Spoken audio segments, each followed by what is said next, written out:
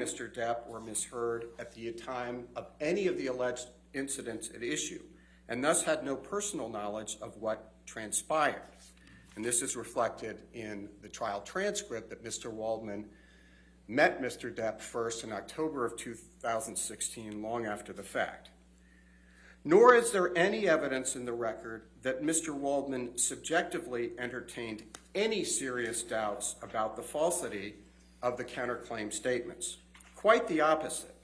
The evidence shows, and it's unrebutted, that Mr. Waldman had very reasonable grounds to believe, and he did believe, and will to his dying day, that Ms. Heard's claim of abuse were patently false. Mr. Waldman testified at length about 29 witnesses he believed disproved Ms. Heard's false claims of abuse. See the transcript at page 6008 through 6012, and I won't run through all of that.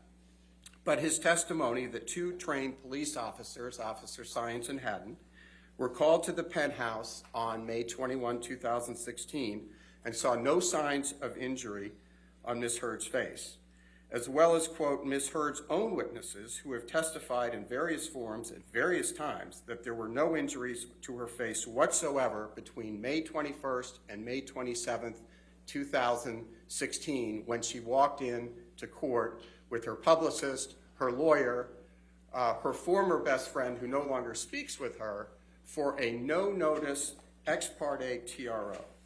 Some of the witnesses whom Mr. Waldman has cited, they include Laura DeVenier, Melanie Iglesias, who, as Your Honor recalls, was Ms. Heard's makeup artist, who decided to end any professional or personal association with Ms. Heard,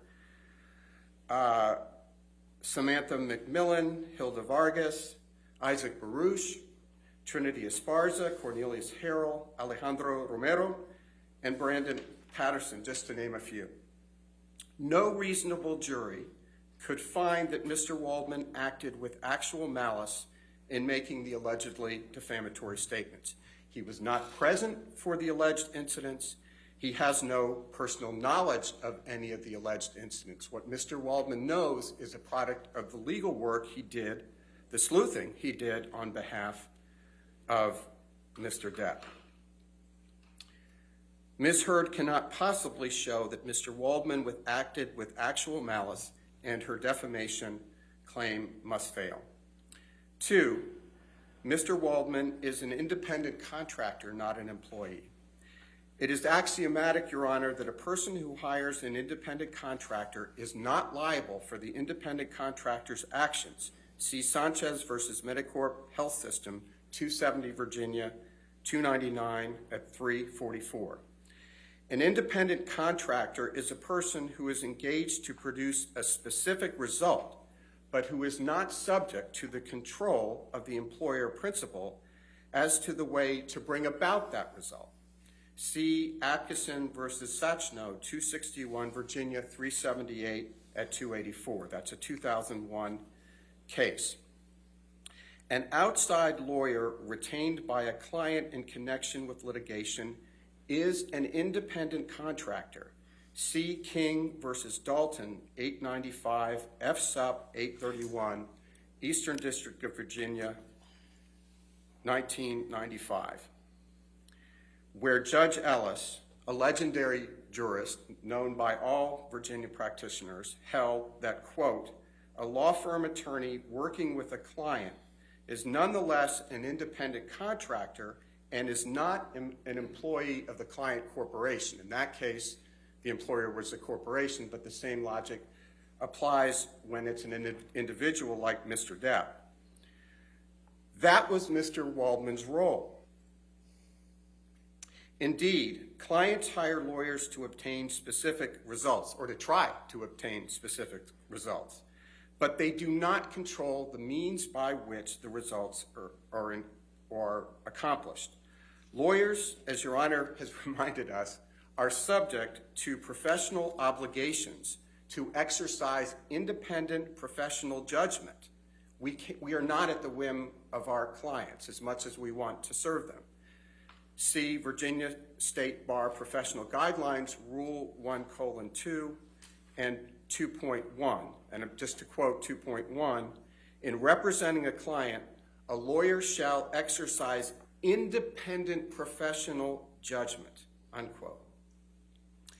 Mr. Waldman is, as a matter of law, an independent contractor, and Mr. Depp cannot be held responsible for any alleged tort by his attorney, particularly for statements about which he was unaware until he was sued for them.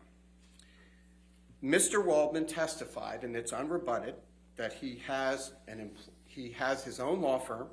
He's not an employee of Mr. Depp.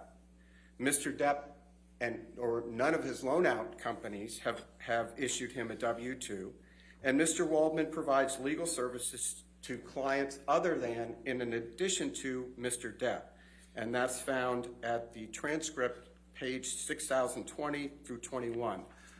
All of that is unrebutted by Ms. Hurd.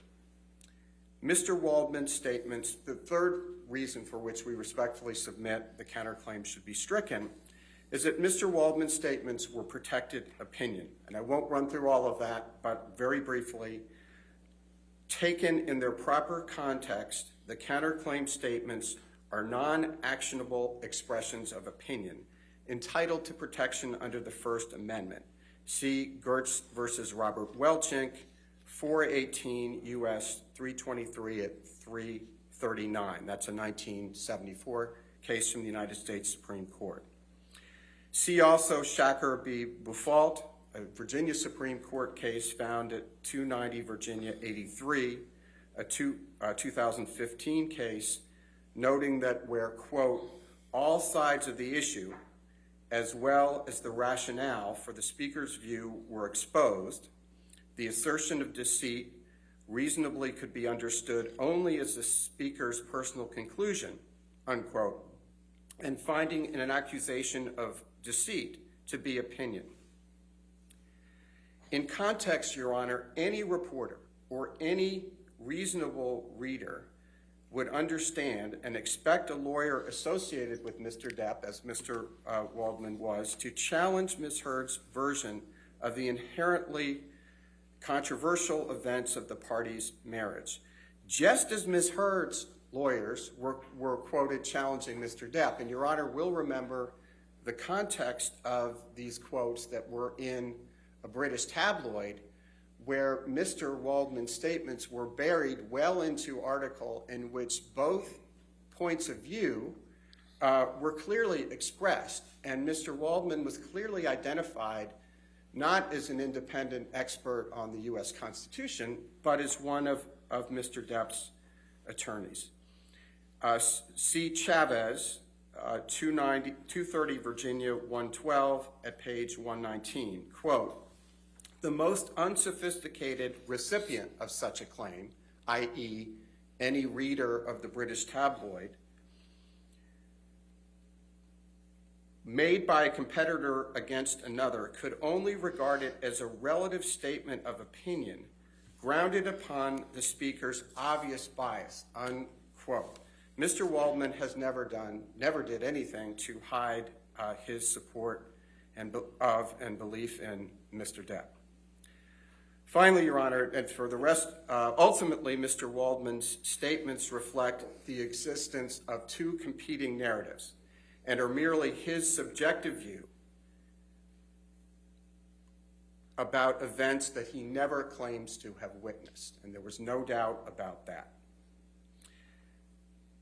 Turning to the second part of the argument, which will be more abridged, Ms. Hurd is not entitled to anti-SLAPP immunity.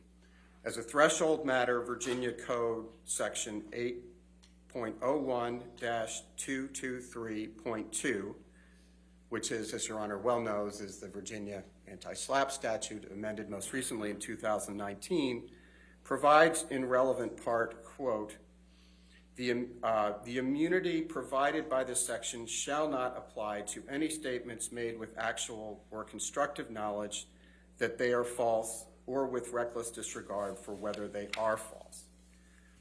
Here, in addition to Mr. Depp's testimony, several witnesses have testified that A, they never witnessed Mr. Depp abuse Ms. Hurd, and B, that they observed Ms. Heard without any injuries, marks, bruising, swelling, etc., during periods when Ms. Heard claimed to have injuries, marks, bruises, etc. Such witnesses include, but are not limited to, Isaac Baruch, Kate James, Dr. David Kipper, Nurse Debbie Lloyd, Officer Sines and Haddon, Officer William Gatlin, and former U.S. Marine Starling Jenkins. Ms. Heard's request for anti-SLAPP immunity should be stricken, and even if there were disputed facts as to that, the anti-SLAPP immunity does not apply because the defamatory implication of Ms. Heard's statements are not solely relating to a matter of public concern as is required under the statute. As has become quite clear, Your Honor, Mr. Depp is not suing about any of the public policy commentary made by the ACLU when it drafted the op-ed, and Ms. Heard put her name to it. What he is suing about here are the 3 statements that were directed at him. He has no issue with women's rights. He supports women's rights. In fact, he was the one, Your Honor, as Your Honor knows, who made that first $100,000 contribution to the ACLU, and he made it also to the CHLA. Your Honor, at this point, I'm going to object. Mr. Chu has largely just read his brief and confined his arguments to those directed in the motion, but like we saw with the last motion to strike, he's now directing his arguments to something other than what's at issue here, and I would object because I think making an argument not to you but to the cameras, it's disrespectful to the court and to everyone's time, and it also threatens to undermine the integrity of this process and risk the jury being influenced by outside factors. Well, it's his argument. I'll allow him to do his Thank you. Thank you. Thank you, Your Honor. As I was trying to say, what Mr. Depp is suing about are the 3 statements. And it's very clear, despite the pious opening statement about the First Amendment, that with the testimony of Terrence Doherty and the emails that were admitted as exhibits, that the ACLU and Ms. Heard were conspiring to make it very clear that those 3 statements were related to Mr. Depp, because otherwise nobody had any interest in the article. And it's crystal clear from that. They wanted to time this thing with the release of Aquaman, which was her first film of any significance in terms of popularity, and to do that. That's very clear. So the charade that this had something to do with public policy is risible, and that is not why the anti-SLAPP protections were enacted. They were enacted to protect the rest of the article, not what Mr. Depp is suing about. As generally analyzed by the courts, a matter of public concern is one which relates to, quote, a matter of political, social, or other concern to the community, unquote, as opposed to a matter of only, quote, personal interest, unquote. That's Connick versus Myers, 461 U.S. 138 at page 146. Instead, the defamatory implication at issue in each of the 3 statements at bar relate to the personal grievances between Mr. Depp and Ms. Heard, which does not rise to the level of a matter of public concern with broader implications for society beyond the 2 litigants in this action any more than Mr. Waldman's statements. I mean, adding the gloss of public policy might immunize the statements that relate to public policy, but those are not at issue here. Mr. Depp agrees with those statements. We're talking about the 3 statements that they very intentionally and very cleverly put in to make it clear the implication that it was about Mr. Depp. They had lawyers from the ACLU working around the clock with Eric George to be as clever about this as possible. And Your Honor remembers the testimony of Mr. Doherty about the consternation at the ACLU when they realized that USA Today and everybody else who read the article knew darn well that this was about Mr. Depp. This cannot be protected by the anti-SLAPP statute. It is a cynical runaround. And I think now that we have the undisputed evidence from the ACLU in the form of the testimony of Terrence Doherty, who is not only their corporate representative, he was their general counsel. He is a brainiac lawyer. They knew exactly what they were doing, Your Honor. And he referred to testimony of a woman at the ACLU who said she had nightmares about Ms. Heard, and he expressed no concern about that. Now, that was either because they knew about, that was either a reference to this game they were playing with the op-ed, or the conspiracy they had to cover up her failure to make the donations. The donations became pledges, but we have evidence that she refused to sign the pledge card. So she's caught either way. Simply stated, Your Honor, Mr. Depp is not suing Ms. Heard for making statements about society in general. I think that's very clear from the record evidence.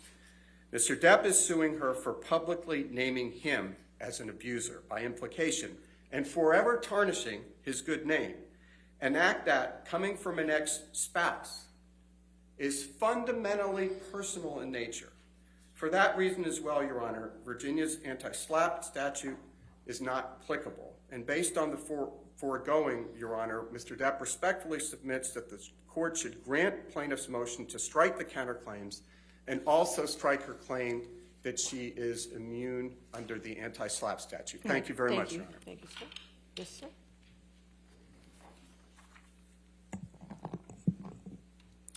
Thank you, Your Honor. As Your Honor knows, the trial court is required to accept as true all the evidence favorable to Amber at this point, as well as any reasonable inference a jury might draw therefrom which would sustain the counterclaim.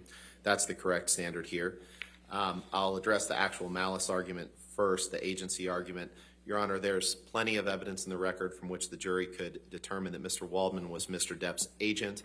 He made those statements. The statements referred to him as Mr. Depp's attorney. As Your Honor ruled on Friday with respect to the jury instruction conference, an attorney is an agent of his client. Mr. Waldman testified that he's been Mr. Depp's attorney since 2016. He freely admitted speaking to the press on Mr. Depp's behalf, and he refused to answer question after question about that agency, so he can't use that as a sword now. Mr. Chu puts a lot of emphasis on the fact that Mr. Depp allegedly didn't see the comments that were made that are the subject of the counterclaim, but as Your Honor well knows, whether he saw them or not is not the standard for agency. There's also evidence that Mr. Depp met with the Daily Mail with Mr. Waldman prior to the defamatory statements being made and released. I believe that was in February of 2020, just 2 months prior. Mr. Waldman also concocted a story that Amber was being investigated for perjury by filing a perjury complaint against her with the LAPD.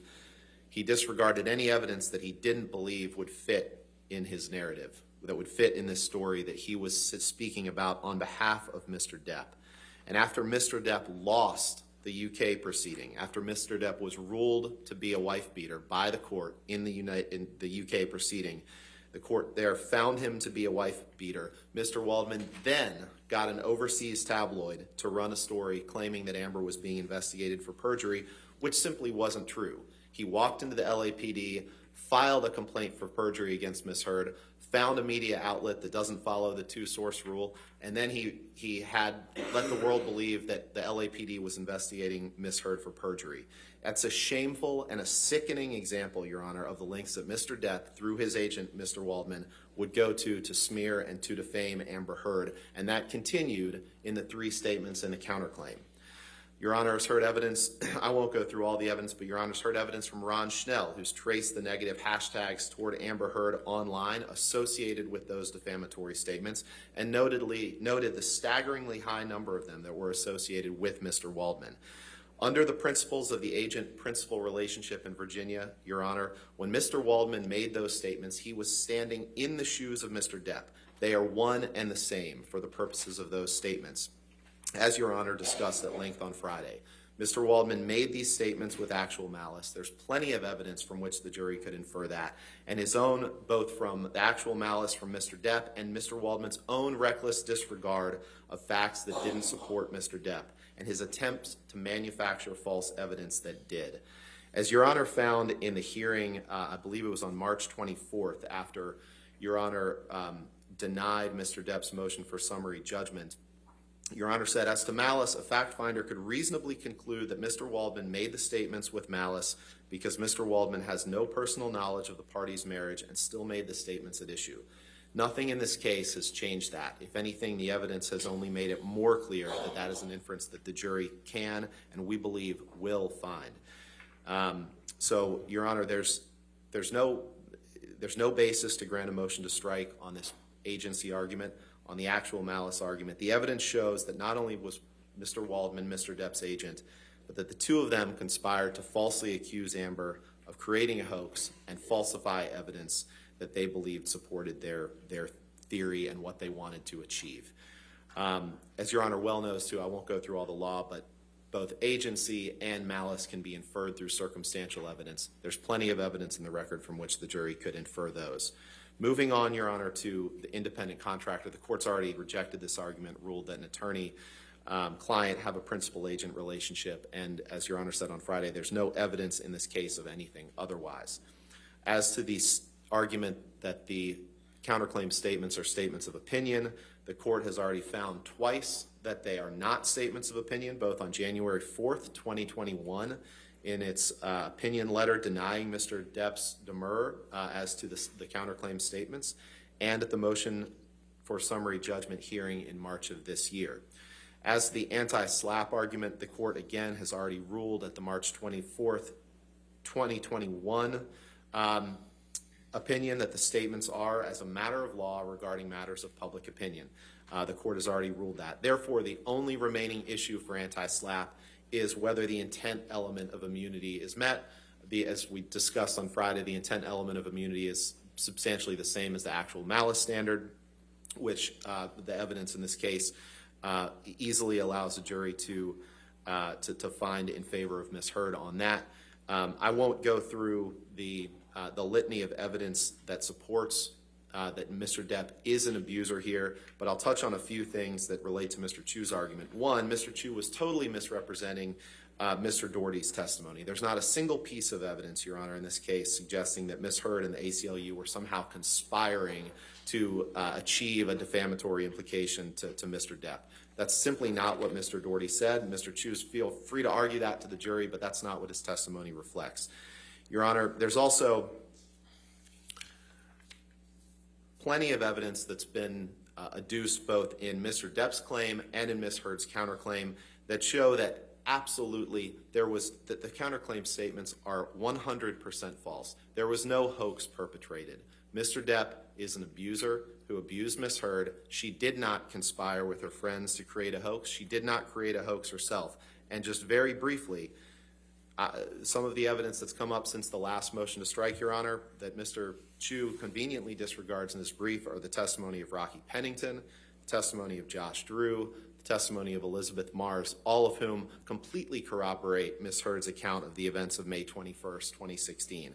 The testimony of Melanie Iglesias, who testified that she covered Ms. Heard's bruises with makeup right after the December 15th incident, that provided ample testimony to support that Ms. Heard often would cover her bruises that were caused by the plaintiff, in this case, by Mr. Depp, with makeup. He ignores the evidence of Christy Sexton. He ignores the evidence of Io Tillett Wright. He ignores the evidence of Whitney Enriquez.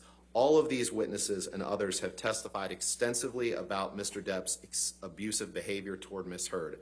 Physical abuse, emotional abuse, psychological abuse, verbal abuse, Your Honor. Mr. Depp's own writings, recordings, pictures, and videos confirm that. The list goes on. There's abundant evidence in the record, Your Honor, from which the jury could, and again, we believe will find that Ms. Heard is not liable for defamation to Mr. Depp, and therefore, by definition, she has not acted with actual malice, and based on the court's rulings on March 24th, 2021, she would be entitled to anti-SLAPP immunity, which would permit her to ask the court to award attorney's fees against Mr. Depp. So with that, Your Honor, I'm happy to answer any questions the court has. That's but fine. that Thank you, covers it. sir. Thank you. All right. Yes, sir. Your Honor, I will be brief in deference to the court's time and the jury's time. What Mr. Rottenborn said about Mr. Waldman's allegedly going to the LAPD about perjury is a complete non sequitur. If they thought that that were somehow improper conduct, they could have included it in their counterclaims. They included everything else but the kitchen sink, and most of it was thrown out. There was nothing in there about Mr. Waldman going to the LAPD. So that is a very clear non sequitur red herring distraction. Number two, when Your Honor ruled on summary judgment on the issue of the counterclaims, Your Honor was dealing with a different standard and a different evidentiary record. At that time, Mr. Waldman had not testified, which is material. Mr. Waldman has now testified for purposes of trial. We have his trial testimony. It's very clear that he did not act with actual malice. They didn't even argue that. So that's pretty clear.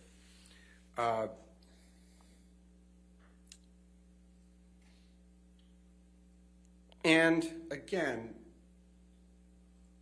this is consistent. The third point is that it's all about games. They didn't sue Mr. Waldman on the three statements.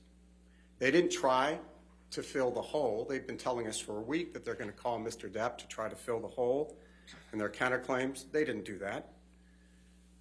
And it's very consistent with the game playing.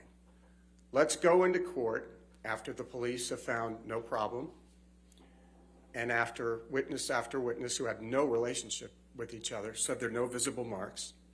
Let's not give Mr. Depp's lawyer the required 24-hour notice before the TRO. Let's march into court with our publicist, with our lawyer, with our best friend who no longer talks to her. Let's get a TRO. And when the Me Too folks say, why are you taking $7 million from an abuser? They said, I didn't take money from the abuser. I gave it all to charity. Well, they didn't. I don't think anybody should feel bad about them stiffing the ACLU, given what the ACLU did in this case, which is a monstrosity. But she did stiff the sick and dying children. It is gamesmanship, and that's what she's doing here today. But the law is the law, and they have not fulfilled their burden with respect to the counterclaims. There is virtually no nexus between Mr. Depp and Mr. Waldman as to these statements at issue, except for the fact that he is an attorney, and that is not sufficient in a case where they have not even established that Mr. Depp was aware of these statements. And they knew that they couldn't do it, and they didn't even try. And it's more of the gamesmanship when Ms. Heard plays word games with Mr. Depp about, oh, I didn't punch you, Johnny, I just hit you. Imagine if the shoe were on the other foot and Mr. Depp, a man, was saying to a woman, oh, woman up, I only hit you, I didn't punch you. And when it was chilling, when she warned him on the tape, you go tell a judge, you go tell a jury that you, a man, were abused. See if they're going to believe that. It is an abuse of the system, and she's done it throughout.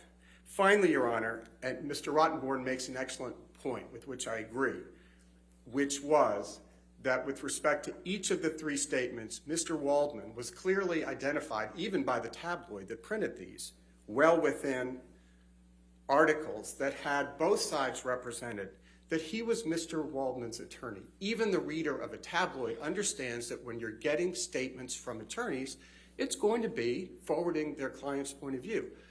Mr. Waldman is not the only attorney who has spoken out. Robbie Kaplan, who was Ms. Heard's second attorney. So Ms. Heard started out with Eric George. He made comments to the press. Objection, Your Honor. Again, this is so much further beyond what Your Honor is addressing. I'm finishing up, Your Honor. Okay. I'm finishing up. My point, Your Honor, and it's on point, is that Mr. George made statements supporting Ms. Heard's position.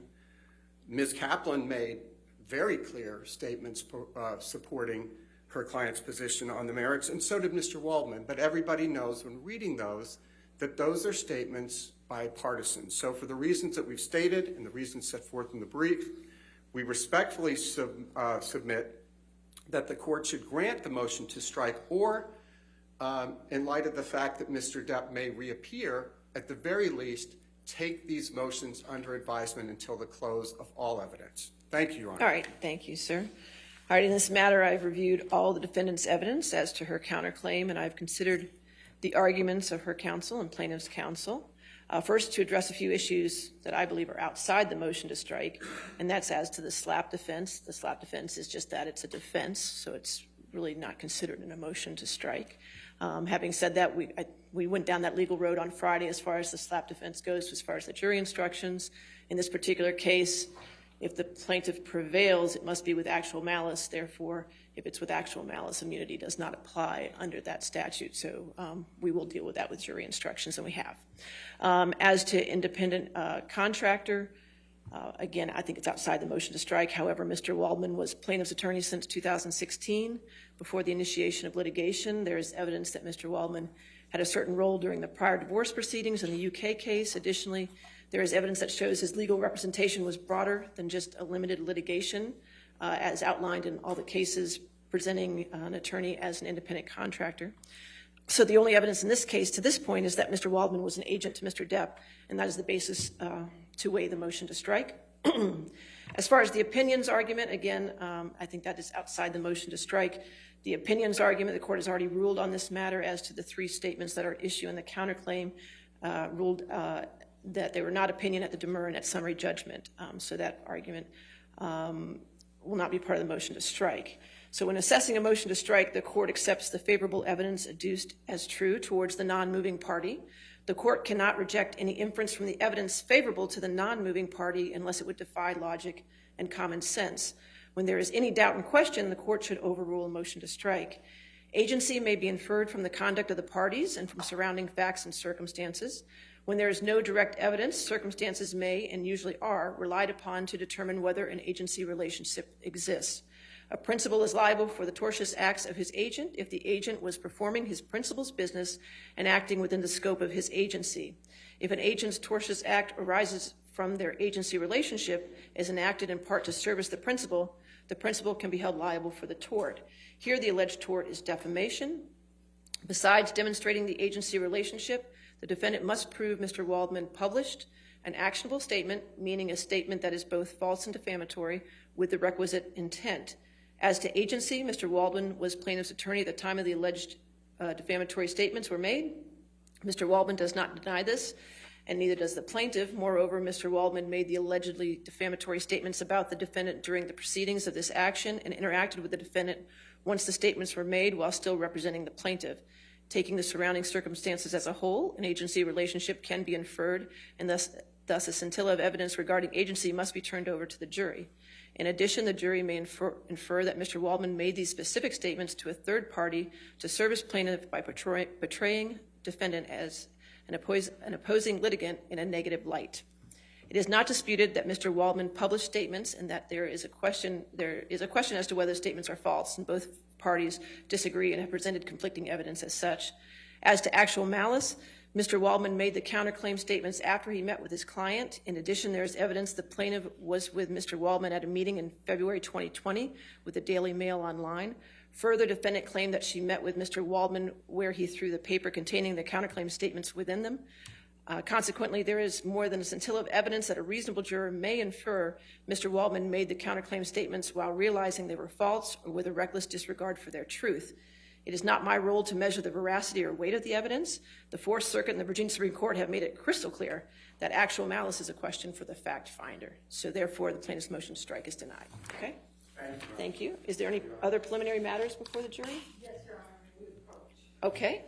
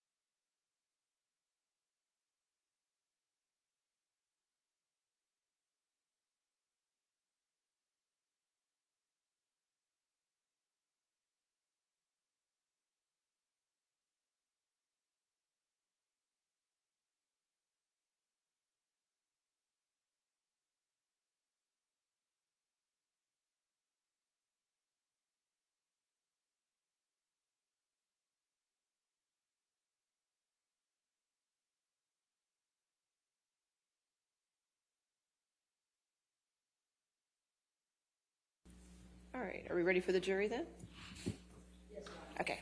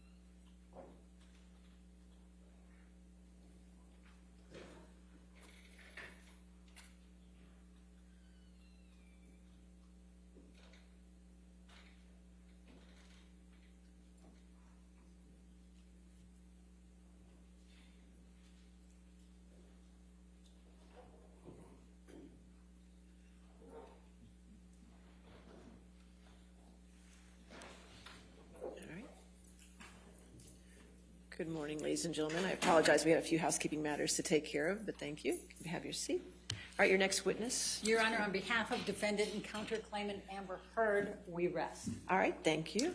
All right, rebuttal evidence? Yes, Your Honor, Mr. Depp calls Walter Hamada of Warner Brothers. All right, Mr. Hamada. Your Honor, just to clarify, this is by deposition, so we may need Oh, that. okay, well, okay. I apologize, I should have provided notice. That's all right. Thank you, Your Honor. If we could get the, yeah.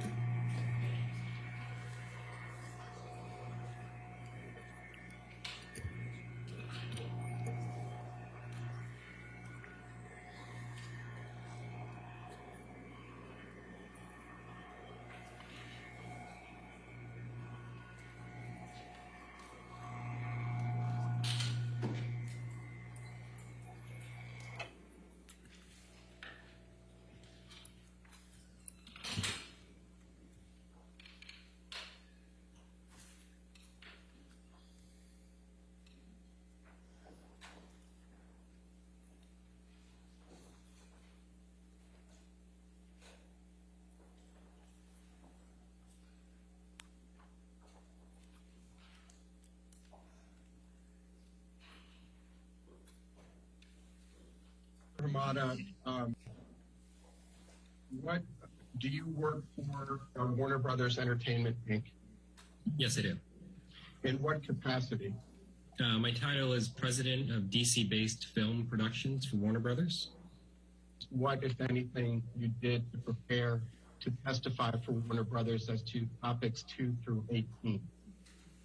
I did not do anything to prepare for this, other than the meeting that I had with the attorneys.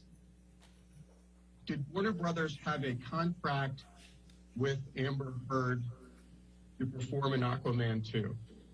Yes, there was we had an option agreement for her for Aquaman 2. Do you know what it is? It looks like a standard contract between an actor and the studio. And which actor was involved in this? Which actor was a party to this contract? Amber Heard. It's a contract for Amber Heard for the role of Mara in Aquaman and its sequels. Which studio contracted with Amber Heard? Warner Brothers. When did you come to be the president of DC? At the beginning of 2018. Mr. Hamada, was Ms. Heard ever released by Warner Brothers from the Aquaman 2 contract, or what you call the option agreement? No. Was she released from her Aquaman 2 contract on or about February 22, 2021? No. Was Ms. Heard ever rehired for Aquaman 2 by Warner Brothers? No.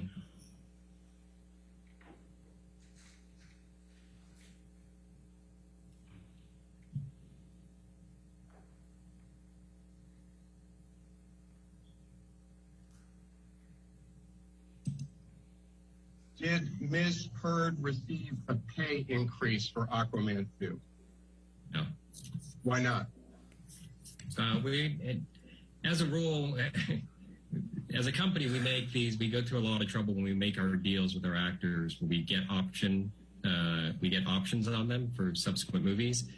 And I think traditionally, prior to me joining the company, every option was renegotiated. And one of the things that we were trying to put a rein in on was not renegotiating every deal, with the understanding that people come in and make these deals and they have an understanding that there will be options and that there is a deal in place. And it was a big part of our philosophy that we were going to hold people to their options moving forward. But did Warner Brothers at any point in time reduce Ms. Heard's role in Aquaman 2? The role in the film the size of the role in the film that she has was determined in the early development of the script, which would have happened in 2018, I would say. Well, So and from there, beyond normal development, the role sort of, the character's involvement in the story was sort of what it was from the beginning. was her role ever reduced for any reason? No, I mean, again, from the early stages of the development of the script, the movie was built around the character of Arthur and the character of Orm, Arthur being Jason Momoa and Orm being Patrick Wilson. So they were always the two co-leads of the movie. Did Warner Brothers ever plan to portray Ms. Heard as the co-lead in Aquaman 2? No, it was the movie was always pitched as a buddy comedy between Jason Momoa and Patrick Wilson. Was Ms. Heard cast in Aquaman? Yes, she was. Was Ms. Heard cast in Aquaman 2? Yes, she was. Was Ms. Heard paid for her services in Aquaman 1?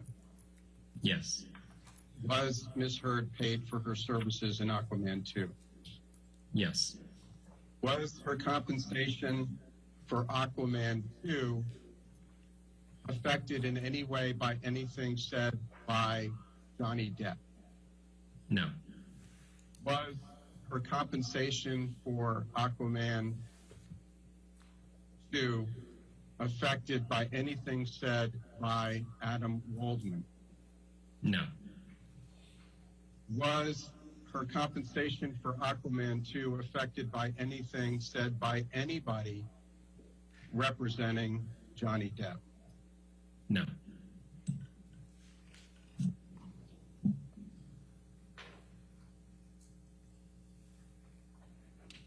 Was there any delay in Warner Brothers exercising the option to cast Ms. Heard in Aquaman 2? Yes, there was. How long a delay was there? I don't know, probably weeks. What was the cause of the delay? There were conversations about potentially recasting. Who was the producer? Peter Safran, Who was the director? James Wan. Did Warner Brothers believe that those concerns were legitimate? Yeah, I mean, I had no reason not to believe the director and the producer of the movie. And you are testifying today as a representative of Warner, correct? Yes, I am. What, if any, creative concerns did Warner Brothers have about casting Amber Heard as Mira in Aquaman 2? It was the concerns that were brought up at the wrap of the first movie, production of the first movie, which is the issue of chemistry. Did the two have chemistry? I think editorially they were able to make that relationship work in the first movie, but there was a concern that it took a lot of effort to get there. And would we be better off recasting, finding someone who had better, more natural chemistry with Jason Momoa and move forward that way? Did Warner Brothers take any steps affirmatively to audition other actresses for the role of Mira in Aquaman 2? No, we did not. other than the creative concerns and concerns about chemistry you testified about, was there any other reason Warner Brothers delayed in picking up Ms. Heard's option for Aquaman 2? No, it was all concerns about whether she was the right bit of casting for the movie. What role, if any, did Ms. Heard's dispute with Johnny Depp have in Warner Brothers' delay in picking up Ms. Heard's option for Aquaman 2? There was none from our end.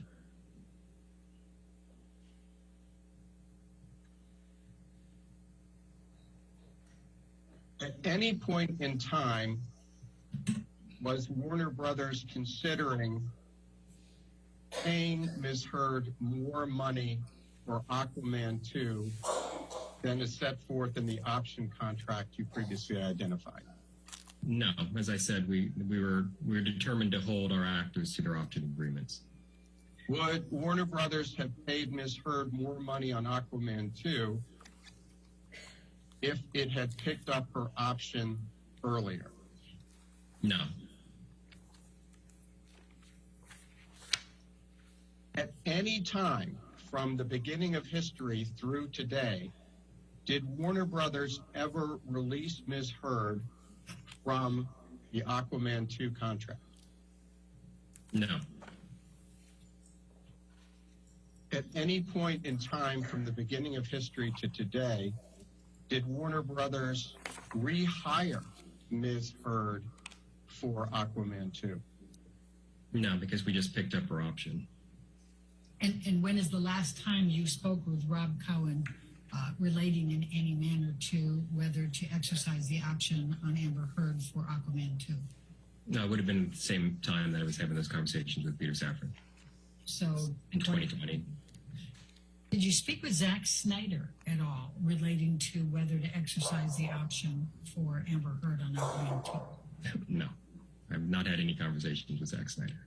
Did you speak at all with Jason Momoa in preparation for your deposition today?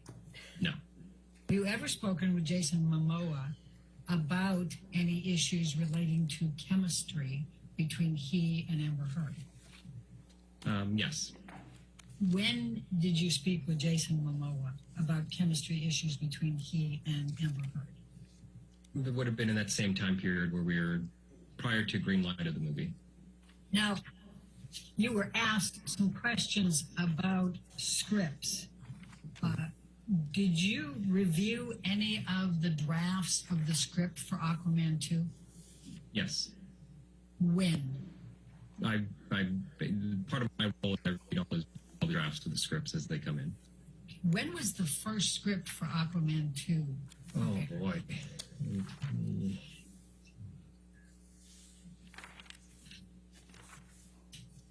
I could not tell you. Probably in 2018, the latter part of 2018 would be my guess. And how many versions of the script had been written by the beginning of 2021 for Aquaman 2? Oh, there were probably half dozen drafts of the script. Brought up. All right, what, if anything, did Rob Cohen say to you about chemistry? What specifically about the chemistry between Amber Heard and Jason Momoa? Just the fact that they didn't really have a lot of chemistry together. The reality is it's not uncommon on movies for two leads to not have chemistry, and that it's sort of movie magic and editorial, the ability to sort of put performances together, and with the magic of, a great score and how you put the pieces together, you can fabricate sort of that chemistry.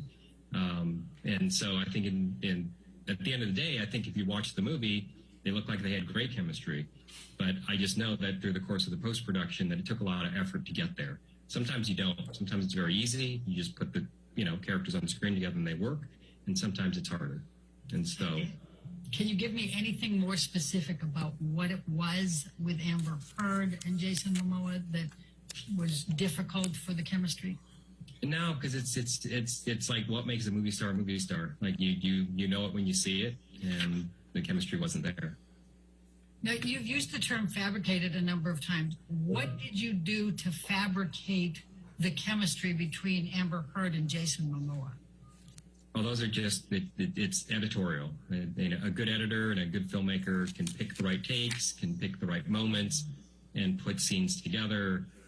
Again, score is a big, the music in a scene makes a big difference. It can make a happy scene feel sadder or a sad scene feel happier.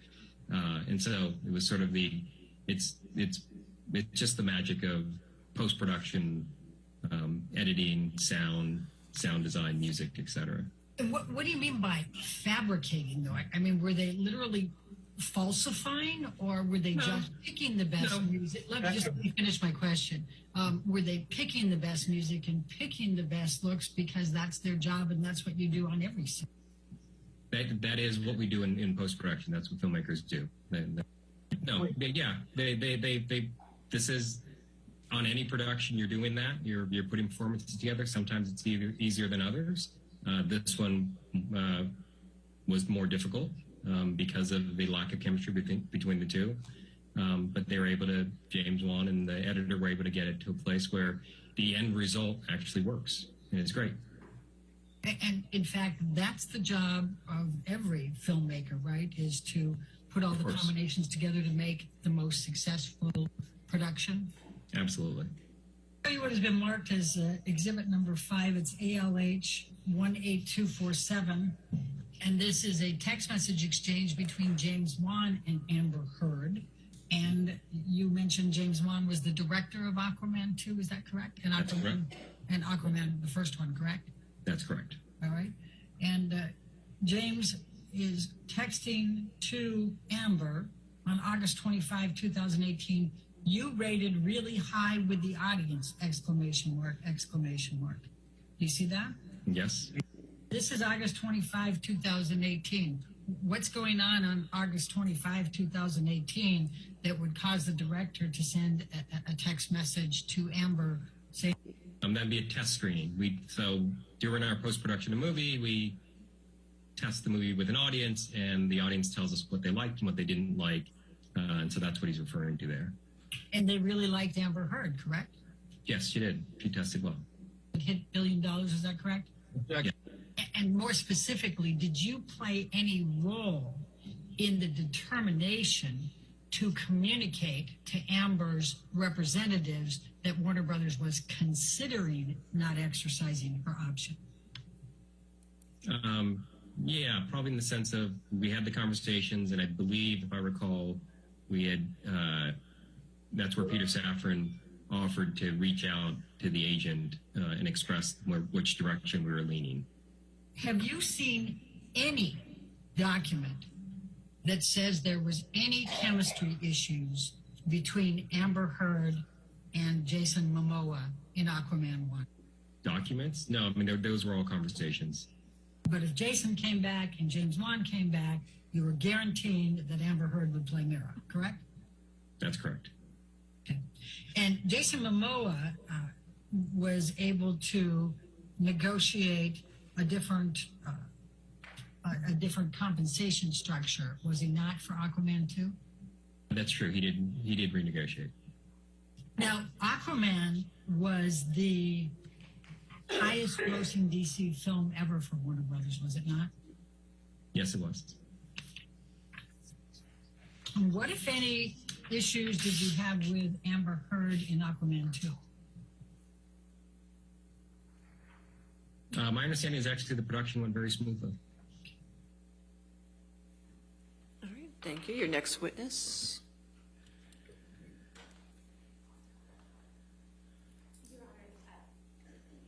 Your Honor, we call Dr. Colburn next, but I know we have a preliminary matter that we need to deal with briefly, if we may approach. Sure.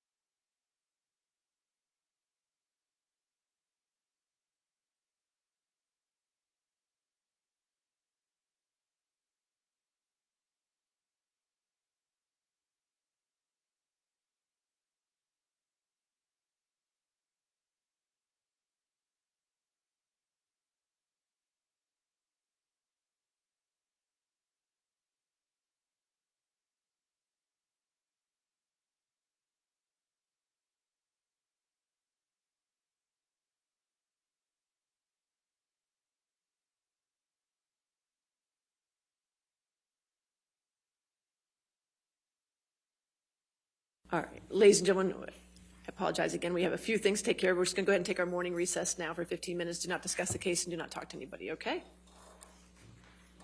Do not do any outside research. Sorry, that was the same thing.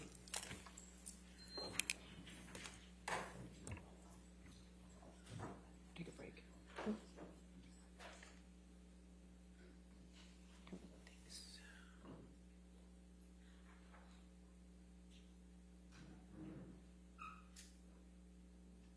All right, and if the doctor testifies, then is that WebEx? Okay, so I'll get that set up too while we take the break as well. All right, we'll go ahead and take a break. Let's make it 10:50 to give them time to look at everything, okay? Thank you. All right.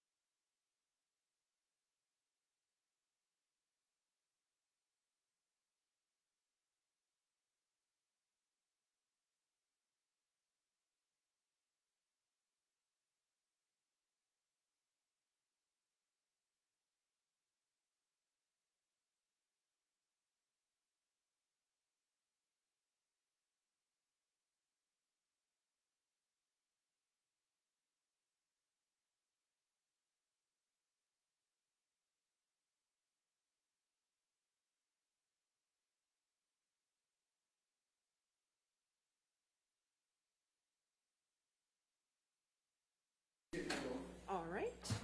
Yes, sir? Okay, approach. Ms. Myers?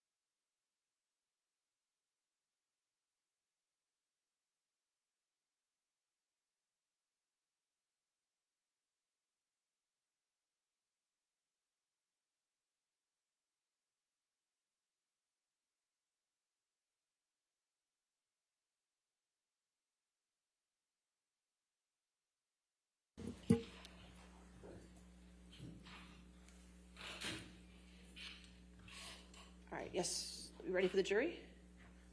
Yes. Okay.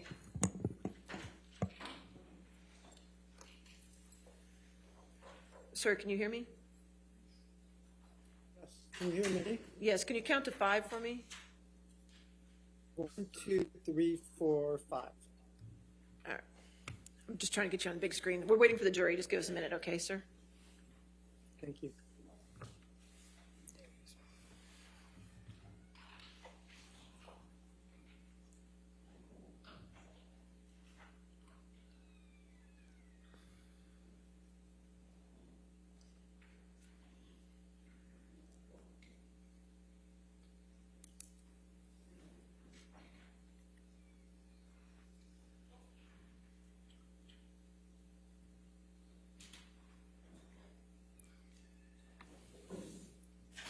Thank you. You can be seated. All right, your next witness. We called Dr. Colburn. All right, sir, if you could raise your right hand. Do you swear or affirm to tell the truth under penalty of law? Yes. Your Honor, I would just object that Dr. Culver appears to have a stack of documents right in front of him. All right, sir, you can put your hand down, and any documents you have, if you could put them away and just testify from your memory, okay, sir? Thank you. Thank you, Your Honor. All right, your question? Good morning, Dr. Colburn. Morning. Could you please state your full name for the record? David Allen Colburn. And what is your profession? I'm a plastic and hand surgeon. And how long have you been a plastic and hand surgeon? Been in practice for 26 years Where do you currently work? at Cedars-Sinai Medical Center How long have you worked there? for the past 26 years. Do you know the plaintiff in this action, Johnny Depp? I do. And how do you know Mr. Depp? I had taken care of him when he had injured his hand. When did Mr. Depp become your patient? Sometime in March of 2015. And what type of treatment did you provide to Mr. Depp? He had a fracture of his finger with soft tissue loss, and so we reconstructed his finger. When did you perform the first surgery on Mr. Depp's finger? I believe it was around March 20th of 2015. And what was involved in that surgery, just briefly? Debriding the devitalized tissue, putting a hypothermic skin graft, restore some of the soft tissue loss that he had, and then also putting a pin in because he had a displaced distal phalanx fracture. What was the state of Mr. Depp's hand immediately after that surgery?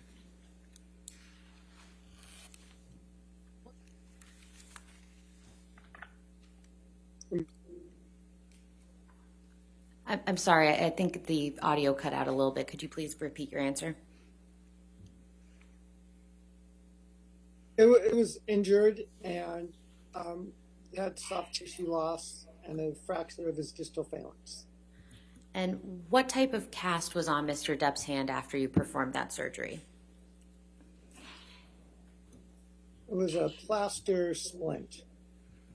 And can you please describe to the jury what a plaster splint would look like? So it's like a cast, but you don't want to put everything circumferential on it because of swelling after surgery.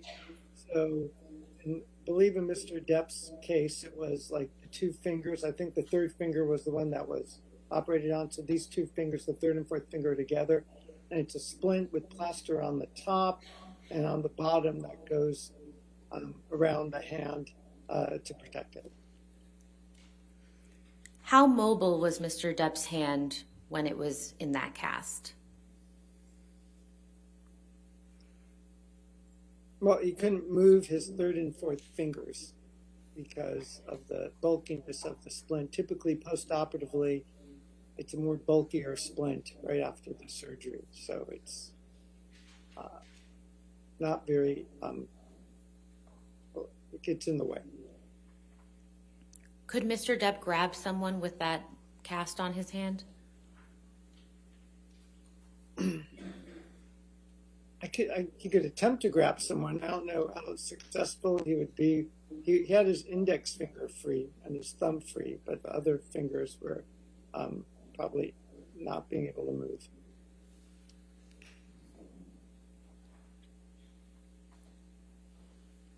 How long was the pin in Mr. Depp's finger? About 11 or 12 days. And how was the pin removed? It was removed under local anesthesia in my office. How long did you ultimately treat Mr. Depp for his hand injury? For several months. And why was that? It was a bad injury. It required a few more little office procedures to clean up the tissue. He had an infection as a result of the injury, so he had to be on antibiotics for some time until it finally completely healed. Do you recall when the infection developed? It was a few weeks after the surgery, and that's when I took out the pin. When was the last time that you saw Mr. Depp? Sometime in 2015. I don't recall when. And when was the last time that you spoke to Mr. Depp? The same. Around 2015. All right. Thank you, Dr. Colburn. All right, cross-examination.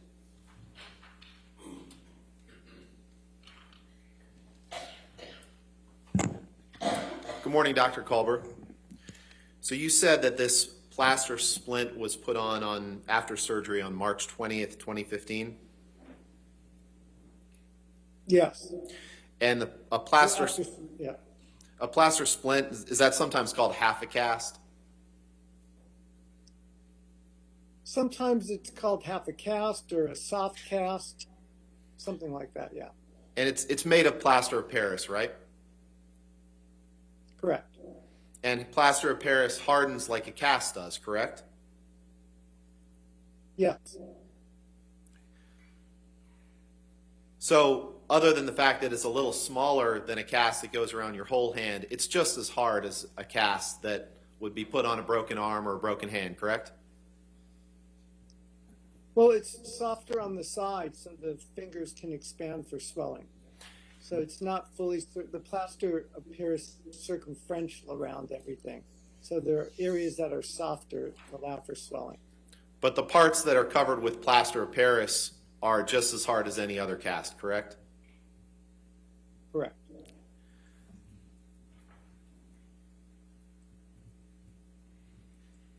And regardless of whether Mr. Depp could have grabbed someone with the hand with the cast on, he could have grabbed someone with the hand without the cast on, correct? Correct. Michelle, can you pull up Exhibit 400, please? This has been admitted, Your Honor. All right.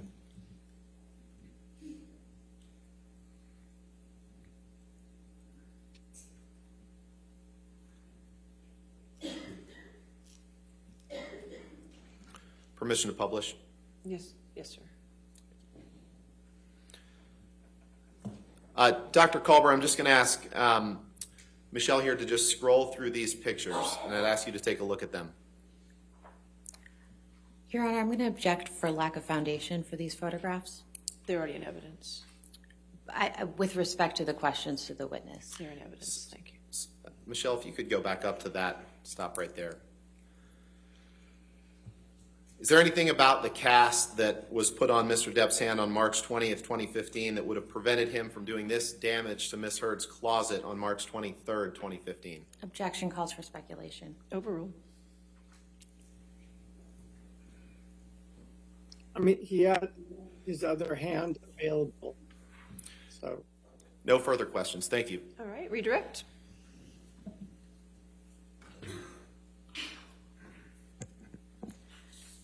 Dr. Colburn, how many fingers were in the plaster portion of Mr. Depp's cast?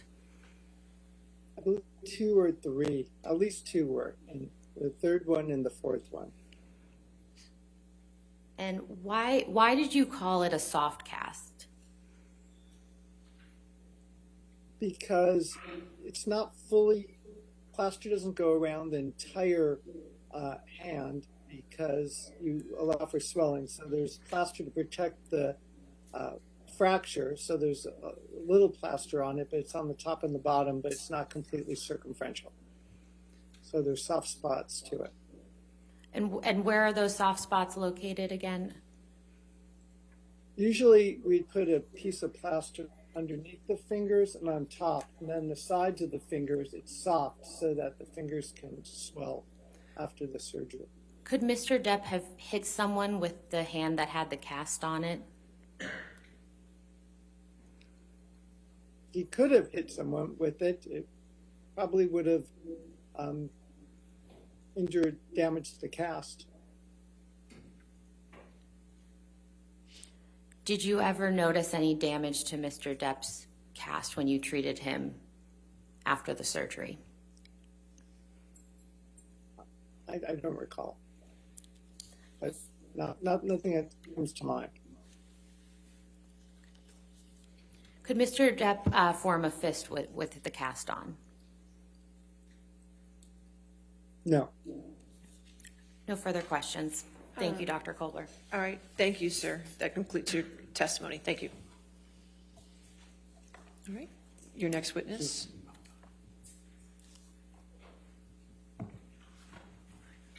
Plaintiff calls Richard Marks, Your Honor. All right, Mr. Marks.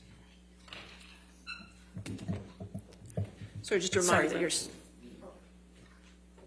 Move it. Hold on, we'll move it. Just give us a second and see. No, sir, you've already, just a reminder that you're still under oath, okay, sir?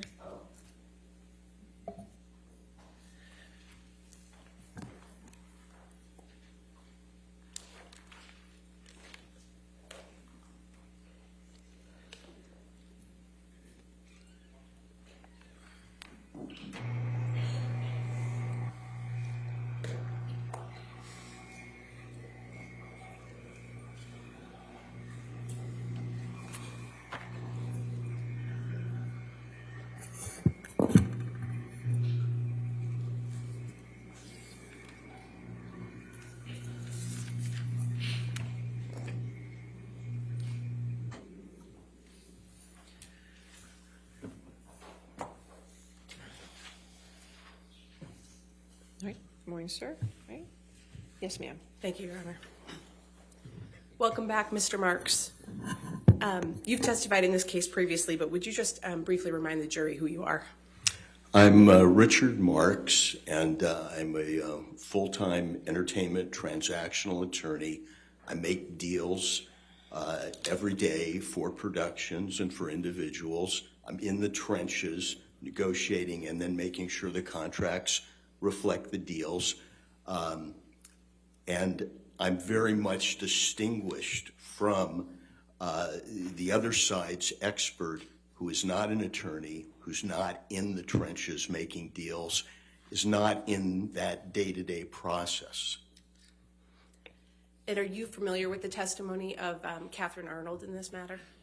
Yes. Have you been asked to analyze that testimony and provide opinions in response? Yes. And generally, what are those opinions?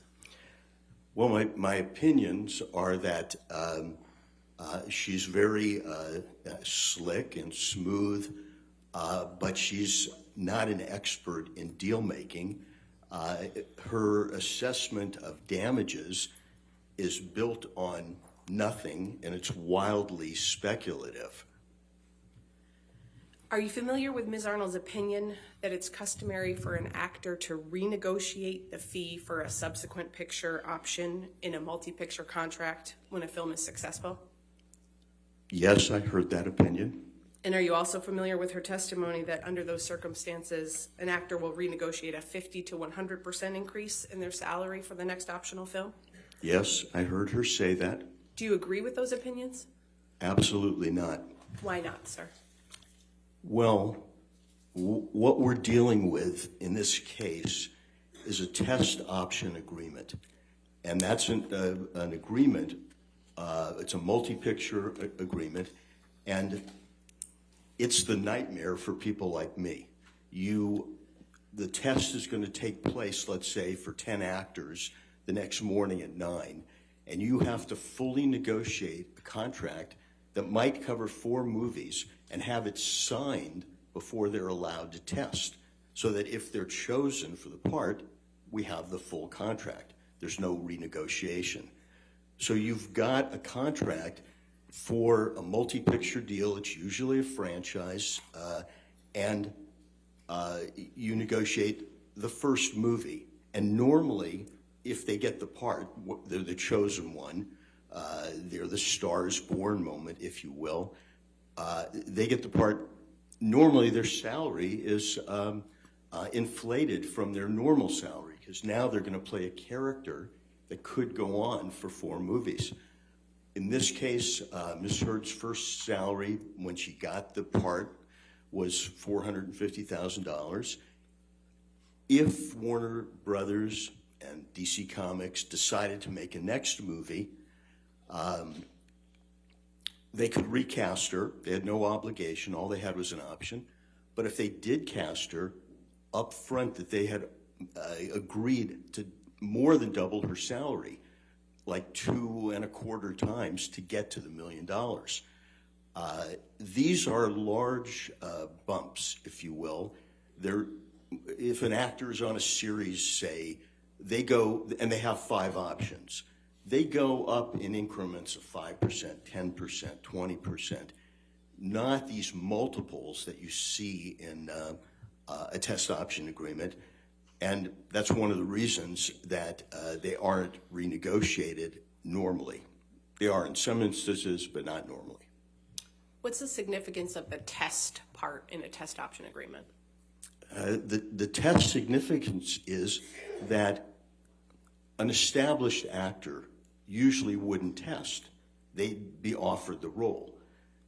Ms. Heard was in a group of actors that needed to be tested to see if the studio wanted to hire them, and then if they hired them, they would be locked up for potentially 4 movies at very lucrative increases, because after Aquaman 1, she gets to $1 million. Aquaman 2, she gets to $2 million. And Aquaman 3, you get to $4 million. These are unheard of bumps if you're going on a normal career and trying to increase your salary by increments. In your experience, what is customary for negotiations of multi-picture deals? Well, I think what happened in this case was customary for negotiation of multi-picture deals. And by that I mean that you assume success. The reason you go from the first Justice League movie where Ms. Heard played Mira the first time, the reason you more than double her salary is you assume success. So you've already built in the bonus that Ms. Arnold was referring to, a renegotiation, if you will, for the 3rd movie. Instead of doubling her salary, Ms. Arnold said it would only be fair to quadruple her salary. And that's just not the way these idiosyncratic contracts work. They're a very small portion of the contracts we deal with.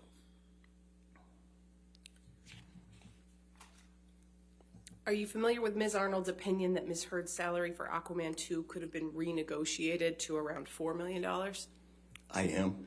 Do you agree with that opinion? No. Why not? Well, as I've said, that would now be, after a healthy first payday, it's more than doubled, and now it would be quadrupled. That's not the way it happens. Walter Hamada, who is the president of that part of the studio, said it doesn't happen. They're not going to do it. Ms. Arnold, for some substance, says, well, Jason Momoa got to do it, but she doesn't give us any of the details. We know that Jason Momoa was in a movie before the Justice League. He played Aquaman in a movie not with Ms. Mira in that movie. So he had a history before the first movie with Amber Heard. He played Aquaman. We don't know what his contract, the state of it was when you got to Aquaman 2, and she says, unsupported, that he renegotiated. We're not sure what he renegotiated to. But I can say that at the end of the option period, when you've only got one option left, and you want that star in more movies, you may renegotiate, but it's not a gratuity. It's, we'll give you more for the last option if you'll give us 3 more options. It's a give and take. And unfortunately, Ms. Arnold didn't give us any of that background or those building blocks. And then I think yesterday she said, and the other actors renegotiated. And again, we don't know their salary history. We don't know their contracts. We don't know anything except she's asking you just to believe her as what I refer to as a professional expert. Are you aware that Ms. Arnold's opined that but for the alleged defamatory statements by Mr. Waldman, Ms. Heard would have earned $45 million in the last 18 months and then the next 3 to 5 years? Yes, I am.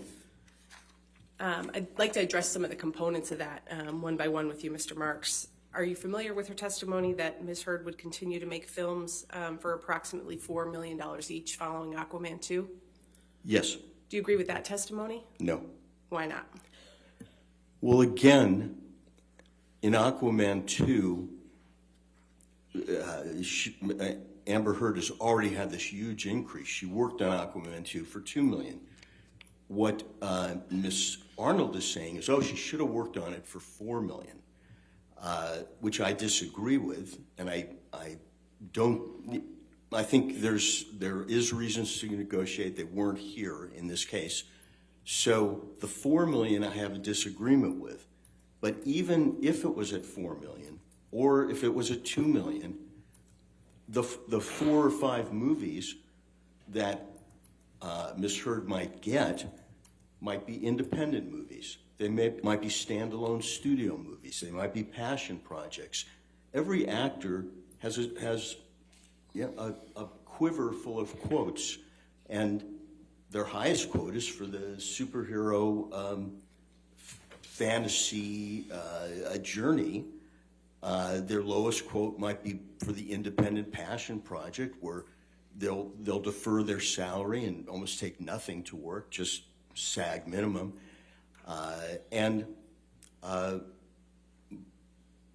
To assume that she'd get 4 or 5 more movies at this, her last fantasy quote, would be to assume that those are also those type of movies, playing another character. And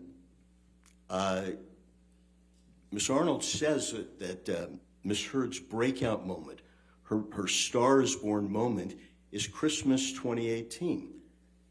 If that's true, and I don't think it's true, those moments don't normally happen to supporting cast, but if it's true, as a deal maker, you would expect, if you represented producers, production companies, to flock in, to take advantage of this hot star and to sign them up. And we have, from Christmas 2018 to spring 20, where there is none of this activity. The Star is Born phenomena didn't happen. Ms. Heard starred in one series of 8 episodes, and she earned a healthy fee, $200,000 an episode. But that's 5 times less than the $1 million Ms. Arnold is tossing out, supposedly based on Jason Momoa's quote. She doesn't prove it or give us facts. And Jason Momoa is not a comparable actor. He's been in a series where they shot 78 episodes, 44 episodes, 21 episodes. He played Conan the Barbarian. He was in Game of Thrones. It's not a comparable. I'm unresponsive to. All right, I'll sustain the objection. Next question. Mr. Marks, we'll get to some of those issues in a moment, but I want to take you back for a second. I believe you testified a few minutes ago that your understanding is that the last option in a multi-picture deal might be renegotiated under some circumstances. Do you have an understanding of whether Aquaman 2 was the last option in Ms. Heard's contract with Warner Brothers? Oh, no. Aquaman 2 has not even been released, and Warner Brothers has a 4th option for Aquaman 3 or another movie where Mira appears, that character, and they've agreed to double the salary again. So it's in success, and that assumes that they recast and that they make the movie. Are you aware of Ms. Arnold's testimony that Ms. Heard would have made several $1 million on endorsement deals, such as the one she had with L'Oreal? I'm aware of that testimony. Do you agree with that opinion? No. Why not? Again, this is a business of personalities. We didn't, after the breakout moment that Ms. Arnold talked about, Christmas 2018, we didn't see endorsement deals flocking to Ms. Heard during that 16-month period before Adam Waldman made a few statements in the London Daily Mail, I believe it was. We didn't see those endorsements coming to her. We didn't. What Ms. Arnold shows you is these non-comparable actors, they had endorsement deals. But she doesn't show you, when she describes the breakout moment and why she's comparing Amber Heard to these, what I call uncomparable actors, but she's making the comparison. She's saying, well, they had all these deals, why wouldn't she? But for the statements that happened 16 months later, and I guess my primary question is what happened in the 16 months, even if you believe 3 statements in the Daily Mail are the stake through the heart of this Stars Born moment. Do you have an opinion about Ms. Arnold's testimony that Ms. Heard would have made $1 million an episode in a couple of streaming series following her A Star is Born moment? Yes, I heard it. I have an opinion. What's your opinion? Well, after Aquaman 1, this is a major coup. Amber Heard got that role. She tested for it. She could have been the other 19 actresses or 10 or whoever else tested, didn't get it. She got the role, and she got her salary doubled for Aquaman 1 to $1 million.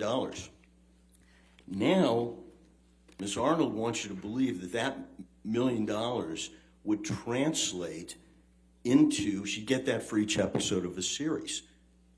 We know what she got for a series. She got a series in that period after Christmas 2018, before spring of 2020. She got a series. It was 8 episodes, and it was $200,000 an episode. And Miss Arnold is from somewhere in a glib way saying she got a couple series and $1 million each. And I can tell you, as someone in the trenches, rarely does an actor get $1 million for a series episode. And again, in those 16 months, there were no offers for series at $1 million an episode. In fact, her only series is the $200,000. And if you look at her resume, the series that Miss Heard were in, I think the longest one ran 8 episodes. Jason Momoa, if you were to believe Miss Arnold, and somehow Jason Momoa's agent broke their confidentiality in the agreement, and he had a series at $1 million an episode, if you're to believe that, Jason Momoa has had a series with 78 episodes, with 44 episodes, with 21 episodes, with 18 episodes, with 21 episodes.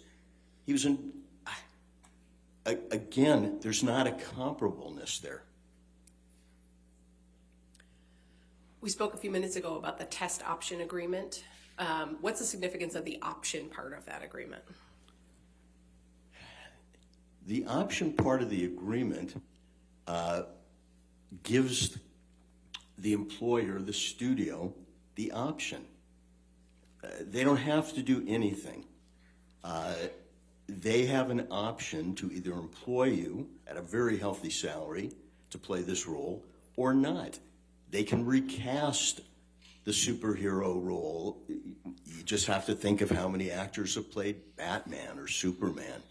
They can do what they want. And indeed, since there's no contract, they only have a choice to exercise their option or not.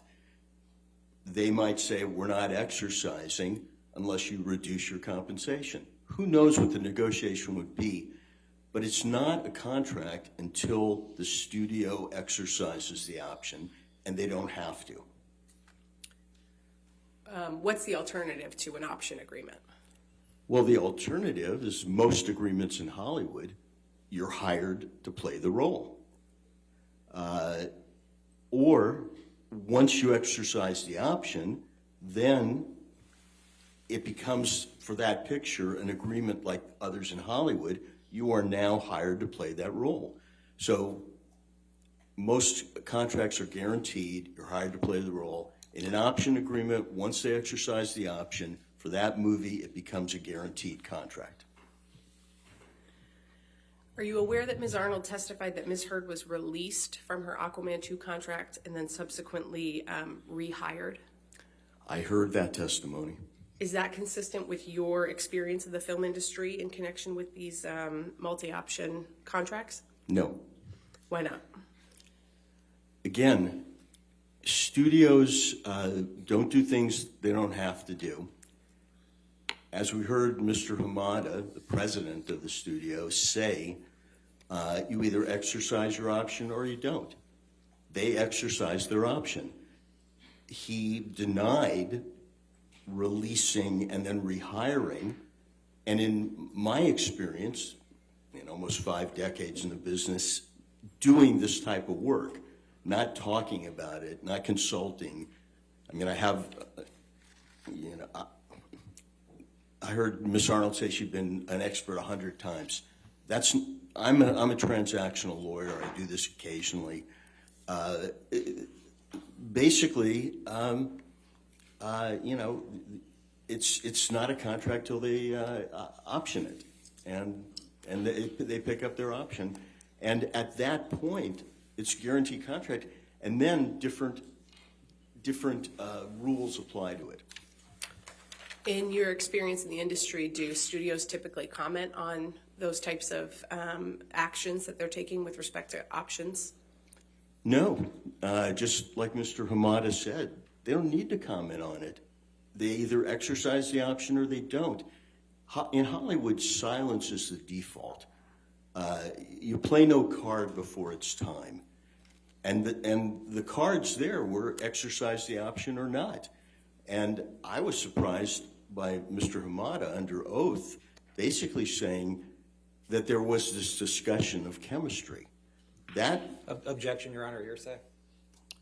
I think it was an in-court statement this morning, I believe, Your Honor. That's fine. It's the same hearsay that you were. It's hearsay like yesterday. I mean, it's hearsay. I'll overrule the objection. Go ahead. Thank you. I didn't hear. Go ahead, sir. Overruled. You can continue, Mr. Ferguson.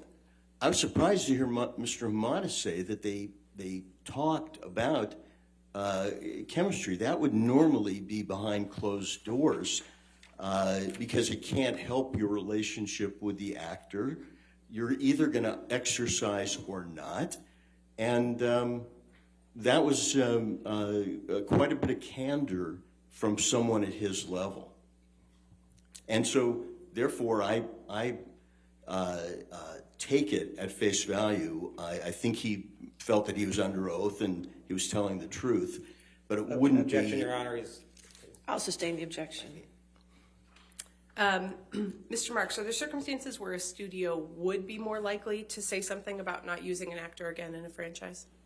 Yes. What are those circumstances? Once they've exercised the option, once the contract is guaranteed, the studio still has the right to pay the actor but not play them, pay or play them.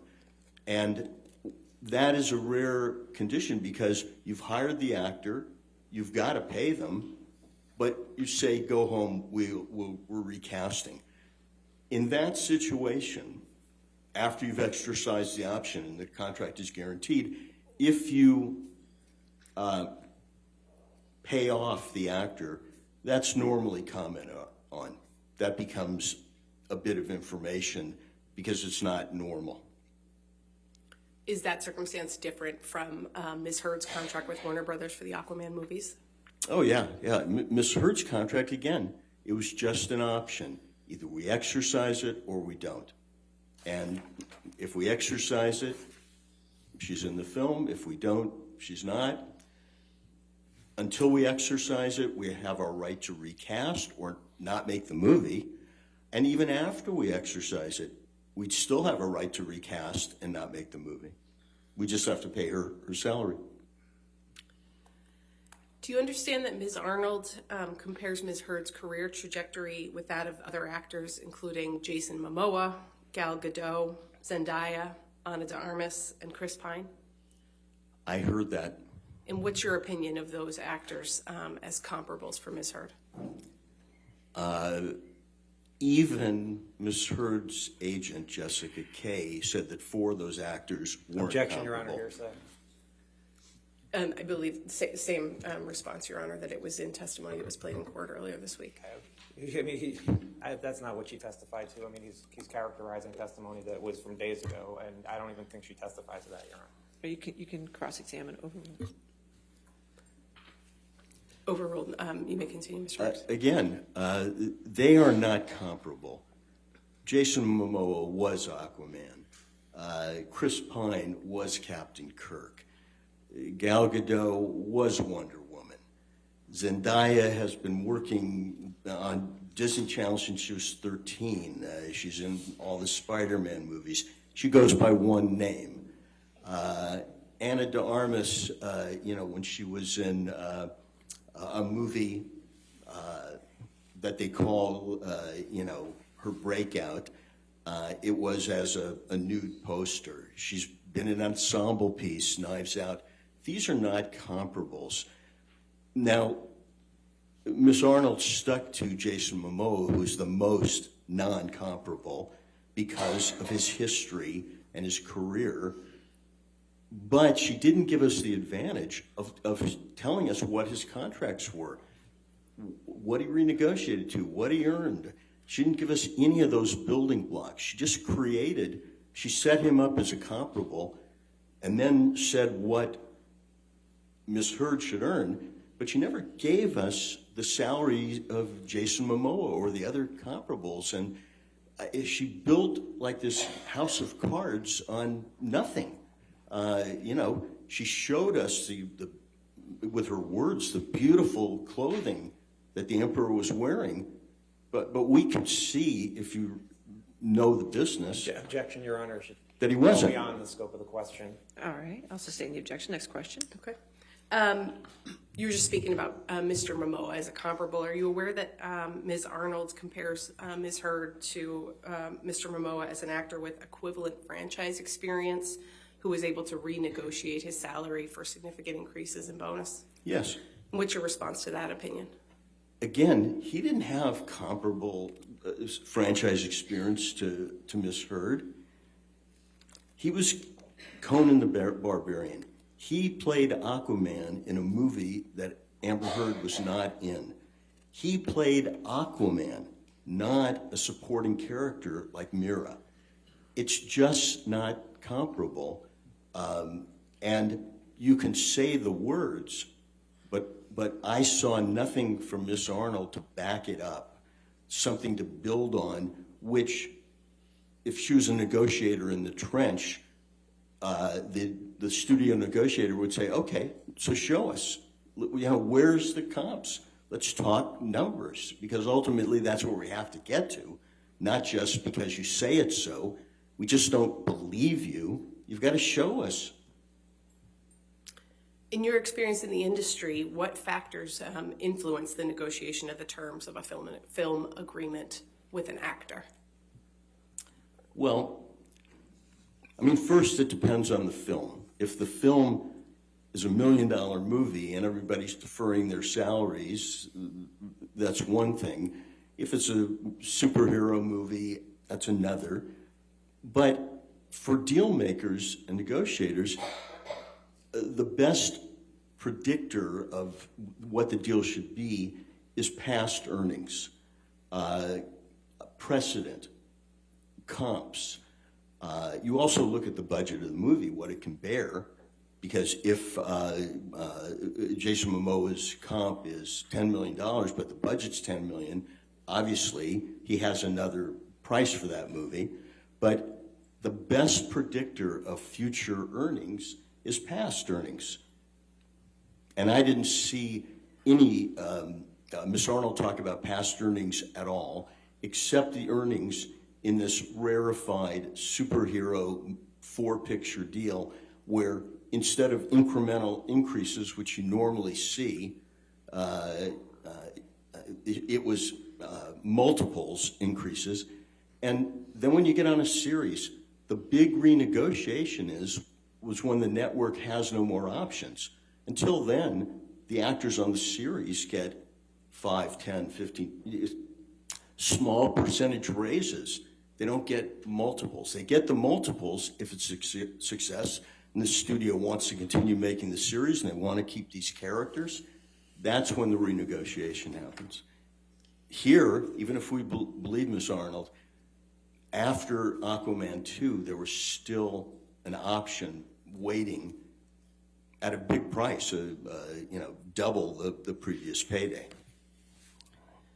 What's the significance of the timing of the Waldman statements to the opportunities Ms. Arnold claims Ms. Heard lost?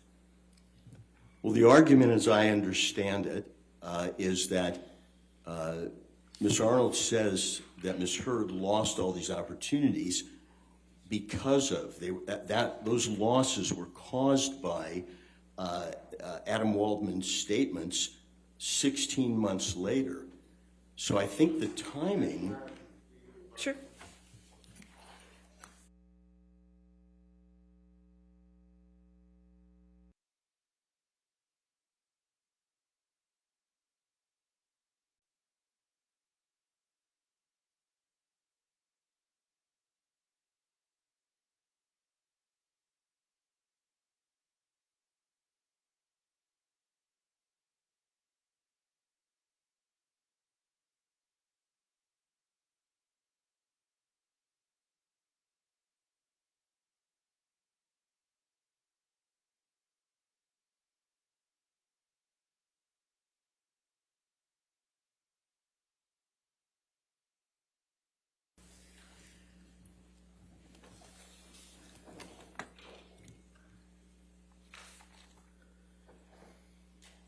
Mr. Marks, what's your overall assessment of Ms. Arnold's opinions in this case?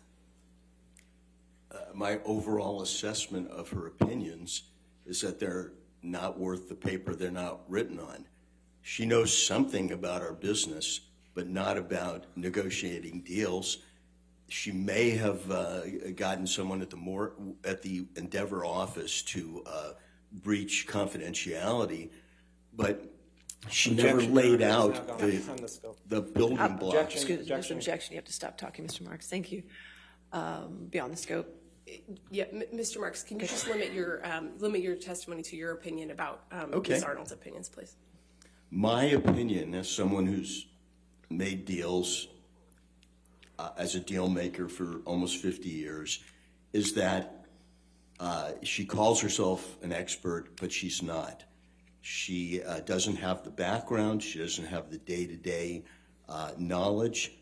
And her testimony that I heard did not back up her bottom line.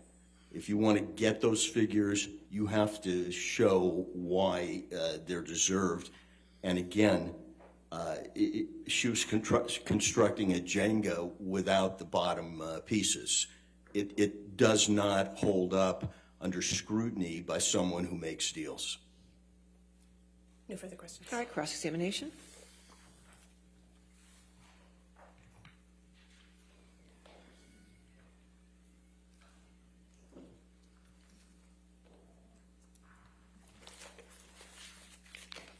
Good morning, Mr. Marks. Good morning. So you agree that studios use comps to negotiate deals, correct, with actors? Sometimes they do. And you have an issue with the comps that Ms. Arnold used, correct? As you testified to. I have an issue with the comps that she says she used that she didn't disclose. The comps being the actors that you just talked about. She did disclose, she disclosed the actors. She disclosed the actors and budget figures from their movies. She never disclosed their salaries and salary history as comps. You're not offering a different set of comparators that should be used, correct? I'm saying if you are going to... That's not my question. Are you offering a different set of comparators than what Ms. Arnold used? I'm not here offering comparators. I'm saying what she offered are not comparators. That was my question. You're not offering comparators, correct? No, I would say that Ms. That was Heard's my comparisons sir, are where you that look. was my question. motion to strike after the All no. right, we'll strike after that. Just answer the questions, Mr. Marks. Thank you. Now, you're a deal maker, correct? Yes. What actors have you negotiated for in superhero movies? Well, recently I've negotiated for Chris Pratt in a superhero series for Amazon. I've negotiated a deal for Michael Douglas, not in a superhero movie, but a historical movie. I've negotiated recently a deal for Paul Rudd and Will Ferrell on an Apple series. Billy Crudup on an Apple series. Those are the recent talent deals. What actors have you negotiated for in a superhero movie? As I sit here now, I can't remember a superhero movie that I've negotiated. I've certainly negotiated over my career franchise movies and fantasy movies. Your Honor, so it's no, you haven't negotiated with for any actors for superhero movies, correct? So you would define like, I don't know, Jungle Book isn't a superhero movie. It's more of a fantasy. Okay, so no, correct. Your answer Okay, is no. all right. So as I sit here, I can't think of a Marvel type superhero movie that I've negotiated. Although I know there's one or two in there. Now, you testified and you agree that Mr. Momoa negotiated his multi-picture contract for Aquaman 2, correct? I heard Mr. Hamada say there was a renegotiation, but no facts were pro-offered, such as he didn't have an option. His options were out. What he was earning and what he renegotiated to, and he is Aquaman man. So yes, I did hear there was a renegotiation. And you understand that his salary went from $3 to $4 million to $15 million. If you tell me that, I haven't seen his contract and I haven't heard any testimony under oath that that's where the leap was. Now, Ms. Heard's contract. Did he get more? Did they get more options for when they made that leap? Did they get more options? Ms. Heard's contract was a talent option contract, correct? Yes. Okay. And you agree that for if there's an Aquaman 3, Ms. Heard would have an option to receive $4 million, correct, for the movie? Well, actually, you would language it. Warner Brothers would have the option to engage her. And if they engaged her, she would receive $4 million, correct? She doesn't have the option to refuse. They have the option to engage her. And she would receive $4 million, correct? Yes, $4 million. Would you agree that the money Amber was making on Aquaman 2 or 3 would be her market rate for future studio movies? I would think it would be her rate for future studio superhero movies, but not necessarily studio movies that aren't superheroes. That could be standalone. That could be other type of studio movies. But for studio superhero movies, it would be $4 million, correct? If I was Ms. Heard's agent, that's where I would start. Assuming everything was equal, the budget of the superhero movie, that she was in the ensemble. There's a lot of ifs to look at, but all things being equal. You agree that Aquaman was a breakthrough role for Ms. Heard, wasn't it? It's the first movie of that ilk that she makes, but she is not Aquaman. She is Mira. But it was a breakthrough movie for Ms. Heard, correct? For her, it's a breakthrough movie to be in that film and in the ensemble. Absolutely. And she was the female star of that movie, correct? I believe so. You would agree that for all of the actors Ms. Arnold listed as comparables, their career trajectory went up after their breakthrough, correct? She didn't give us the raw materials to look at, but I'll take your word that all those unrelated actors in unrelated films, except for Jason Momoa, they went up. as did Miss Arnold's In- when in- she went from 1 to 2. In your experience, can you identify an actor or an actress who's not been able to get a new studio movie after a breakthrough performance in a superhero movie? As I sit here now, I haven't been asked to opine on that, but there are lots of supporting characters in movies that don't appear in the next movie. But a female star in a breakthrough movie, in a superhero movie, can you identify any actress who's not gotten another studio movie after that? Well, after Miss Heard's breakthrough in 2018, she did get Aquaman 2. Aquaman 2 was already, she already Okay. had the option for Aquaman 2, All right, correct? so she did. Miss Heard did not get any movies after 2018, long before the Adam Waldman statements. Other than Miss Heard, can you identify any actor or actress who's not gotten another studio movie after their breakthrough in a superhero movie? As I sit here now, I haven't been asked to research that, and I can't. That would Okay. be a normal thing. And you're not providing an alternative number for Miss Heard's damages, correct? For the jury? Correct. I'm not providing an alternate number. I think she's been more than adequately paid. I'd move to strike after no, I've not been provided another number. That's all. I mean, my question was you're not providing another number. I think it's in fairness and the full answer to the question, Your Honor. It was a yes or no question. He said his answer was no. I'm not going to strike it. Okay. All right. No further All questions. right. Redirect.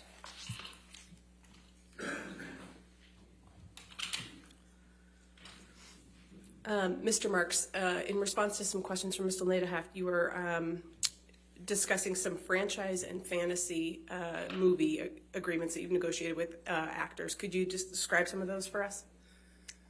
I've had such a long career that I mainly forget what I've done, but I negotiated all the contracts for Pinocchio, if you will, that was produced.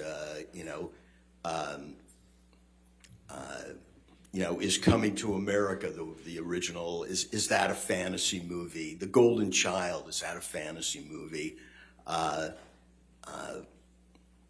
Yeah, and by the way, I may have negotiated contracts, and ultimately the film wasn't made.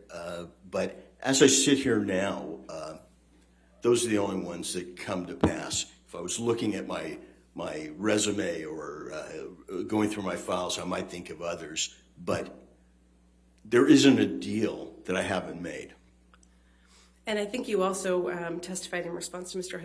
Nadelhaft's questions that you have negotiated some deals for Chris Pratt and Paul Rudd. Do you recall that testimony? Yes, these are for streaming series. Do you happen to know if both of those actors have played Marvel superheroes? I believe they have, but don't quote me because, that's not my genre. Okay. No further questions, Your Honor. All right.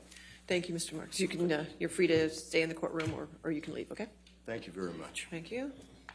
All right. Your next witness. Plaintiff calls Michael Spindler. Michael Spindler.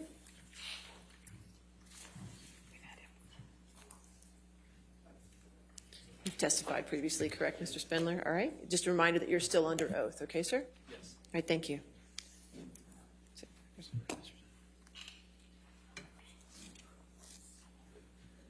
All right. Yes, sir. Thank you. Good morning, Mr. Spindler. Good morning. Can you remind the jury who you are and what you do? Yes, I'm Michael Spindler. I'm a forensic accountant. I'm a CPA, a certified fraud examiner, amongst some other certifications. I'm with B. Riley Advisory Services, a national firm that does forensic accounting, bankruptcy and restructuring work, and business valuations and appraisals. I've got over 40 years of experience. Are you familiar with the testimony rendered by Ms. Arnold in this matter? Yes, I am. Do you understand that Ms. Arnold testified that Ms. Heard has suffered economic damages resulting from 3 statements made by Mr. Waldman? Yes, I do. Do you have an opinion of that claim? I do. Objection, Your Honor. May we approach? All right.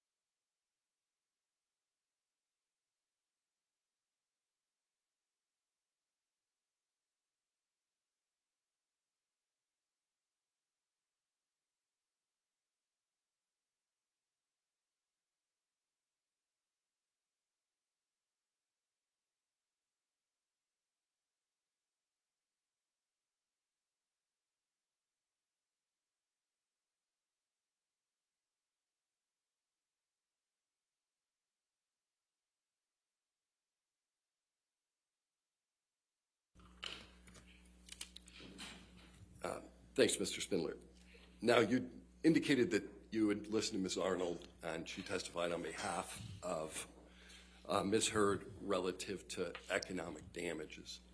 Have you formed an opinion as to the testimony and opinion rendered by Ms. Arnold? Yes, I have. And what's that opinion?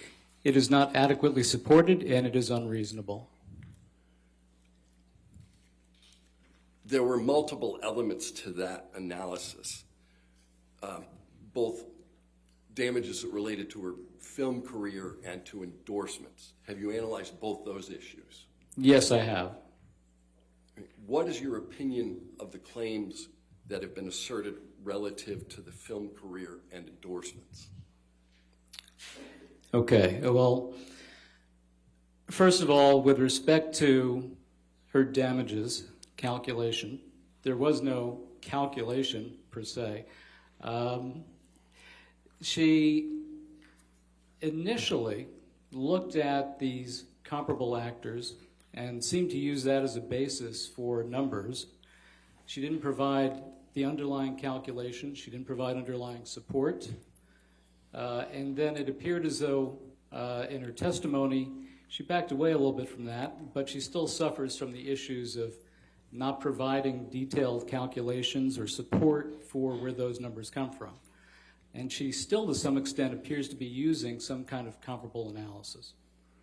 All right. What is the type of analysis that you think is appropriate here? Well, I think, and as you heard from the last witness, I think that something that is anchored in facts, taking a look at historical compensation as a basis for anticipating future compensation. Had you looked at Ms. Heard's prior compensation? Yes, I have. I've looked at tax returns that were provided for the period of 2013 through 2019. Why do you want to use historical earnings? Well, once again, you want an analysis that's anchored in fact. I don't believe that Ms. Arnold has done that in her analysis. So here we've got some actual data, we've got some historical compensation, and as the last witness mentioned, that often provides somewhat of a basis for future anticipated earnings. In addition, I believe that Ms. Arnold herself said that she had hoped to be able to look at a renegotiated salary for Aquaman 2 and then use that as a basis for future compensation, that being the new kind of base, if you will. All right. Were there any years in particular that you focused on in your analysis as to Ms. Arnold's testimony? In terms of the historical compensation? Yes. Well, for 2013 through 2019 in total, her compensation was around $10 million for all those years combined. In 2019, the last of those years, her compensation was somewhere between about $2.6 million and $3 million. Now, that's a good year. That's known as a clean year. What do you mean by a clean year? Well, for example, 2019, you had Aquaman was released in December of 2018, and that was a successful film. So in 2019, you've got the benefit of that kind of success, and you also don't have any potential impact from the alleged defamatory Waldman statements that occurred in April of 2020. So 2019 is clean of all that.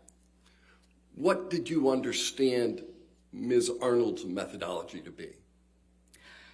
Her methodology initially appeared to be based on these comparable actors that she had identified, and theoretically, the compensation that they earned, although she doesn't identify what that compensation is or provide any support for it or any calculations. What is your opinion of that methodology from an accounting perspective? That methodology was unsound. It's just unsupported. There are no numbers. There's no data that she provided and support for that. What methodology did you understand Ms. Arnold to adopt at trial? Okay, well, it looked like somewhat of a mix and match approach. She used different approaches, I believe, for different elements of the damages, although it's still a little bit unclear to me, a little bit vague. But there are 4 basic components that she was looking at, and we can go through those in any order you wish. All right. With respect to the television series portion of her analysis, what do you understand that methodology to be? Okay. Objection, Your Honor. May we approach? All right.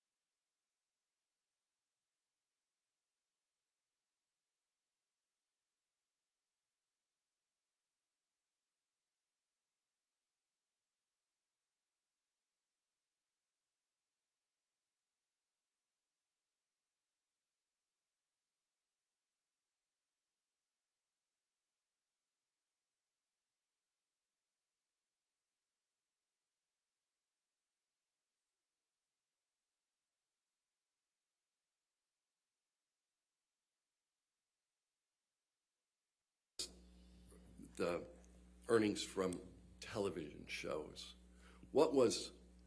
Did you analyze what historical earning Ms. Heard had during the period that you were concerned with relative to television shows? Well, yes, during 2019, she entered into a contract in July of 2019 to appear in a television series at $200,000 per episode. All right. What about endorsement deals? Did you look at what she had made on endorsement deals during that period? She did have a contract with L'Oreal at $1,625,000. All right. With respect to her movie roles, what were her historical earnings during that period? Well, certainly for the most recent years, you had the Warner Brothers deal, which was a 4-picture deal. The first film was $450,000. Then the first Aquaman was $1 million base fee. Then $2 million for Aquaman 2. And presuming that there was an Aquaman 3, that would have been $4 million. Okay. Why do you look at historical earnings as part of your analysis? Because you want your analysis to be anchored in facts. You want it to have a sound methodology, and you want to come up with a reasonable result. So if you take a look at, for example, the analysis that Ms. Arnold did, it didn't appear to be... Let's just look at the analysis that you're doing. What you said, I think, is you wanted them anchored in facts. Why? Because that provides a sound basis for coming up with something with reasonable certainty. There's AICPA, or American Institute of Certified Public Accountant, guidance with respect to reasonable certainty. And those are the basic elements of it. Thank you. No further questions. All right, cross-examination.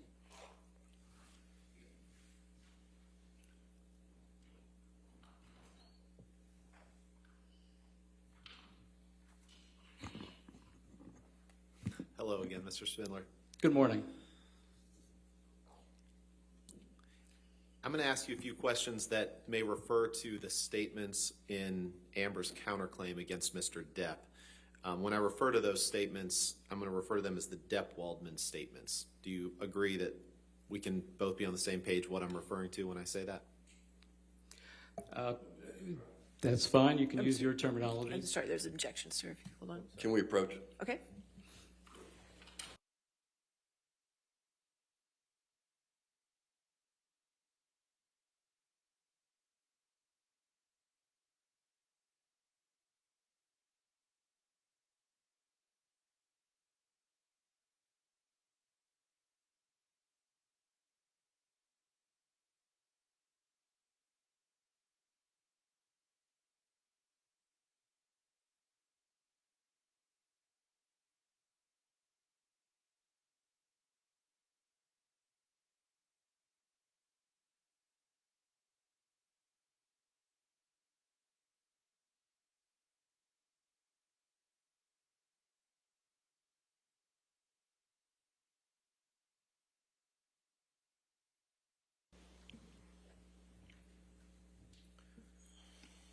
So, Mr. Spindler, when I refer to the Depp-Waldman statements, you understand me to be referring to the statements in Ms. Heard's counterclaim against Mr. Depp, correct?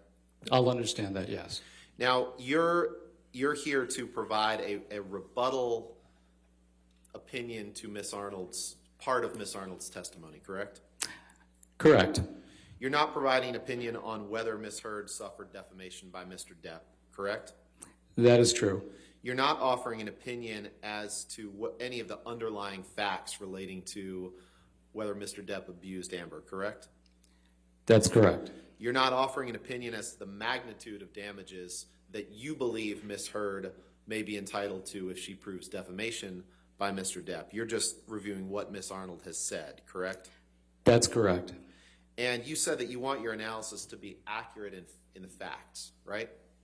Anchored in facts. Anchored in facts.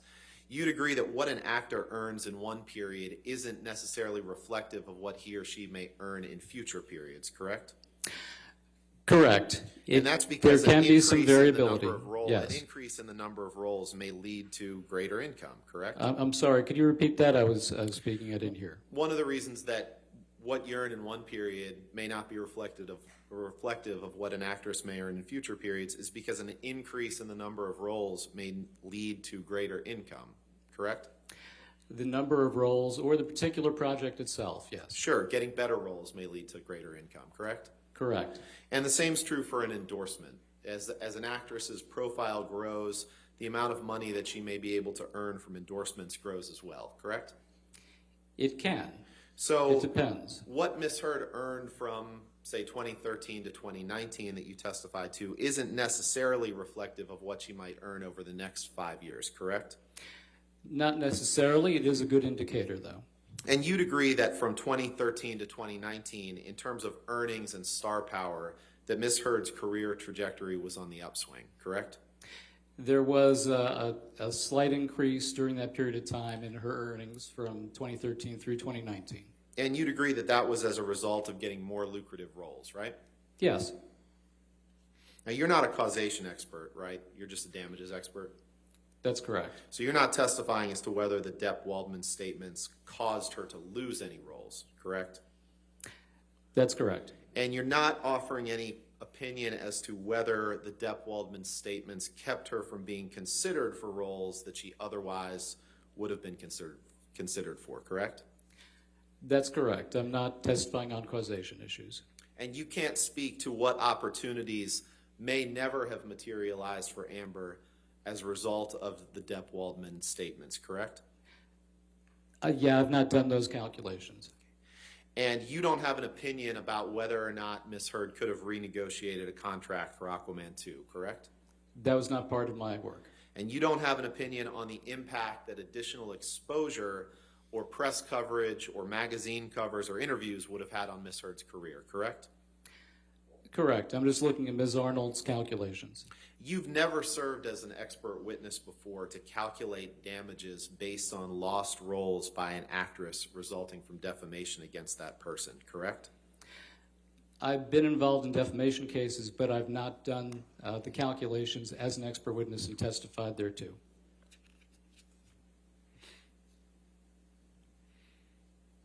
And there's never been an instance in which you have served as an expert witness in a case to calculate damages based on alleged defamation against an actress, correct? Correct. And you're not offering any expert opinion on what impact the alleged defamation by Mr. Depp has had on Ms. Heard's career, correct? I'm sorry, one more time? You're not offering any expert opinion on what impact the Depp-Waldman statements by Mr. Depp has had on Ms. Heard's career, correct? Other than taking a look at Ms. Arnold's calculations. And you're not offering any expert opinion about what impact, if any, social media coverage of this case or of Ms. Heard may have had on Ms. Heard's career, correct? You're correct. That's other experts. Can we approach No her? further questions. Thank you. All right.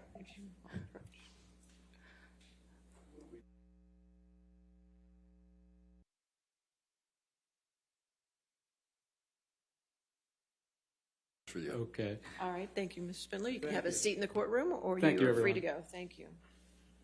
All right, your next witness. Plaintiff calls Doug Bania, Your Honor. Okay. Can you spell the last name for me? I'm sorry. B-A-N-I-A. Thank you.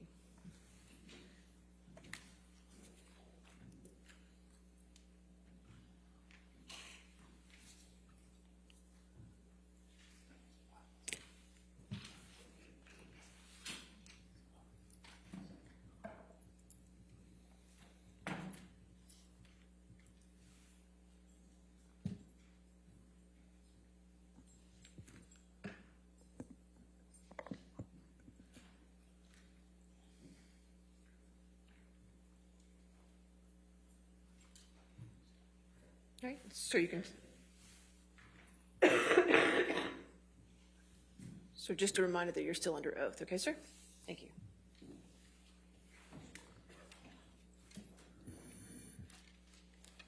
Good afternoon, Mr. Bania. Good afternoon. Can you briefly reintroduce yourself to the jury, please? Yes, hi, Doug Bania. I am from Nevium Intellectual Property Consultants based in San Diego. I value intellectual property. I provide litigation support in infringement and defamation cases, as I'm doing today. And I use internet and social media analytics in both of those services. Since you last testified in this case, the jury has heard testimony from Ronald Schnell and Catherine Arnold. Are you familiar with their testimony? Yes. Were you asked to analyze their testimony and provide opinions in response? Yes, I was. Have you formed opinions in response to the testimony of Mr. Schnell and Ms. Arnold? I have. Generally, what are those opinions? Generally, Mr. Schnell provided no evidence of a correlation between the Waldman statements and the hashtags and the spikes of those hashtags on Twitter. Second, based on my internet and social media analytics investigation, I've concluded that the alleged comparable actors that Ms. Arnold came up with are not comparable with Ms. Heard. And then thirdly, Mr. Schnell and Ms. Arnold both failed to provide any evidence of a causation as it relates to the Waldman statements causing any economic harm to Ms. Heard. Let's dig into those opinions a little bit. You're familiar with the testimony of Mr. Schnell that there are more than 2.7 million alleged negative tweets related to Ms. Heard between January 2018 and June 2021? Yes. And what's your understanding of how Mr. Schnell identified those particular 2.7 million tweets? Yeah, so essentially Mr. Schnell chose hashtags that he felt were negative towards Ms. Heard. Those hashtags range from justice for Johnny Depp, Amber Heard is an abuser, Amber Turd, and the hashtag, we just don't like you, Amber. So then he used those hashtags and he searched through, using the Twitter API, searched through various tweets and then came up with any tweets that were using those hashtags. Did you conduct an analysis of those tweets? Yes, I was given that exact, the data that Mr. Schnell used on a hard drive. So yes, I dug into that data as well. And what was the purpose of your analysis? So what I'm trying to do, and what's at issue of the case today at this point is, were these tweets, did they contain the Waldman statements? That's what where we're at right now, are the Waldman statements. So I wanted to analyze those tweets to determine which ones, and if any, contain the Waldman statements. And what's your understanding of what the Waldman statements are? So my understanding is there's three Waldman statements that were published in the Daily Mail. The Daily Mail is a UK tabloid, and Mr. Arnold was quoted in three of those articles, and those dates were on April 8th, 2020, April 27th, 2020, and on June 24th, 2020. And my understanding that those quotes, sorry, I think I said the wrong name, but those quotes are the only remaining in this case. Did you analyze the timing of the tweets that we were talking about as compared to the timing of the Waldman statements? And that's exactly what I did. So I wanted to look at the Waldman statements, look at the dates that they happened, and then analyze those as compared to the Twitter data that I had. Have you prepared a demonstrative that reflects that aspect of your analysis? Yes. Your Honor, may I approach? Yes. Did you show counsel?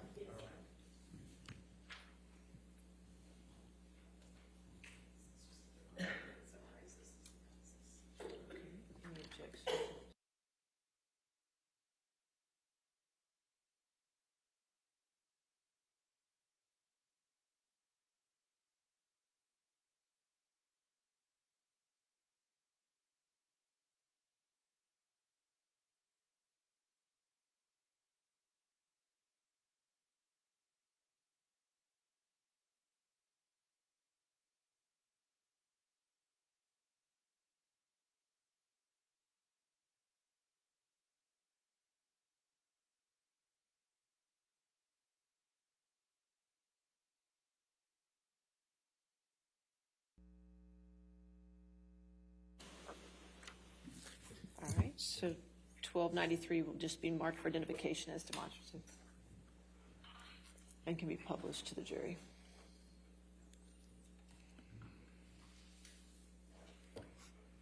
Mr. Bania, can you explain to the jury what this demonstrative shows? Yes. So this shows the total hashtags and tweets that Mr. Schnell was analyzing. This is the summary data. There are tweets that are running from January 2018 to June of 2021. And again, these are related to the four hashtags that I discussed. Whenever I get an assignment such as this, when I'm dealing with a defamatory statement that's allegedly gone viral online, where there's economic damages involved and there's a lot of data involved, I like to take the data and I like to do a 30,000-foot view of the data to see what I'm looking at, to see if there's anything interesting, odd, different about the data. And the first thing that I noticed is 35% of the tweets were prior to the Waldman statements. So again, remember, my assignment is to determine if the Waldman statements are part of the tweets that Mr. Schnell analyzed. So obviously, if these tweets were prior to the Waldman statements, in no way could they have anything to do with the Waldman statements. So that was the first issue that I noticed. Then I noticed what I like to call kind of the alleged defamatory time frame. And as I discussed, that's when the Waldman statements were published. That's the date down here. You know, the first one was in the beginning of April, and the last one, which is the third one, was at the end of June. But what I found interesting is only 2% of all of the tweets happened during this Waldman statement period. So really, these are just observations, and for me, there were red flags that I made note of, and then I just continued with my analysis. What other work have you performed in connection with forming your opinions about the purportedly negative tweets? Yeah, so now I realize that 35% are irrelevant and 2%, only happened during this important period. I just continued to dig into the 2.79 million tweets that Mr. Schnell provided. And Tom, can we take that one down?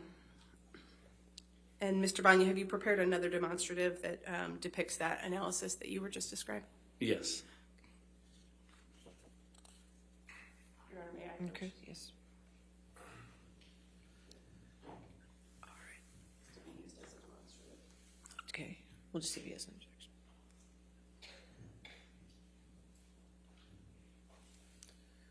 No, I'll give you time to look at it, sir.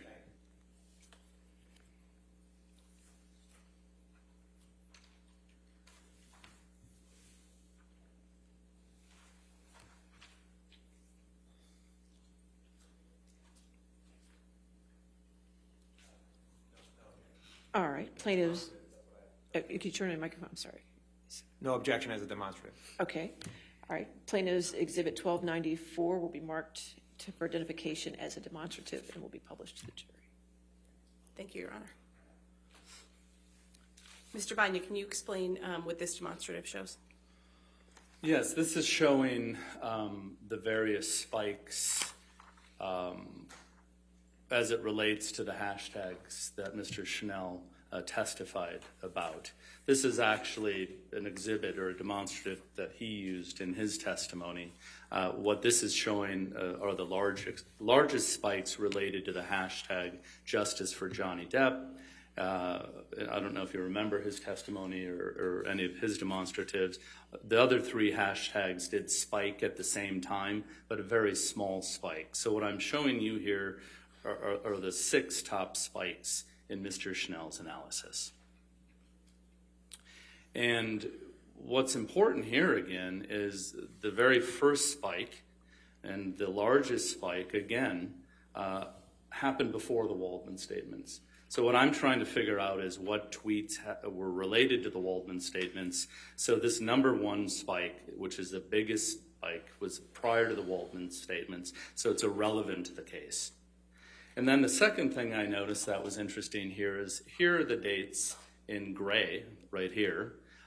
This is the time in which the Waldman statements happened. And you're going to notice, as we discussed before, only 2% of the tweets happened during that time. But I found it very interesting for such a viral event that has potentially caused such economic harm. There's no spikes in this area. And actually, you're going to see that Mr. Waldman, his statement came out here in the first April 2020 article. Then the second one came out here. And then the third one came out in June. There's actually a downward use of the spike, downward use of the hashtags. So I'm not seeing any correlation as it relates to the Waldman statements and any spikes here as it relates to the hashtags Mr. Schnell chose. Did you analyze each of the spikes that are depicted here? Yeah, so what I did is I looked at the 6 different spikes, and you're going to notice that each spike represents a month. So the second spike, is July of 2020, and so on to the 6th spike going to April 2021.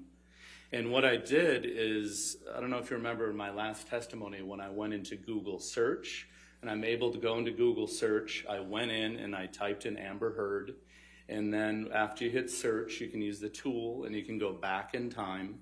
And I chose each 6 of these dates to go back in time to see what was the media talking about back then. What was the general public being fed as it relates to Amber Heard back during those spikes. And what I found is none of them, well, actually I analyzed the top 3 search results because they represent 50 to 70% of what people click on. And I realized that none of them had anything to do with the Waldman statements. Are you aware of Mr. Schnell's testimony that the tweets using the 4 hashtags he looked at were mathematically correlated? Yes. What does that mean? So what Mr. Schnell is saying, which is irrelevant to this case, is the 4 hashtags that he randomly chose, they tend to go up and down together. And that's why he had these spikes here. So the correlation there is how those 4 hashtags work or dance together going up and down. But first of all, the hashtags have nothing to do with the Waldman statements. And the fact that there's a correlation with the hashtags is irrelevant to this case because we're dealing with the Waldman statements, which none of that correlation analysis he did had to do with. How do you know that the correlation doesn't have anything to do with the Waldman statements? Can I clear this at all? No. Oh, yeah. Well, first of all, I know because that would happen right here. If when Mr. Waldman, one of his quotes was published, you would see a big spike right here. And then you would see maybe a little noise down here, and then the third time you might see second time a big spike, and the third time a big spike. That's not here. So that's telling me there's no correlation between the Waldman statements and this hashtag use. And then I've actually provided evidence that there's no correlation because I analyze each of these spikes and none of them had to do with the Waldman statements. Is mathematical correlation the same as causation? No. Why not? I mean, correlation is simply a relationship between 2 or more variables or 2 or more things.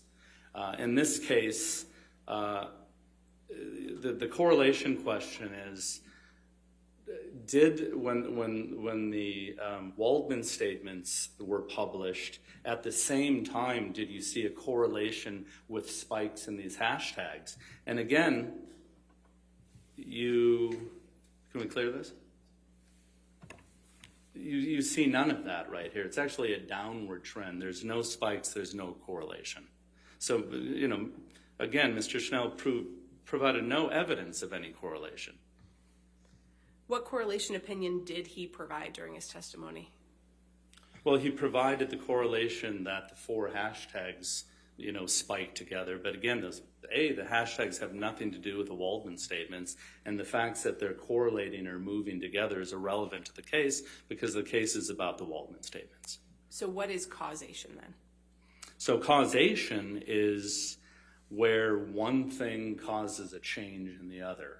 So as it relates to this case, did the Waldman statements cause Ms. Heard to have economic harm?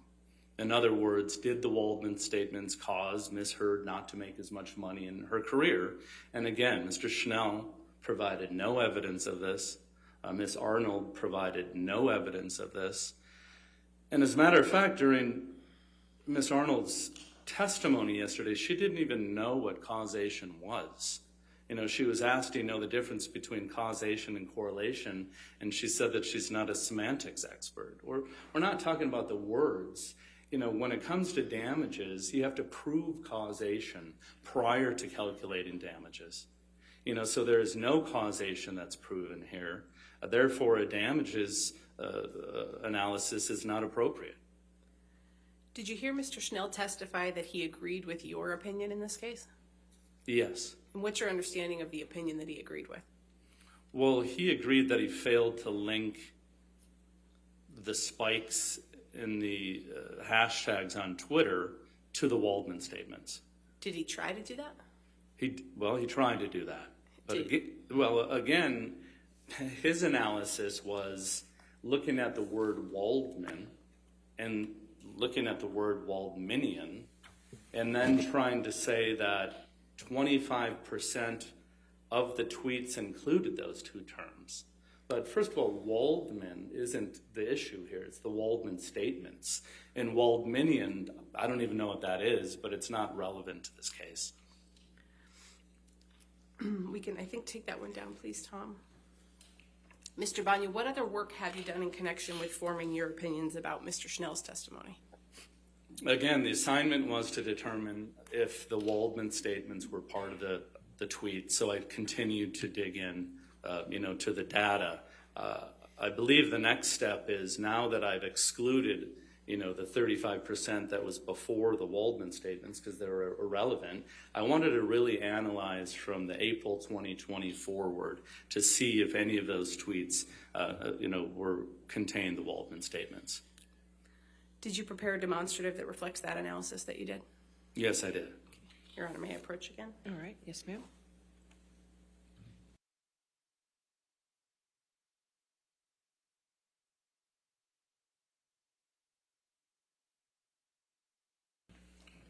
Any objections, sir?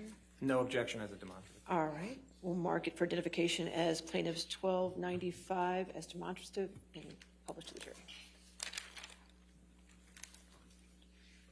So, Mr. Bania, did you consider the content of the statements made by Waldman as part of the work that you did? Yes. Yeah, so here I reviewed the Waldman statements again, and what I wanted to do is I wanted to determine what, if any, tweets included the Waldman statements.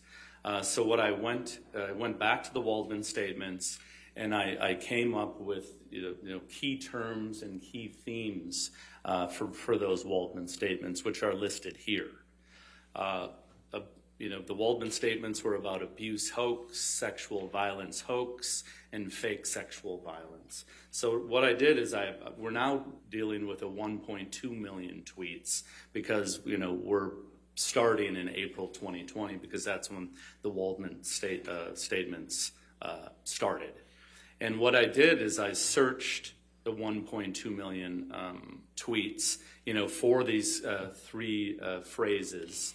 And I determined that there were 751 tweets that included those key terms, which is 0.06% of the 1.2 million. And then as I was sifting and sorting and analyzing this data, I realized that a lot of these tweets had the exact same language.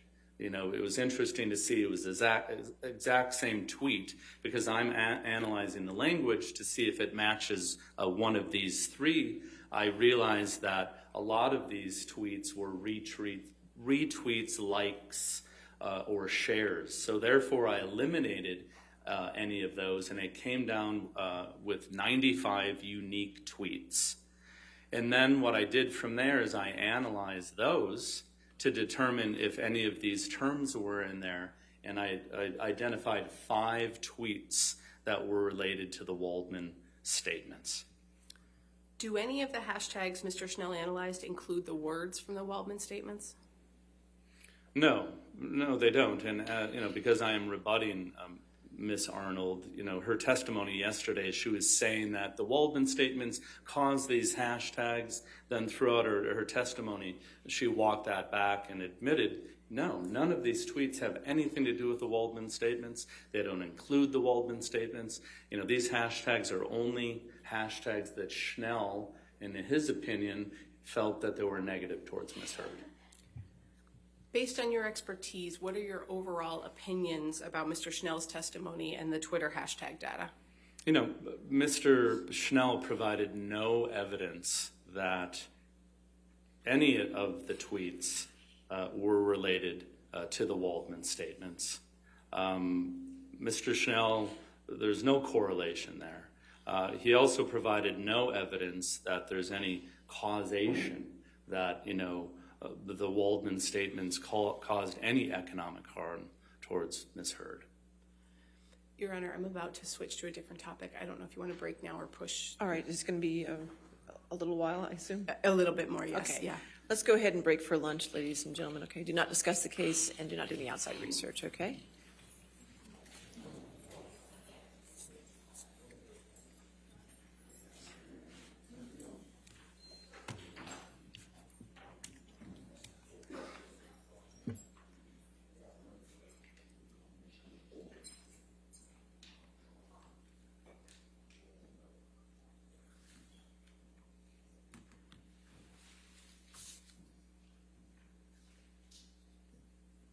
All right, we'll come back at 1:40 then. Is that right? All right, Thank you, Your Honor.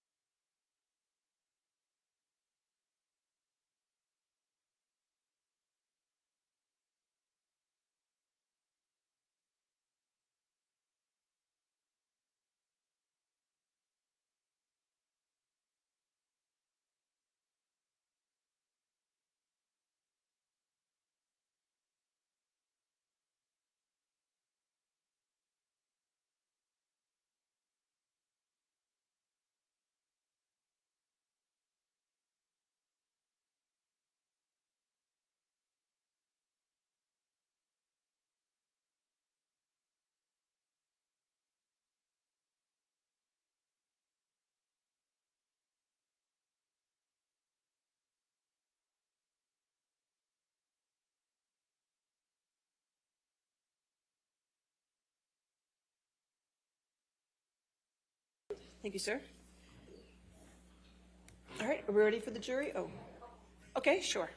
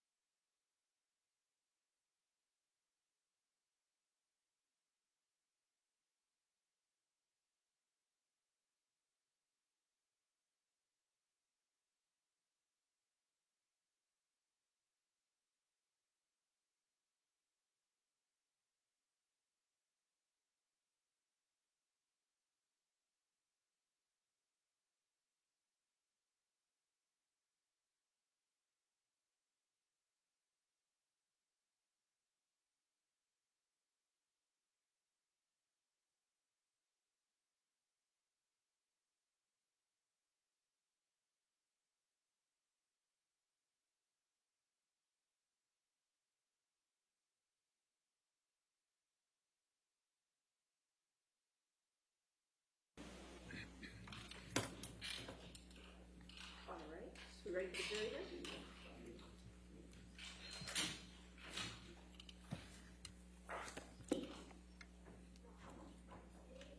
Okay.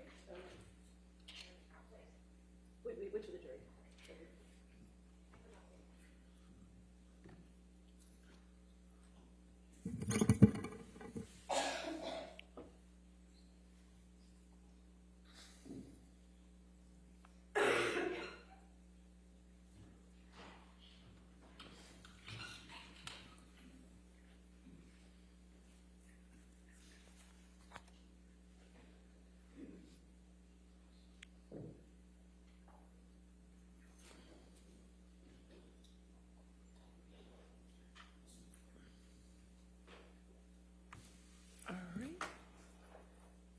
All right, you may be seated. All right.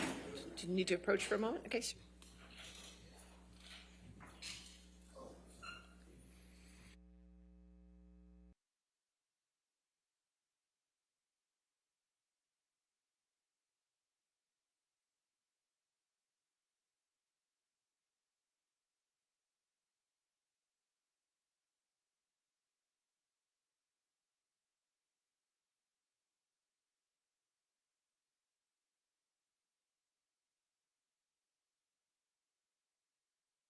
Your next question.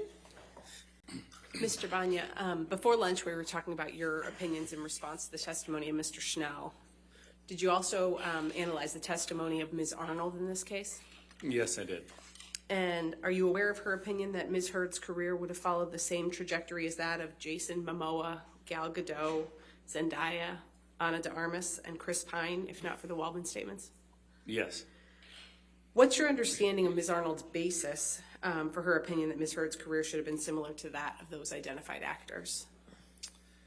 Ms. Arnold stated that when producers or her industry is looking to hire talent and actors, that it's important to best understand the public's perception of the actors that they're considering, and that it's important to look into social media to see what is happening with the actors they're considering for either a movie or even an endorsement opportunity with companies.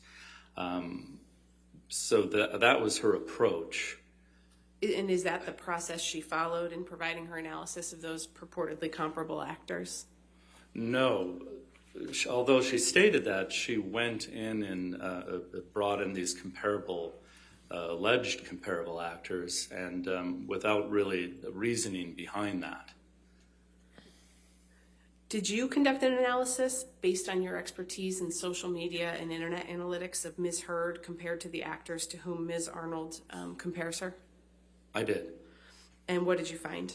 Well, since Ms. Arnold stated that the proper approach is looking at the public perspective, looking into social media, and she did not do that, I felt that was the best approach to do this based on her words. So yes, I did go into best understanding the public perspective of Ms. Heard and the alleged comparable actors using Q scores. Then I also went and did some analysis online and on social media as well. Can you briefly remind the jury what Q scores are? Yeah, again, Q scores measure how well a celebrity, it could be a cartoon character, it could be a sports person, how well they're known, how well they're liked, and how much they're disliked. And it's an industry standard tool that's used. It's not just focused on the movies that they're in, but it's focused on them as actors, but also what's happening in their personal lives come to play as well. So that's how Q scores are typically used. Did you prepare a demonstrative that reflects the Q score analysis you completed? Yes, I did. Okay. Your Honor, may I approach again? All right, thank you.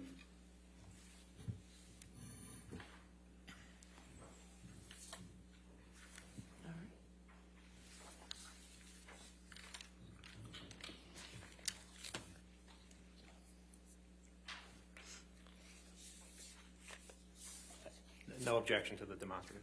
All right, we'll identify plaintiffs 1296 for identification and publish to the jury. Mr. Bania, what point in time do these Q scores represent that are reflected on your demonstrative? So these are the winter 2019 Q scores that are reflected here. And what was important for me is I wanted to find Q scores that represented Miss Heard after Aquaman. And remember, Aquaman is December of 2018. These Q scores were gathered January and February of 19, but before the Waldman statements. And what did you find based on the Q scores that you looked at? So as you see here on the left are positive Q scores, and the higher the number, the better. As you can see, Ms. Godot has the highest Q score out of the group of actors here at a 28. But you're going to notice Ms. Heard has the lowest positive Q score. She has a 9. So I find that very interesting that she doesn't appear to fit in as a comparable with these alleged comparable actors. I think what's also interesting is the average Q score for all actors being scored at that time, which include all the alleged comparable actors here, score at an average of 17. And you can see, again, she is 9, well below that. And then on the right side, you're going to see the negative Q scores. So this is how much people dislike you. So the lower the score is better. You can see Mr. Momoa is over here with the lowest at an 8, but you can see Ms. Heard is over here at a 28, which was quite a difference. A 20-point difference from Mr. Momoa, and also a 10-point difference, from the average of all actors. So she is very, very much her positive score is very low, and her negative score is very high, which tells me that she does not fit in as a comparable as it relates to these alleged comparable actors. What opinions did you form based on that Q-score analysis? My opinions as it relates to these Q-scores is, Ms. Arnold used these actors as allegedly comparable actors. But really listening to her testimony yesterday, it appears that she's abandoned this approach. I don't think she's using these comparable actors or these alleged comparable actors anymore. She's more relying on her experience, and I agree with that. Did Ms. Arnold offer a criticism of your use of the Q-scores here? She did, yes. And what's your understanding of what that criticism is? Well, what I believe she was saying is that I should have ran Q-scores for these allegedly comparable actors after each of their breakout films, which I disagree. First of all, Q-scores doesn't work like that. Q-scores are available twice a year, so it's not that I could pick a month or a different month for each of the Q-score actors. So I feel that, what was important for me, and this doesn't always happen when I'm using Q-scores, you can get this perfect moment in time, as Ms. Heard said, as Ms. Arnold said, that, Aquaman was Ms. Heard's breakout moment. So these scores reflect that breakout moment, and they're terrible Q-scores. How would your analysis change if you had used Ms. Arnold's logic with respect to the timing of the Q-scores that you looked at? I mean, if you really think about what Ms. Arnold was saying, is she's saying that she thinks Q-scores are the highest for each actor right after their breakout moment. So I would think, if anything, these Q-scores could have been a bit lower, because it's not right after their breakout moment. But what's important for me is the fact that these scores reflect, who Amber Heard was at the time before the Waldman statements, but after the Aquaman release. We can take that one down, Tom. Thank you. What other work have you done in connection with forming your opinions in this case? Again, taking the advice from Ms. Arnold, it's important. She says the industry looks into social media, what their followings are like, with the numbers as it relates to their followers. Again, what is the public perception of them? So I analyzed their social media accounts, but prior to the Waldman statement. So. And how did you do that? Yeah, so what I did, I don't know if you're all familiar with the archive.org. They have a tool called the Wayback Machine. What archive.org does is it archives the internet. So you can go back in time to see what websites and web pages used to look like in the past. Not all the time can you actually get a celebrity's social media accounts to have been archived, but we were fortunate that each of the alleged comparable actors' social media accounts were in archive.org. So I was able to go back in time prior to the Waldman statements to see what the following activity was for each of the alleged comparable actors. Mr. Bania, did you prepare a demonstrative that reflects your social media analysis? Yes. Your Honor, may I approach? Yes, ma'am.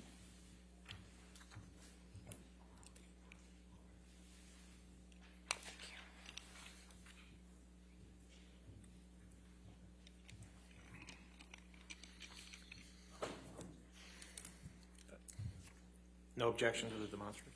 All right, we'll mark it for identification purposes, plaintiffs 1297 and publish.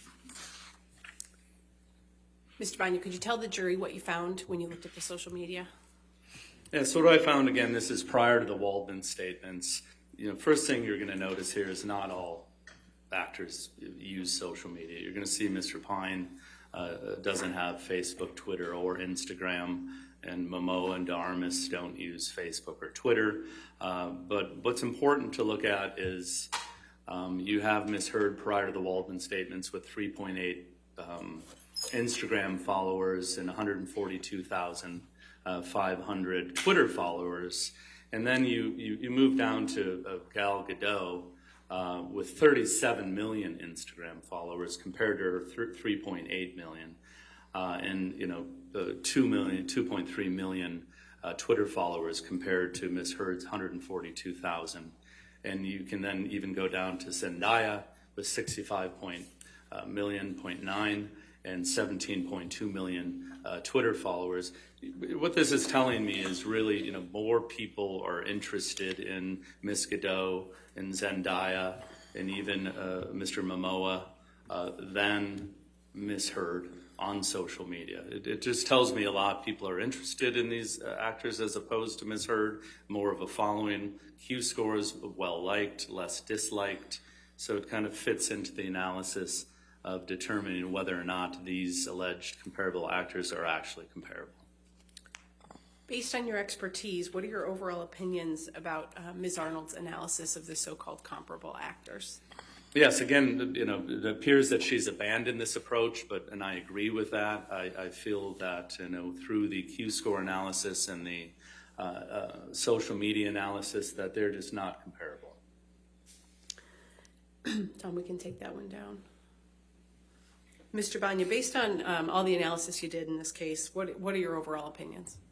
Yes, my overall opinions are that Mr. Schnell failed to prove any causal connection with the Waldman statements and the search or the hashtag activity, those spikes as it relates to Twitter. There's no causal connection there. My second opinion is, based on my social media and Q-score analysis, Miss Arnold's alleged comparable actors are not comparable. And then third, Miss Arnold and Mr.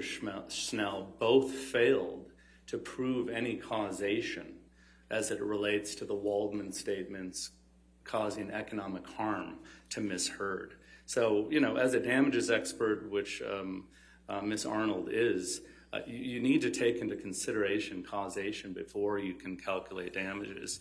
You look at damages and you look at this allegedly damaging event, and not only do you have to prove that 100% of the damages because of these Waldman statements, she didn't even consider COVID. It happened at the same time. A lot of actors probably made a lot less money because of COVID. Maybe films didn't get made. And, when you do an analysis of damages, you prove causation, but you also have to look at everything else that might have caused this alleged economic harm. And she didn't look into any of that. She didn't even know what causation was. So I don't think damages is an appropriate approach in this case. No further questions, Your Honor. All right, cross-examination.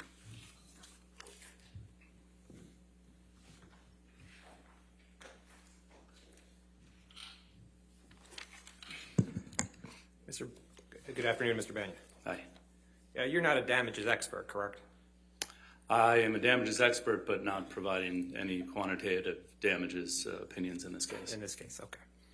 And is it your testimony that only if a person repeats the Waldman Depp statements could they be related to the defamation? Say that one more time? Are you saying that a person literally has to repeat the Waldman Depp statements in a tweet for them to be related to the defamation? No, if you looked at my analysis, I did pick the 3 themes as it relates to the tweets, and I analyzed those themes, and I came up with 5 examples of when those themes were used. And you ran searches for, quote, abuse hoax, sexual violence hoax, and fake sexual violence, and you ran all those in quotes, correct? I did. So only if a person used a tweet with those words in that order and with that spacing would they hit on your searches, correct? Objection, compound. Overruled. Yeah, so I used them in quotes because, hoax could be used in many other contexts. So I wanted to make sure I was fitting my search with the theme of the Waldman statements. So if someone tweeted Miss Heard faked sexual violence, that wouldn't appear in your searches, correct? Faked with an ED. It would not. Okay. And if they use 2 spaces between abuse and hoax, that wouldn't fit in your search. That's correct. Okay. Did you? And a tweet can only be 280 characters, correct? That's correct. All right. So certain of the Waldman Depp statements, a person could not tweet the whole thing in one tweet, correct? The whole statement in one tweet. The Waldman statements? Correct. No, you could not tweet those entire quotes.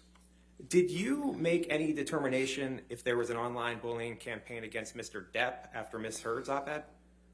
I didn't look into any online bullying campaign for Ms. Heard nor Mr. Depp. Did you determine if there were tweets harassing Mr. Depp that quoted from Ms. Heard's op-ed? No, my assignment was to determine if the Waldman statements were part of the tweets that Mr. Schnell provided. I was rebutting him. And in your analysis of when you testified before, you never looked to see if the op-ed was quoted anywhere, correct? Objection, Your Honor. May we approach?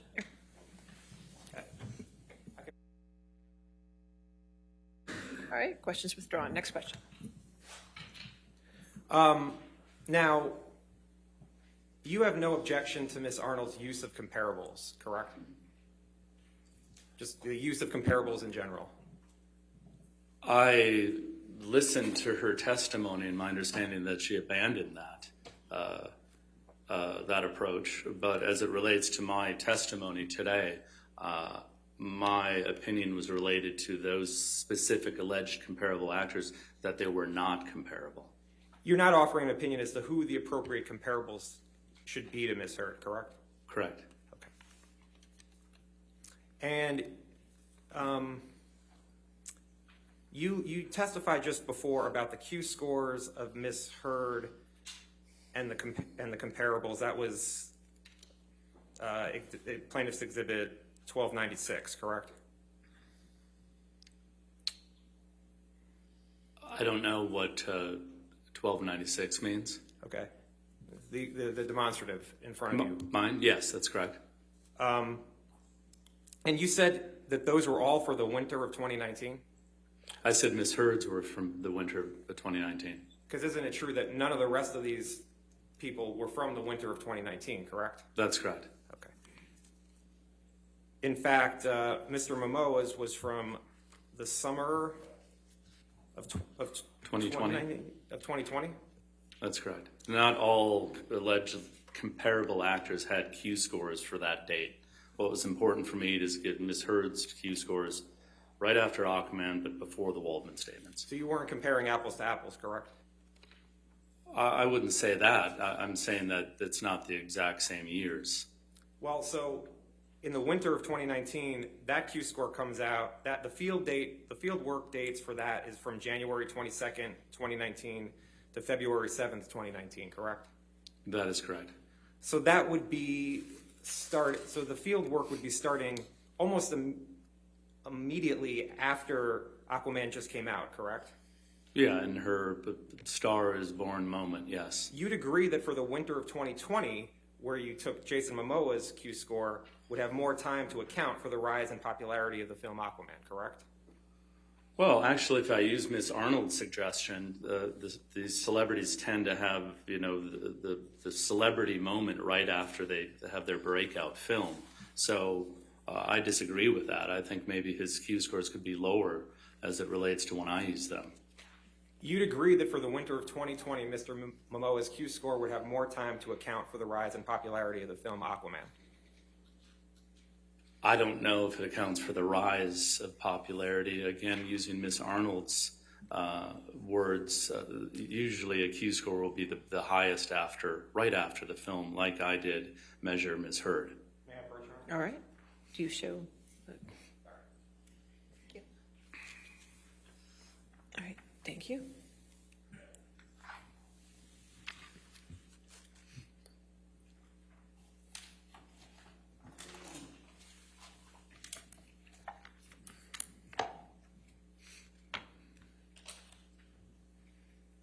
If you look on page 177 of your deposition transcript, you see that? I don't see a page. Is that what you handed me? You don't see page 177? At the 4 pages? 4 pages per? Oh, yes, thank you. And I asked you at lines 6 through 10, you'd agree that for the winter of 2020, Jason Momoa's Q score would have more time to account for the rise of popularity in the film Aquaman, and you answered yes. At that time, as I am a rebuttal expert to Ms. Arnold, based on her testimony, I've learned something new from her. Okay. You didn't look at Ms. Heard's Q score for summer of 2020, correct? She doesn't have any. And Ms. de Armas had a lower familiarity score than Ms. Heard, correct? If I don't have that in front of me, but if you're saying that, yes. Okay. And Ms. de Armas's career trajectory has gone up since the summer of 2020, correct? I don't know. I didn't analyze her career trajectory. Okay. Could you put up plaintiff's trial exhibit 1297? That was the demonstrative.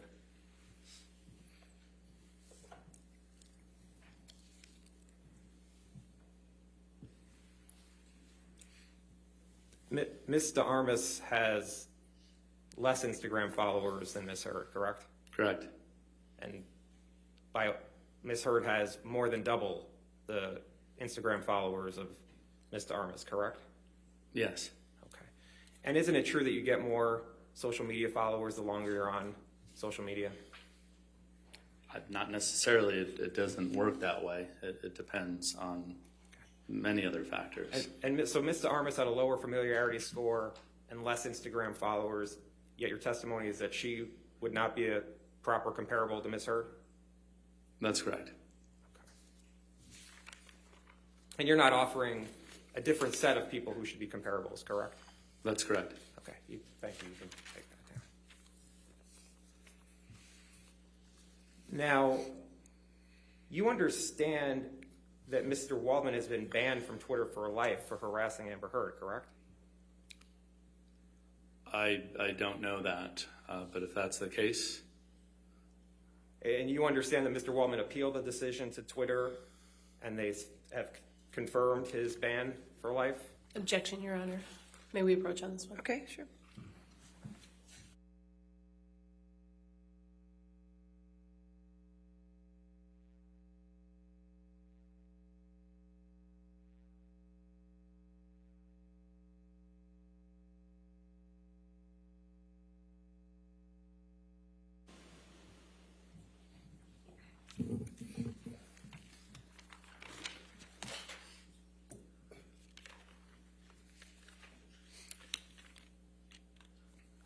You agree that in looking at Mr. Schnell's data, 65% of the uses of negative hashtags relating to Ms. Heard occurred between April 1st, 2020 and June 15th, 2021, correct? Correct. Okay. And you would agree that 5 of the 6 highest spikes of the negative hashtags were after the Depp Waldman statements, correct? Correct. Okay. And where you talked about the February 2020 spike, and the 65%, by the way, even includes the February 2020 spike of tweets, correct? That's correct. Well, there was no spike in Feb 2020 during the Waldman statements? Well, the spike in February 2020 was before the Waldman statements, right? I would have you. Can we pull up the chart again if you want to talk about the spikes? Sure. Can you put up 1294? Number one. Number one. Yeah, that spike happened before the Waldman statements. Okay. And there was hardly any activity in negative hashtags until February 2020, correct? That's correct. And you understand that the spike in February 2020 was related to the partial tape that Mr. Waldman and Mr. Depp leaked to the Daily Mail, right? I'm aware that the articles were related to Heard admitting to hitting Depp. And you understand that Mr. Waldman testified that Mr. Depp and Mr. Waldman met with the Daily Mail in person to provide the partial tape to the Daily Mail. Objection, Your Honor. Okay, he talked about what the number one related to. What's the objection? Sorry, lack of foundation and. I'm asking if he knows or he doesn't. All right, we'll rule. So what's important to me is the fact that this spike is prior to the Waldman statements. Do you know if Mr. Waldman testified that Mr. Depp and he met with the Daily Mail in person to provide the partial tape? No. In February of 2020. You don't know one way or the other. It's irrelevant to my opinion. Okay. And the spike in July of 2020 came right after the last defamatory statement by Mr. Depp and Mr. Waldman, correct? The July spike, which is number 2, is not related to the Waldman statements, and there are articles related to abuse between Heard and Depp and feces found in Depp's bed. And that's based on Google searches you did? That's correct. Okay. And the July spike in time came after the June 27th, 2020 defamatory statement by Mr. Depp and Mr. Waldman, correct? That's correct. Okay. And 5 of the 6 spikes came after the defamatory statements, correct? After the Waldman statements, yes. Okay. Now, you testified before that you eliminated shares and likes of the Depp-Waldman statements from your analysis, right? Repeat that, please. Did you say that you eliminated shares and likes of tweets that included the Depp-Waldman statements? That's correct. When I was doing my analysis, I noticed the exact same text was a part of many of these tweets. Don't shares and likes disseminate the negative information? That's quite possible. Okay.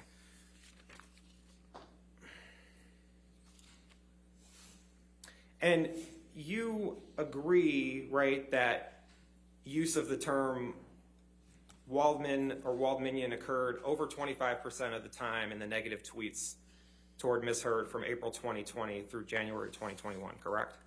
Although it's irrelevant to this case, it has nothing to do with the Waldman statements. That's what Mr. Schnell says.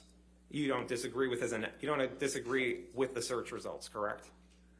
Although has nothing to do with this case or the Waldman statements, I do not disagree. So if people are tweeting about Adam Waldman or Waldmanian at the same time as tweeting negative hashtags about Amber Heard, it's your testimony that they have nothing to do with this case? The hashtags have nothing to do with this case. That's what you're saying? Okay. Yeah. Okay. And even if they include the negative hashtags with Mr. Waldman's name and Waldmanian, you're saying they have nothing to do with the defamatory statements? All 4 hashtags that Snell used had nothing to do with the Waldman statements. Waldman himself has nothing to do with the Waldman statements. We're talking about the Waldman statements here. Waldmanian, I don't even know what that is, but again, it has nothing to do with this case, and it's not related to the Waldman statements. That's what's important. And the reason you're saying they're not related to the Waldman statements is because someone didn't literally copy what Adam Waldman said in the Daily Mail and tweeted out?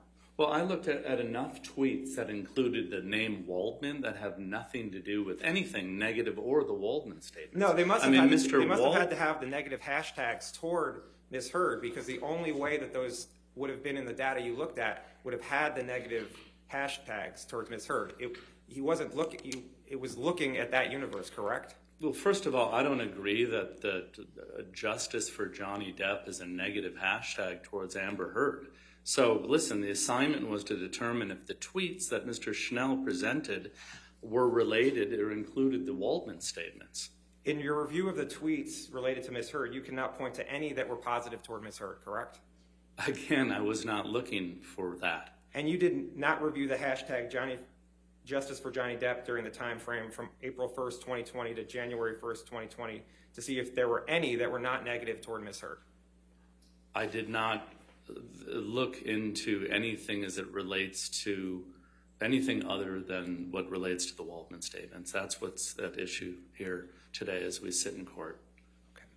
And you didn't form any statistical analysis to rule out the Waldman statements' impact on the hashtags, correct? Correct.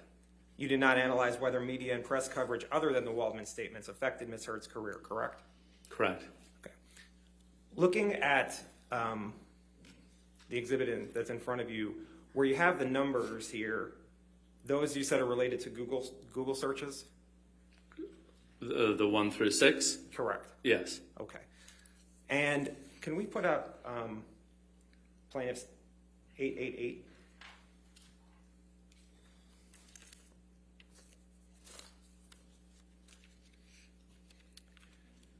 And we could just start at 1. Do you understand that your... Okay. Oh, thanks. And 888, it's page 76. These are the documents you relied upon for your opinion today? Yes. And are these the search, where it has the different letters, these are the searches that you ran for the various time frames and the articles that came up for numbers 1 through 6, correct? No, I mean, obviously document 1A is the Heard supplemental expert witness disclosure. These are documents that I used throughout the time I've been working on this project. So these aren't related to those 1 through 6 numbers. Okay, these are documents you relied upon for your opinion today? These are documents that I relied upon when I presented my designation. For your opinion today, that you're offering today? Yeah, these are the documents that, yes, I've relied on throughout this case. Okay. And actually, Michelle, could you turn in this designation to,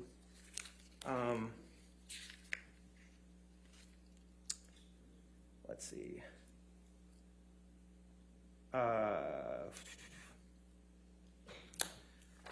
Hold on one second. Can you just scroll down? Yeah, keep scrolling.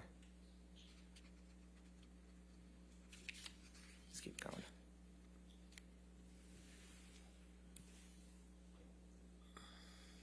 Keep going.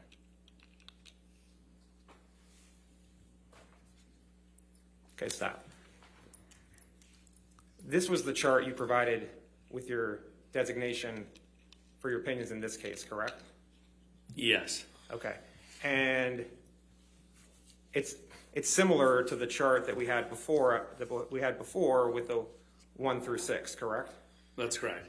And where it has the various boxes, it's talking about documents 6E through 6H, for instance, related to Depp wanting to have Heard replaced on Aquaman. Yes. And you prepared this chart, correct? Yeah, this was part of my designation. I'd like to have this page as a demonstrative. Your Honor, I do have an objection, if I might be heard. All right, if you want to come forward, page 99.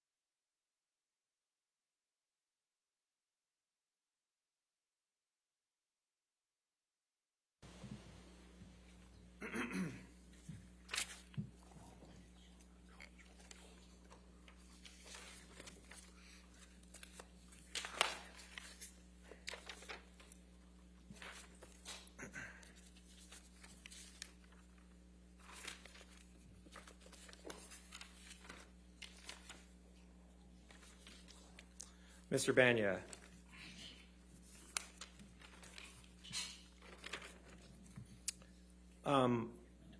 Other than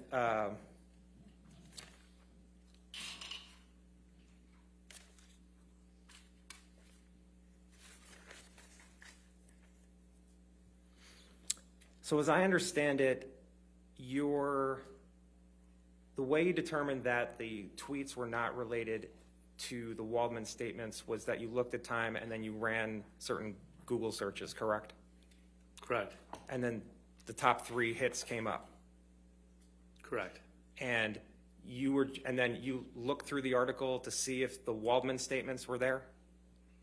So as it relates to any trending event, any defamation that's happened online, any allegations of economic loss because something went viral, going to Google, looking at the spikes in time and going back in time to see what was happening on those top 3 sites will give you an indication of the best results that were being served at that time. So something viral that's happening would appear most likely in those top 3 results. And just so the record's clear, if we could go back to page 76 of this document.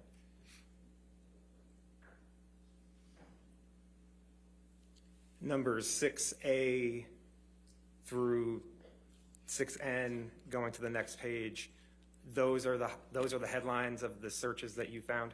Correct. And you don't disagree that that negative tweets toward Ms. Heard have continued throughout the analysis of the tweets, correct? I'm not looking at whether they're negative tweets or those hashtags are negative. I'm determining if those tweets are related to the Waldman statements. Well, okay, and you have no opinion whether the tweets were positive or negative towards Ms. Heard. That's what you're saying? Yes, I'm just analyzing whether or not they're related to the Waldman statements. Okay, thank you. Nothing further. All right, redirect. I have no further questions of this witness, Your Honor. Thank you, Mr. Bania. Yes. Sir, you can leave the courtroom or you please stay. Thank you. All right, your next witness.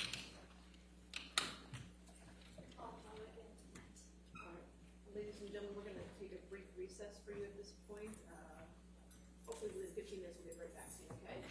Do not discuss the case and don't do any outside research. Sorry, do not discuss the case and don't do any outside research. Sorry, we'll just take a short break.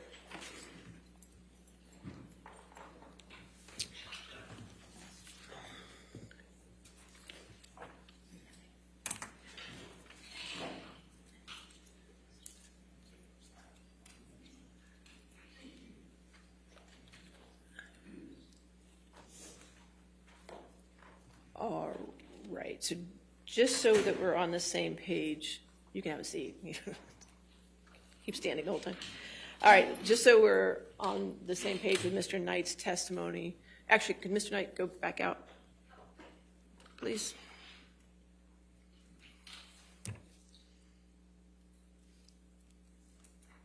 All right, so we're on the same page with Mr. Knight's testimony. There's a rule on witnesses, however, Mr. Knight's a rebuttal witness. The purpose of excluding witnesses from the courtroom, usually it's a courtroom, is to deprive a later witness of the opportunity to shape testimony to correspond with that of an earlier witness.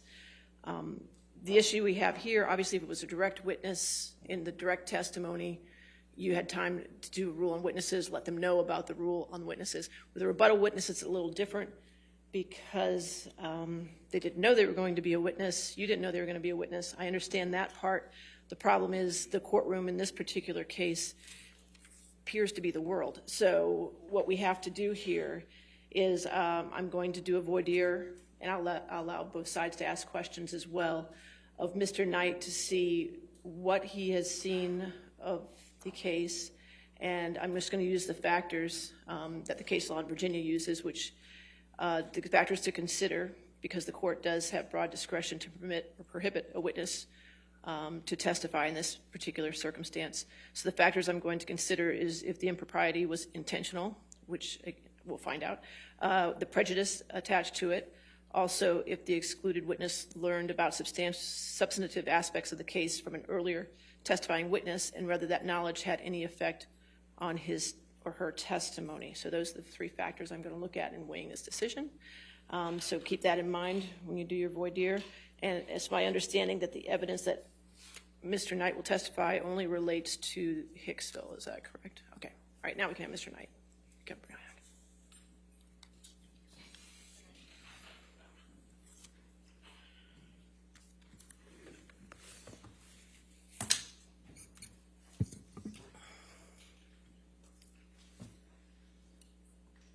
All right, sir. Mr. Knight, if you could come forward to be sworn.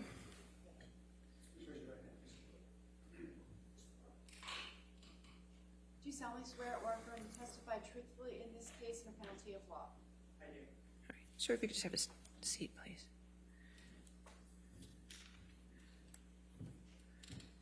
Sir, what we're doing is I'm just going to ask you a few questions outside the presence of the jury, and then the attorneys are going to ask you a few questions, okay? Sure. Then I'm going to have you step back outside after that, okay? No problem. All right, what's your full name, sir? Morgan Higby Knight.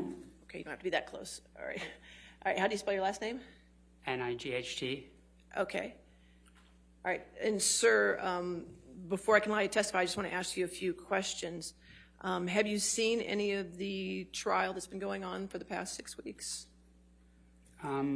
Approximately 5 weeks ago, a friend of mine texted me that Hicksville was mentioned, and I watched a little clip where it was mentioned.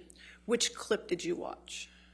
I believe it was somebody testifying about, I think it was the security guard testifying maybe about Hicksville, or I forget exactly who was testifying, but it was something where Hicksville was mentioned, and it was about something about a wrist or something like that. All right, and what did you do after that? At some point, did you get in contact with attorneys? So I didn't reach out to them. I didn't really care. The innkeepers that worked at Hicksville before reached out to them and said, we saw some stuff that wasn't true, and then they asked, is it okay if I give the attorneys your phone number? So the attorneys reached out to me. Okay, and when did the attorneys reach out to you? May 3rd. May 3rd. And you talked to the attorneys at that time? Yeah. Okay. Not Camille, but Geraldine. Okay, and then have you seen any other parts of the trial? No, she instructed me not to watch anything about it, regardless of if it was about Hicksville or not. So I've been keeping off the internet and turning off anything that seems to be like it's on social media. So I just don't watch any of that. Okay. All right. And questions, Ms. Prater? So, Mr. Knight, you were contacted by an attorney for Mr. Depp on May 3rd? Yes. Okay. And you said it was Carolyn? Geraldine. Oh, Yerlin. I got it. Okay. And what? I think it's pronounced Geraldine. Okay. Can you tell us the conversation you had with her at that time?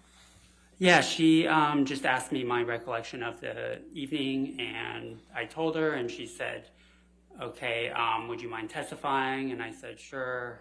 And she said, okay, well then, we're not sure if we're going to call you or not, but just in case, please don't watch anything having to do with the case. And I said, I will do. Now, how is it that, to your best knowledge, how is it that Geraldine was able to get hold of you? How did she know that you knew something? So, like I said, two of my innkeepers, my innkeeper and my manager, had reached out to her team, I think through email, and one of them texted me and said, hey, do you mind if we give Geraldine your phone number? Now, you also communicated on Twitter, did you not, about this case? Yeah, 2 weeks prior to Geraldine reaching out to me, someone had made a comment about something that happened by the fire pit, and I said, that's not my recollection. I didn't see, that's not what I saw. So who was it that made a comment about something that happened at the fire pit? So once I was told about the fact that Hicksville was mentioned, I went and did a Twitter search of Hicksville trailer. So it was, I don't know who it was, but I was just like, what are they saying about Hicksville? And so that was why I did a search, just to see, because it was weird and fascinating, because the night to me wasn't that remarkable in the context of all the different experiences I've had at the Trailer Palace. So explain to me, please, what you mean by you did a trailer search. So if you go to Twitter and you put in keywords and do a search, all the tweets regarding that subject come up, or anything with those keywords in it. So that is how I found the tweet that I replied to. Okay. And how many tweets did you find that mentioned Hicksville when you did that trailer search? Probably like 5 or 6. I only replied to one of them. Okay. And what do you recall those tweets saying about Hicksville? The one that I replied to said that there was some incident by the fire pit, and Johnny was yelling at Amber, and I replied that I didn't see that. I was there all night, and I was working that night, so I didn't see anything like that. So your best recollection on that one was that somebody said somebody was testifying that Johnny was yelling at Amber? Yeah, and I believe grabbed her or something along those lines. Okay. Do you recall who said Johnny was yelling at Amber and grabbed her? I have no idea. It was a stranger, so I didn't really pay attention to who was writing it. All right, and you said that you responded to it. How did you respond to it? I said that's not what happened. I was there all night. Yeah, basically. I'm paraphrasing. It was a Did few you months say ago. anything about what you thought happened? I just said that didn't happen. I didn't say what. I believe I said maybe something along the lines of, from what I saw, Amber was the one acting jealous, not Johnny. And you said this to one of the tweets. Yes. Do you recall whether that was the Umbrella Man? I don't recall. That's a ridiculous name, though. Okay. So tell me about the other 5 tweets that you recall seeing when you ran your trailer search. I think they were similar in nature, but I don't specifically remember the details of them. That was pretty much the only one I remembered, and that's the only one I replied to. Do you remember anything about the other 5 and what was said? No. Okay. When you said that somebody told you about a security guard, what was your understanding of what the security guard said? I got a text that somebody in the trial had said that they were talking about the Trailer Palace during the trial. And so that's what led me to go on Twitter and do a search. And did you have any communications with the 2 innkeepers about what you knew or what you thought? No, I hadn't talked to them in years, and still haven't regarding the case. So how is it that the innkeepers then contacted you and said, do you mind if we give you the telephone number to the attorneys? Because they still have me in their phone, and Christy, who was the manager at the time, is the one that texted me and said, hey, do you mind if we pass this along? Mr. Depp's attorneys want to talk to you. Do you mind if we pass what along? Your phone number. Right, but how is it what is the communication you had with the innkeepers that even led them to understand that you believed you had knowledge about the Hicksville incident? There was no conversation. They knew because they were both working that same night. Jenna was the innkeeper, and she was there along with me that night. Christy was the one who texted me, and she had come in the following morning for her shift. And I slept over. I was live-in innkeeper that night. So I'm trying to understand. So just based on the fact that 7 years ago, they happened to know that you were working that night. 9 years ago, and it's because I was there Okay. with them. My math, well, it's 2022 right now, and that was what year? Oh, that was 2013. 2013. You're right. Okay. So Well, how is it that out of the blue they remembered 9 years ago that you worked there that night and that you might have some knowledge? I mean, to be honest, like we do get celebrities sometimes, but it was, it's not that unmemorable. It's not like it's any other night of the week. So I'm sure they remembered the specifics of that night. Had Mr. Depp's attorneys ever attempted to contact you before? No. Had you ever attempted to contact Mr. Depp's attorneys before? No, I had no interest. All right. Have you had any conversations with Mr. Depp's attorneys other than the one you described with Geraldine? Since? Yes. Well, I met with Camille last night. All right. And what was that conversation? Please describe. I just went through, the story again that I had told Geraldine. And let's hear what that story was. You want me to go through? Yes. The whole story? Your Honor, we would object to attorney work product. There's no attorney work product. No, I'll overrule that All right. objection. That's fine. That's okay. Go ahead. Go ahead, sir. Yeah, Please sure. continue. That I described like them getting to the trailer palace, me showing them around, the interactions I had when I was on duty with Mr. Depp and Miss Heard, how the evening progressed throughout the night, the levels of drinking and drug use that I witnessed, what the state of the damaged trailer the next morning, and basically just, the details that I had only, spent total 45 minutes to an hour with Mr. Depp and Miss Heard throughout the entire course of the night. So it was my recollection of those events during that time. And what did Ms. Vasquez say to you? Your Honor, this is beyond, we object on the grounds that it's beyond the scope of the voir dire, No, which is I limited think to the whatever three she criteria. said to him is May I very please finish critical. stating my objection, Your Honor?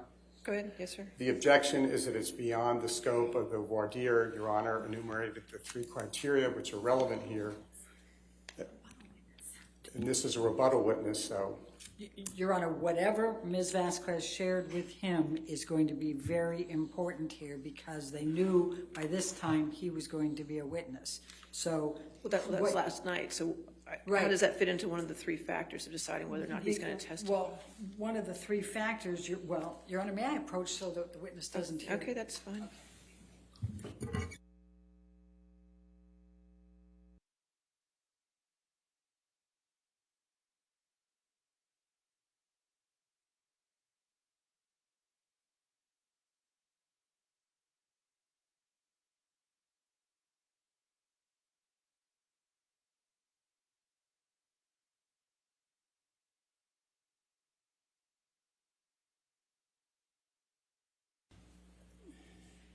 Mr. Knight, did Yes. Ms. Vasquez provide you with any information that anyone had testified to or said at any point? No, she didn't talk about anything except for asking me my experience and just getting a clear understanding of what my experience was. She didn't mention anything outside of the scope of what I saw and just asked me for the facts and told me just tell the truth and let me know, Do you know what any of the witnesses said in this trial? about, outside of what I described earlier with the, a friend of mine texting that someone was talking about Trailer Palace, I do not. Do you know whether any of the witnesses testified about any jealousy? Other than the tweet that I replied to, no. All right. Thank you. Your Honor, may we approach? All right. Well, do you have any questions? All right. Sir, if you could have a seat back outside the courtroom. Sure. Thank you. Can I leave my water? Yes, you can leave your water.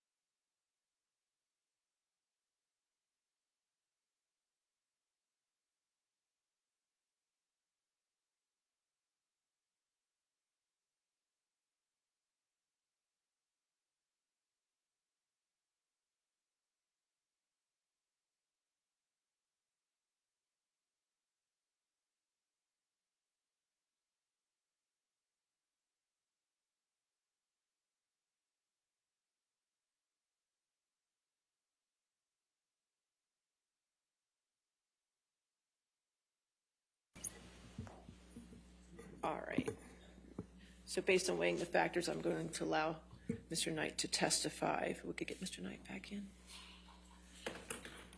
And if I knew you were going to do a sidebar, I wouldn't have made him leave. I never know.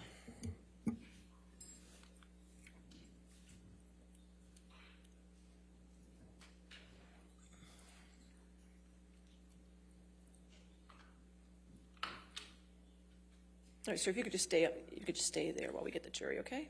All right, are we ready for the jury? Yes. Okay. Yes, Your Honor. Thank you. Yeah. Just we're going to swear him in again in front of the jury, okay?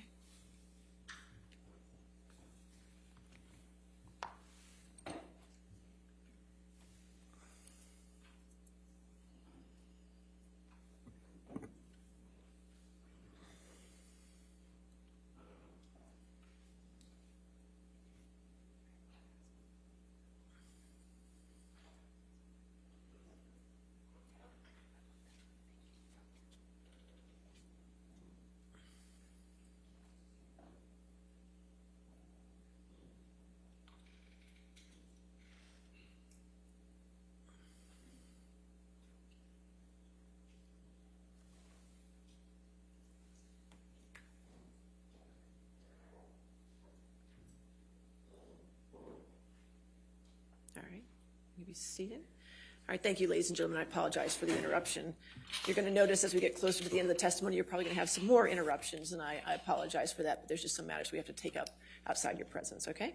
All right, thank you. All right, your next witness. All right, Mr. Knight, if you could come forward to be sworn. Do you solemnly swear or affirm to testify truthfully in this case under penalty of law? Sir, if you could have a seat.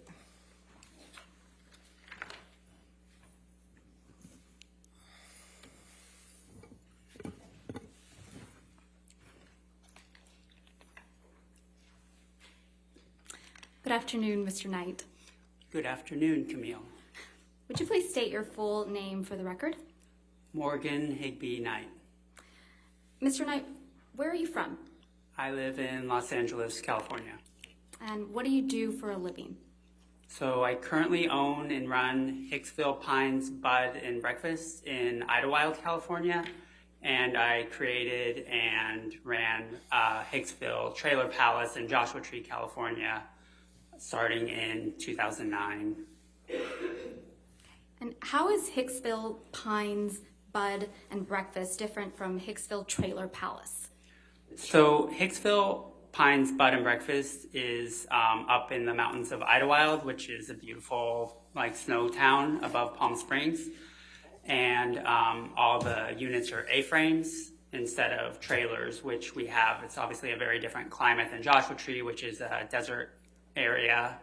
The rooms, which are themed at both places, are trailers, vintage trailers from the 50s through the 70s at Hicksville Trailer Palace. So there's also different kind of amenities. There's a pool in Joshua Tree. There's a rec room up at Hicksville Pines. When did you first become the owner of the Trailer Palace? Trailer Palace, I started building it in 2009. It took about a year with my collaborator, Stephen Butcher, and on the trailers.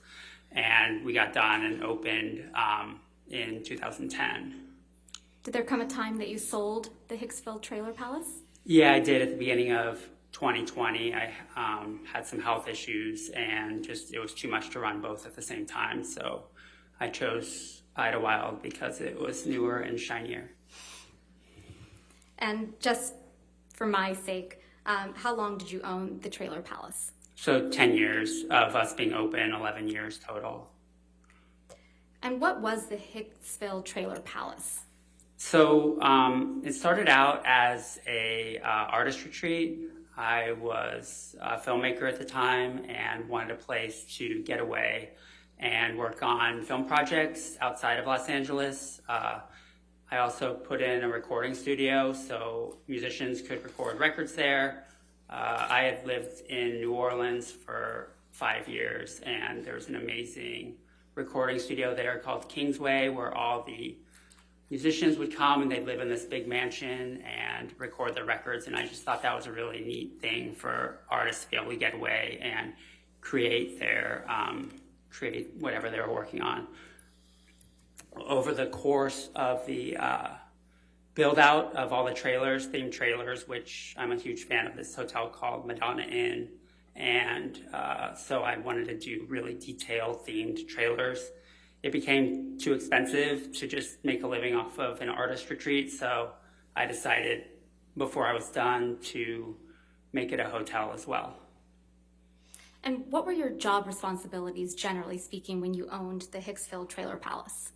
So I would be live-in manager some nights, a couple nights a week. I would also drive out from Los Angeles twice a week and bring supplies that you can't get out in the Yucca Valley area and Joshua Tree. There's just a lot of things like, Smart and Finals, Costco's and stuff. So I would drive that stuff out. There's also no USPS, so sometimes I'd have to get things shipped to my house and drive them out as well. I would also just do constantly building and creating new stuff at Trailer Palace, whether it's new trailers or amenities. So I would be working on that stuff as well. I'm a big fan of the fact that Disneyland is always making it better and better. And when you were the live-in manager, does that mean that you spent the night at the Hicksville Trailer Palace? Yeah, we have a house on site where the recording studio was, and there's a bedroom in there. So whoever is live-in manager those nights stays in the house and basically lives there. There's a kitchen and everything. Have you ever met the plaintiff in this case, Mr. Depp? I had met him really briefly at the Viper Room in the late 90s. I had worked with some of the people that performed there and was good friends with Squirrel Robin from the Pussycat Dolls and some other friends in this band, The Imposters. So I was there and I met him once. How about Miss Heard? Ever met her? I had never met her before. They were guests at the hotel. When was the first time that you met Mr. Depp and Miss Heard together? In late May 2013, when they were guests, Mr. Depp's assistant Nathan had rented out the entire place so they could have a night there in privacy. And what do you recall, if anything, about Mr. Depp and Miss Heard's arrival to the Hicksville Trailer Palace? Mr. Depp got lost, his security guard who arrived early asked me if I could go fetch them because he had an old car that didn't really fare on the dirt roads out there, which are pretty horrible. So I went out and made sure that they got themselves and the car back to Hicksville safely. Do you remember approximately at what time that was? It was 3 to 4 in the afternoon. What was Mr. Depp's demeanor when they first arrived? At Trailer Palace, he was super excited about the place, really complimentary, just had a lot of questions and seemed like he was in a really great mood. And how about Miss Heard's demeanor? Anything stick out? She was pretty quiet. She just kind of didn't say that much when I was giving them the tour of the grounds and the trailer. And was anyone else with Mr. Depp and Miss Heard when they first arrived? There was people that were arriving throughout the afternoon. So there was, I think 10 to 12 people total ended up staying. The security guard had gotten there earlier and just to check out the place. But yeah. And did I understand your testimony previously that the entire trailer park was rented out by Mr. Depp and Miss Heard? Yeah, the whole place slept, I believe at the time, about 25 people, but there was only 10 to 12 in this party. And who was part of that party besides Mr. Depp and Miss Heard? I'm really horrible with names, but I remember one of them was Miss Heard's sister and the security guard I mentioned before, but I honestly forgot his name too. What happened when Mr. Depp and Miss Heard first came onto the property? So I gave them a tour of, we give all guests a tour of their specific trailer and the grounds and show them around the, when someone rents the whole place, they get another trailer called the bar trailer, which is basically a place to set up their alcohol and stuff. And some people in the group were just putting their beverages in that area. And where were you when Mr. Depp and Ms. Heard, did there come a time when Mr. Depp and Ms. Heard went to the bar trailer? I didn't notice most of the time that my interactions with them, everything's kind of centrally located. So there's a fire pit, bar trailer, and picnic tables all right in the same area. So they were generally around that area the entire evening that I saw them. And what did you observe of Mr. Depp and Ms. Heard as the evening progressed? So Mr. Depp was super curious and really nice. He was also really interested in my innkeeper because she was a musician, so they would talk about music a lot. At one point, the innkeeper who lived at the next door property went home and grabbed her guitar, and they had sung a song or two around the campfire in the early evening. There was another instance where Mr. Depp, the innkeeper, her name is Jenna, and myself were talking about books and music, and Ms. Heard came over and kind of interjected. She seemed a little annoyed that Mr. Depp wasn't spending time with her. What about Ms. Heard's demeanor made you think that she was annoyed? I think just generally she, it's hard. Like I think,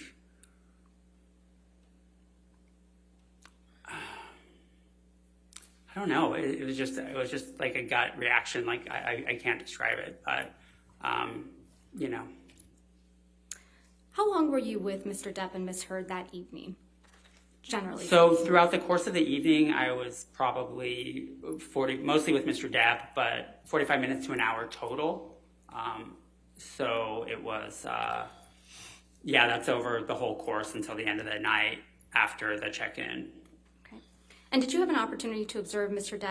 Depp interact with other people, guests at the property that evening? Yes, I saw him hanging out with his security guard at one point, and outside of the time that him and Jenna were singing around the campfire, he was off by himself a lot of the time, and Miss Heard was over at the campfire with her friends and seemed to have a good time. And if you haven't already, can you generally describe for the jury your observations of Ms. Heard that evening? She seemed to be having a really nice time with her friends around the campfire, and everyone was in a pretty good mood. Did there come a time in the evening that you observed Mr. Depp and Ms. Heard have a disagreement or an argument? Yes.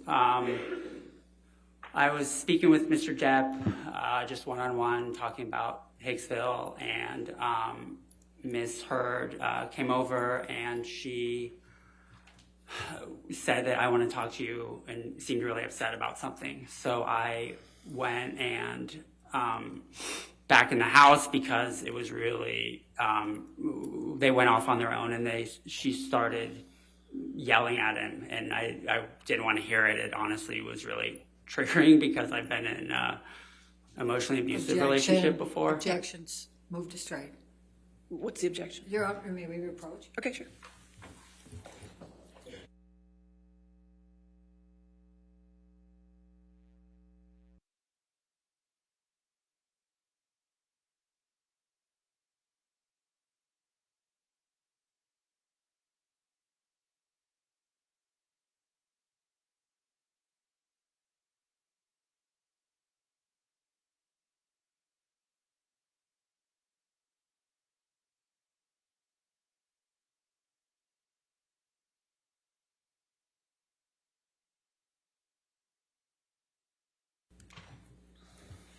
Mr. Knight, will you please just explain for us what you observed when you saw Mr. Depp and Ms. Heard having an argument?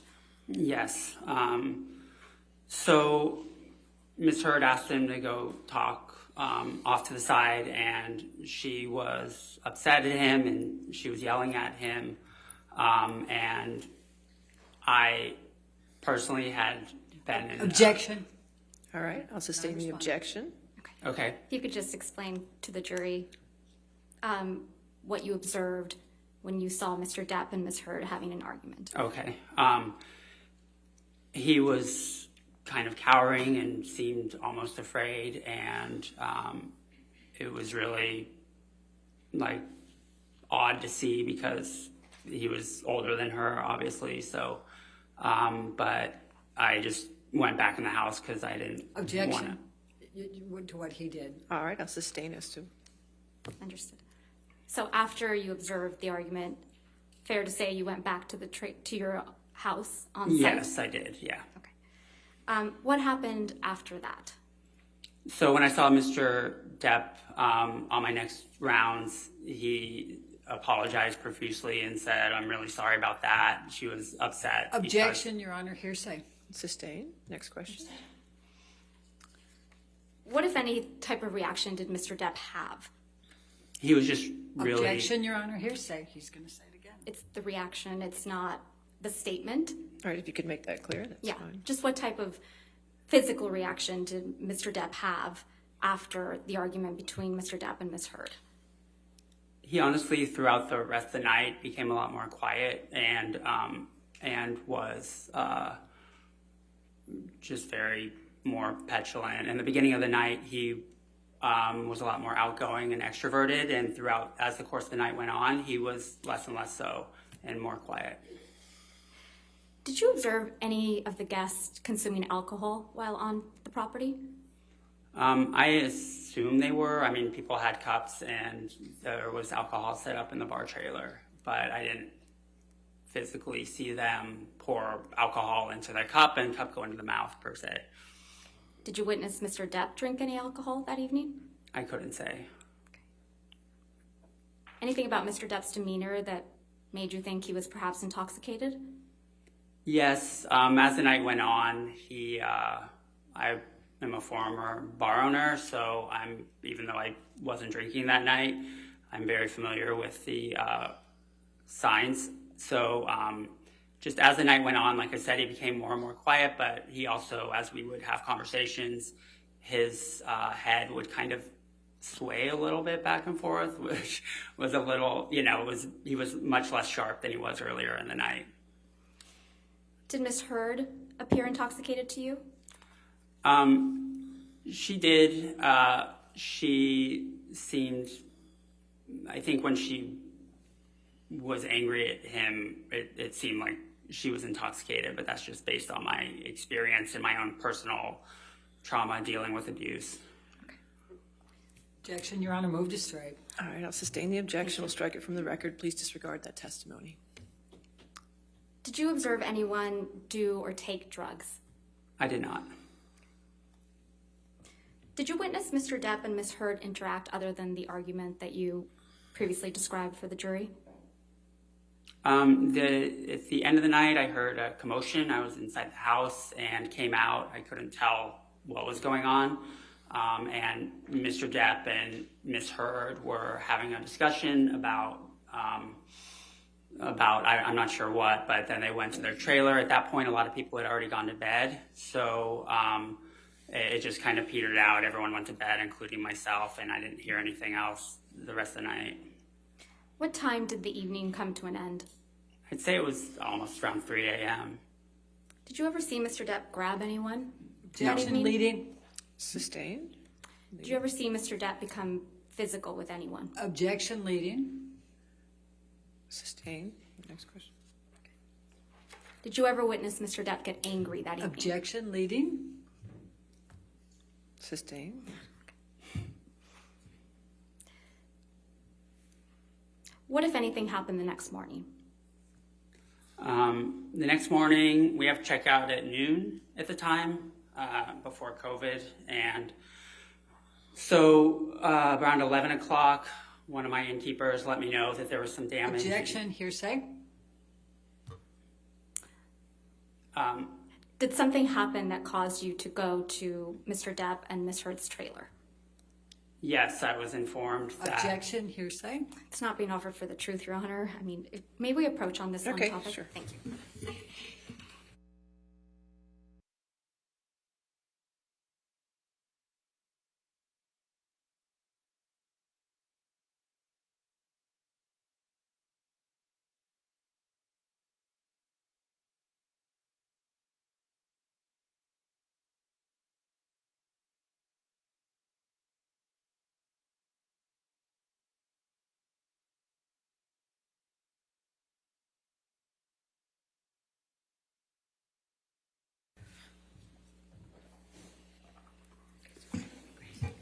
What, if anything, happened the next morning, Mr. Knight?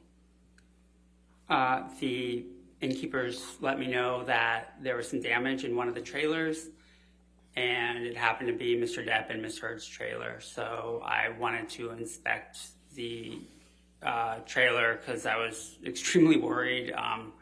All those trailers that Steve and I worked on were like my babies, and the one they were staying in was the only one that was mostly original and restored 1950s style, and so I was very concerned. So what did you observe when you went to the trailer? I observed that there was a light sconce by the bathroom in the bedroom that had been broken off the wall, and a couple pieces were on the floor, and they were, it was basically just broken. The light fixture was hanging on the wall still, except for the pieces that were on the floor. Did you come to understand how that happened? Objection, foundation, and All right, light. foundation, I'll sustain as to foundation, how he knew. Did you ask how the sconce was broken? Objection, hearsay. Sustained. How often do light fixtures in the trailers break? They break pretty often. I mean, it's not like a usual thing, but things in the trailers generally get broken because it's all vintage trailers, and I would say as much as every couple weeks there's some incident of damage in one of the trailers.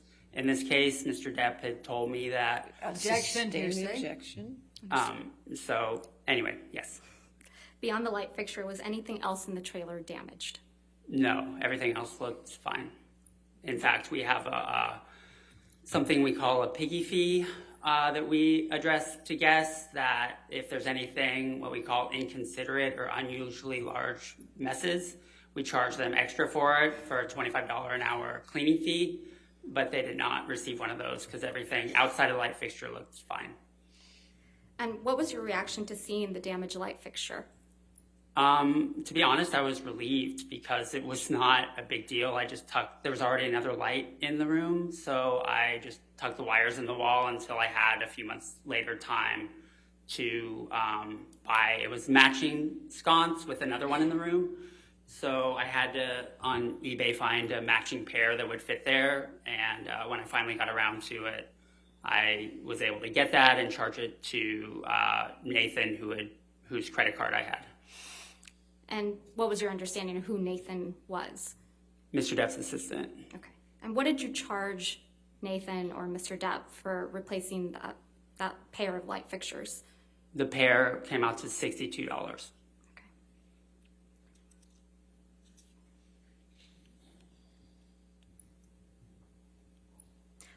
While you were on site, Mr. Knight, did you ever wear a mesh shirt? No, I would absolutely never wear that. At any time during Mr. Depp and Ms. Heard's stay on the property, did you see Mr. Depp become physical with anyone? Objection, leading. Overruled. That's I'm sorry, that answer was? I never saw Mr. Depp get physical with anyone when I saw him. Thank you, Your Honor. Nothing further. cross-examination. Thank you, Your Honor. Mr. Knight, you are a pretty big fan of Johnny Depp, aren't you? I am not. To be honest, throughout the evening, Sorry, I just asked you one question. Oh, I didn't apologize. ask you the rest of that. I You apologize. wanted to participate in this trial, didn't you? I did not. I You was knew- asked by the attorney, and I wanted to. They asked me, and I said I'll be happy to come and tell the truth. You knew this was on camera, that it was being broadcast to a lot of people, and you saw testimony, did you not, in this case? And you seized the moment and responded to the umbrella guy, the lead person for Mr. Depp's Twitters. Did you not? Objection, Your Honor. Argumentative compound. Overruled. Mr. Umbrella Guy is the lead. The lead. You what? know that he leads one of the most predominant pro-Depp Twitters out there. I have no idea. I don't care or follow the Umbrella Guy. In fact, you do follow a Twitter called Johnny Depp fan, don't you? Absolutely not. You don't? That's your testimony under oath? It is my testimony under oath. All right. And on April 21st, Mr. Depp testified in this case about Hicksville, didn't he? I wasn't here.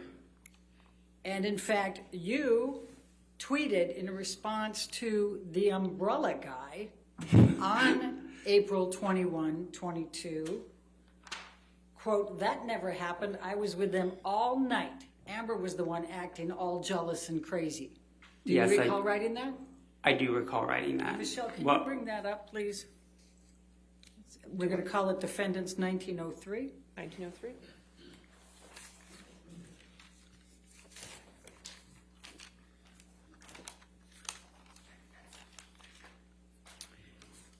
And I'm going to go ahead and ask you to redact, leave in the umbrella guy and the date and the bringing in the Hicksville. Your Honor, I'm sorry. I'm just...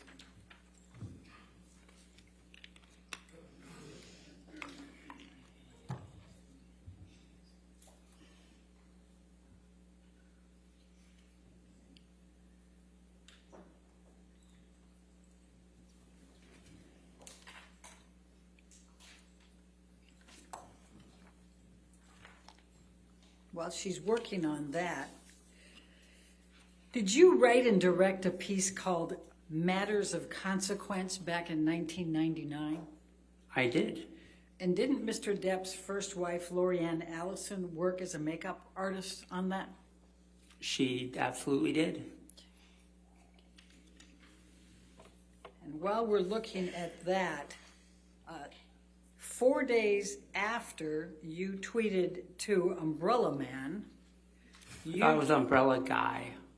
The umbrella guy. Okay. Well, all right. Now we have this up. I'm going to ask you to take a look. What is Defendant's Exhibit 1903? Do you see that? I do. Okay. And that's from that umbrella guy on 4/21/22, correct? Correct. And it says bringing in the Hicksville incident accusations. Do you see that? I do. And there's clearly Mr. Depp testifying there. Likely a video, right? Okay. And you respond, "That never happened. I was with them all night. Amber was the one acting all jealous and crazy." Do you see that?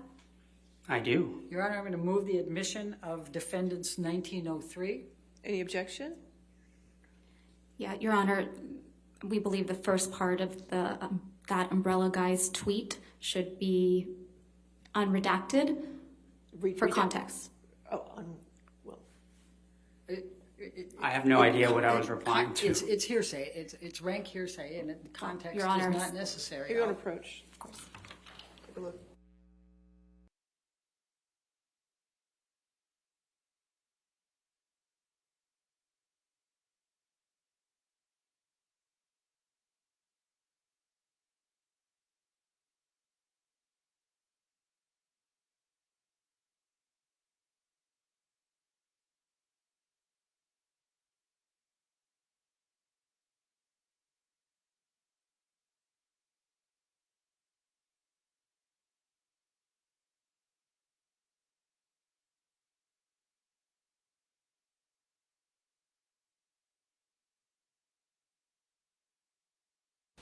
All right.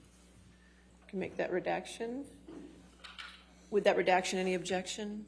No, Your Honor, thank you. Okay, 1903 will be in evidence with as redacted.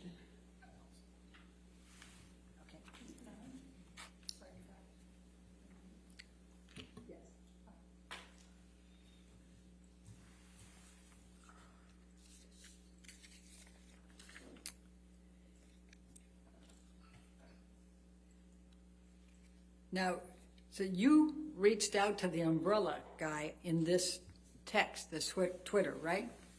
I wouldn't call it reaching out. Okay. And in fact, the umbrella guy is in Mr. Adam Waldman. Do you know who Adam Waldman is? I have no idea. Well, he's testified earlier that he talks to the umbrella guy. That he what? He talks to the umbrella guy? Yeah. Were you aware of that? I honestly, this sounds like schizophrenia. Okay.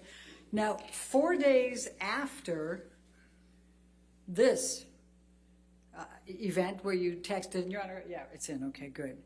4 days after that, you tweeted something pretty nasty about Elon Musk, didn't you? I did. Okay, thank you. So you don't like Elon Musk, right? Objection, Well- relevance.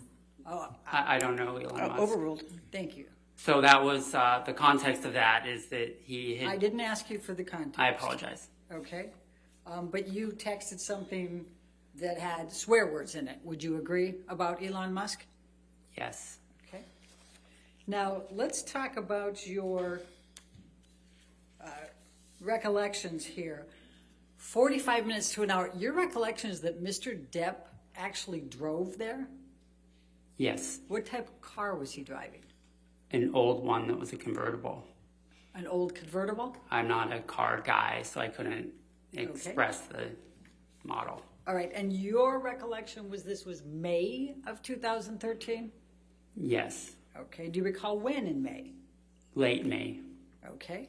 Now, you said that you spent a total of 45 minutes to an hour with Mr. Depp and Ms. Heard. Is that correct?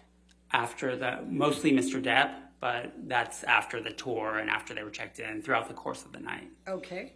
And you don't recall any of the people that were there other than Ms. Heard's sister and the security guard, correct? I don't recall any of their names. Do you remember how many of them were female? I believe it was predominantly female. Do you remember how many males were there? I don't, outside of the security guard. Do you remember what any of the other people looked like?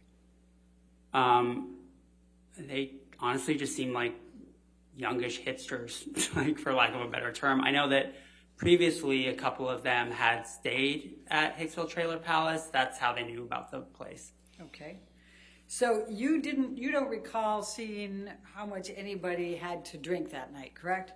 I did not witness that. And do you recall the use of drugs at all?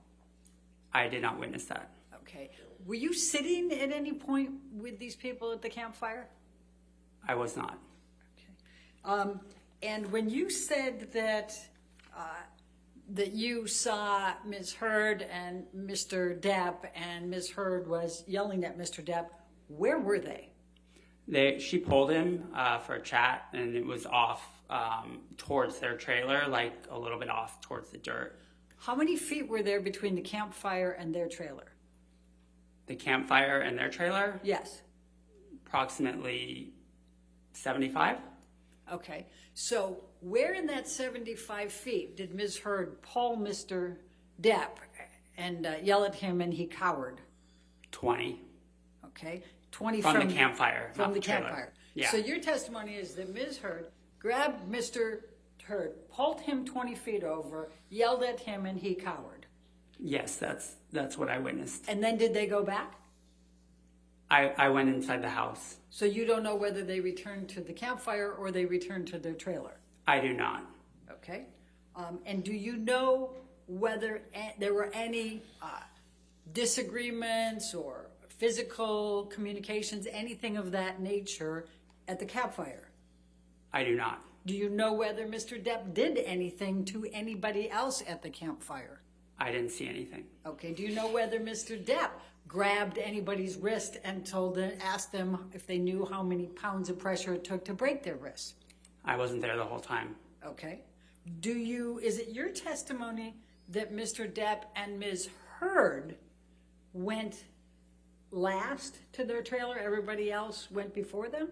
The rest of the people, I think about half of them had already gone to bed, and they went, it was all around the same time at the end of the night that the rest kind of scattered. There might have been a couple of people that went right after them or right before, but it was all around the same time. Okay, so your recollection is that when Amber and Johnny Depp went back to their trailer, that dissipated, everybody then left at that point? Yes. Okay. Now, how far away was your house that you were staying in from the trailer that Amber and Johnny Depp were staying in?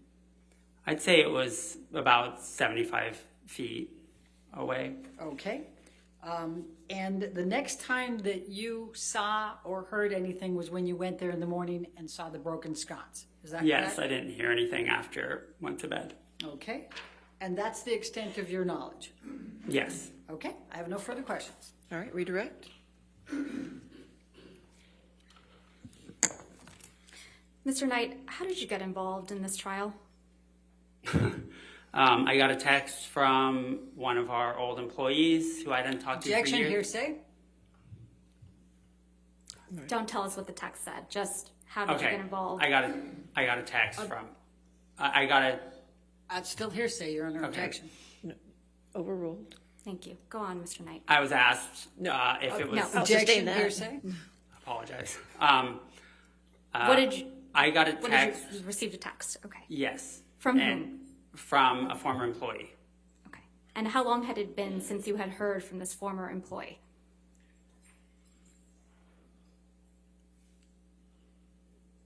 Approximately 5 years.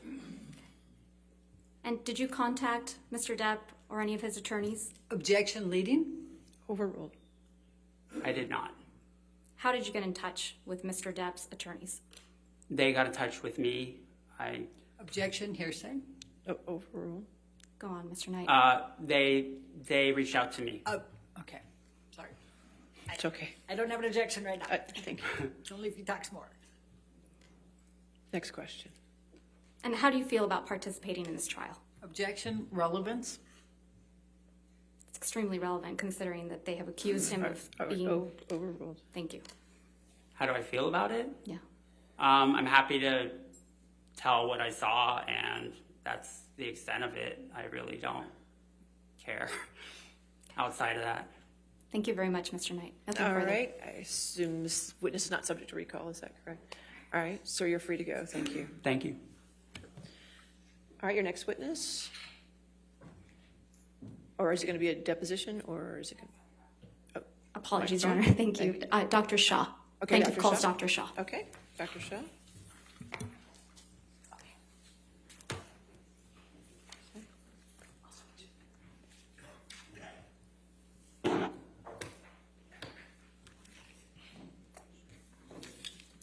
you solemnly swear or affirm to testify truthfully in this case or penalty of law?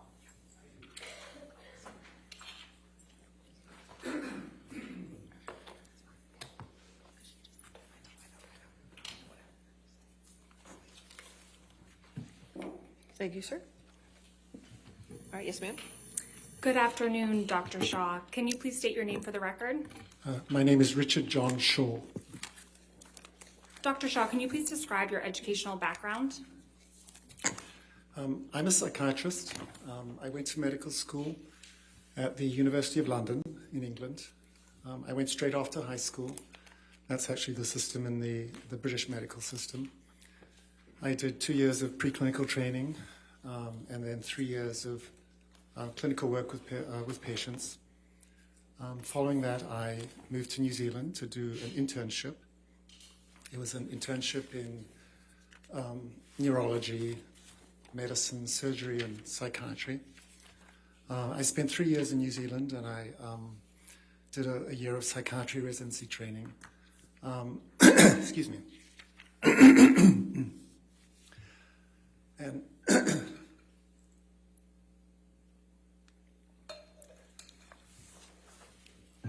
following that, excuse me.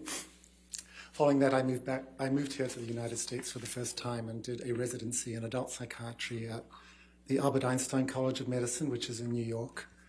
That was 4 years of training in the Bronx.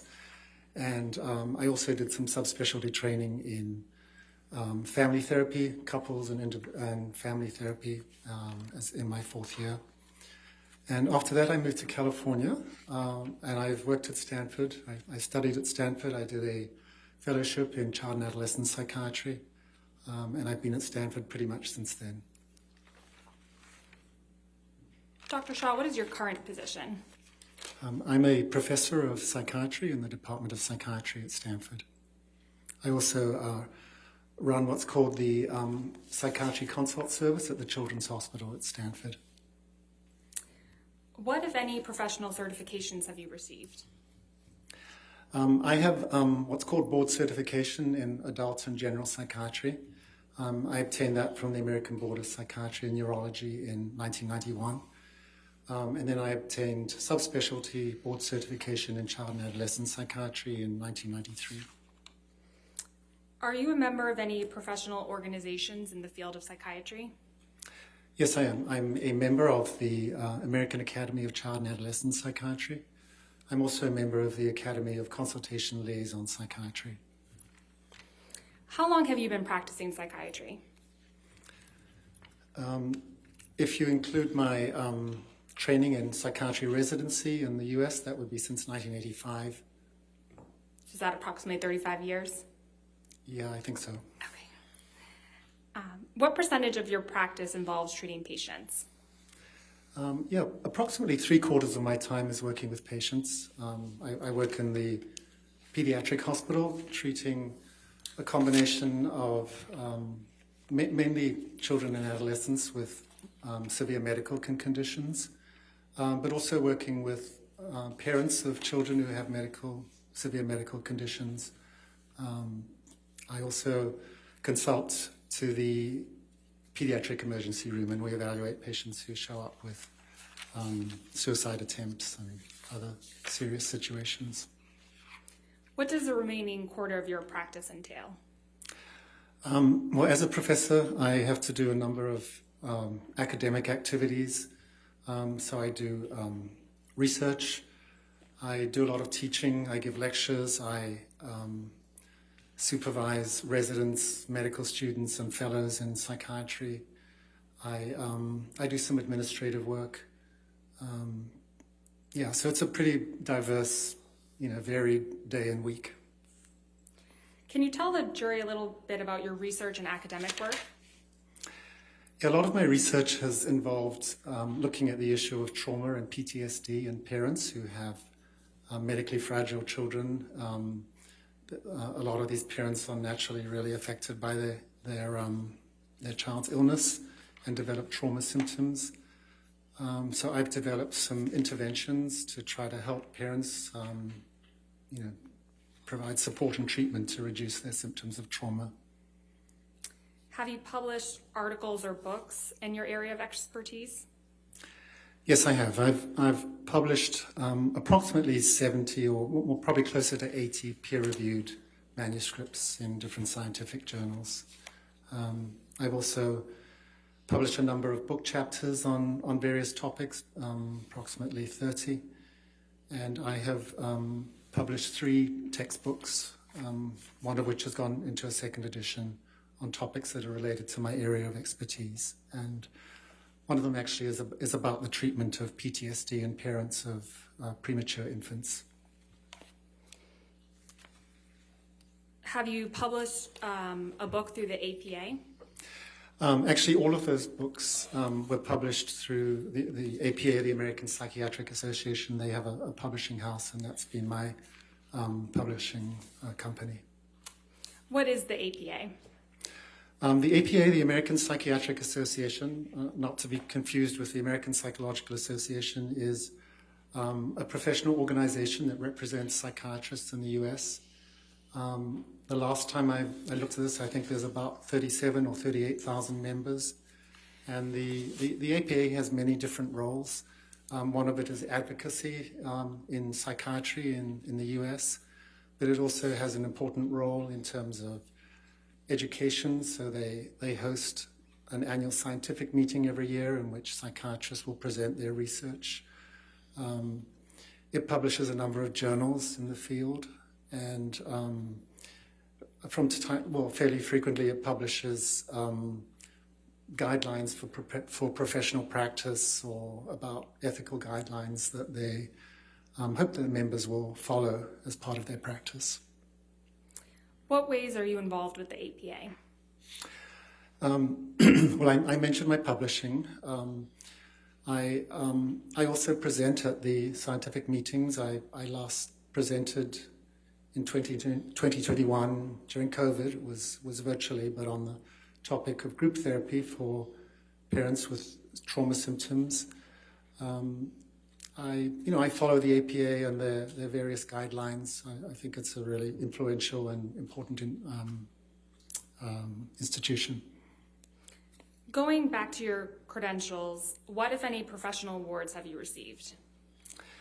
I've been given several teaching awards at Stanford University, and the American Academy of Child and Adolescent Psychiatry that I mentioned honored me with an award for service to my specialty several years ago. I don't remember exactly when. Have you given any public presentations in the field of psychiatry? Yes, that's part of our work as an academic psychiatrist, is to lecture, to give presentations. So I present fairly frequently at annual scientific meetings, as I mentioned. I've been invited to give grand round presentations at different medical centers, including University of Pennsylvania and Harvard. So that's just part of our role is to try to educate our colleagues about our work.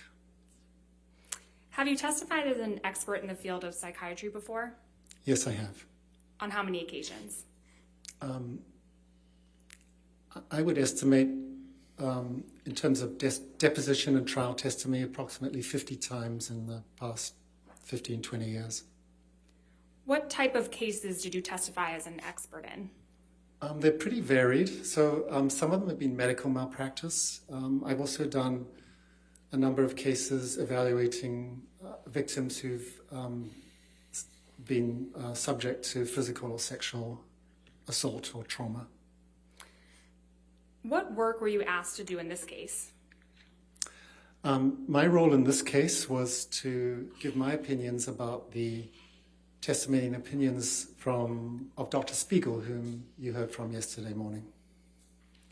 And what work have you done to form your opinion? I was present yesterday in court listening to his testimony. I have viewed his depositions. He had 2 depositions earlier this year, and I watched those depositions. I've also read a lot of deposition testimony.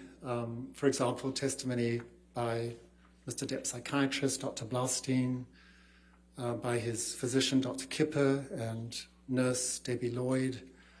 I've reviewed depositions by many of the therapists involved in this case, including Dr. Banks, the relationship consultant, Dr.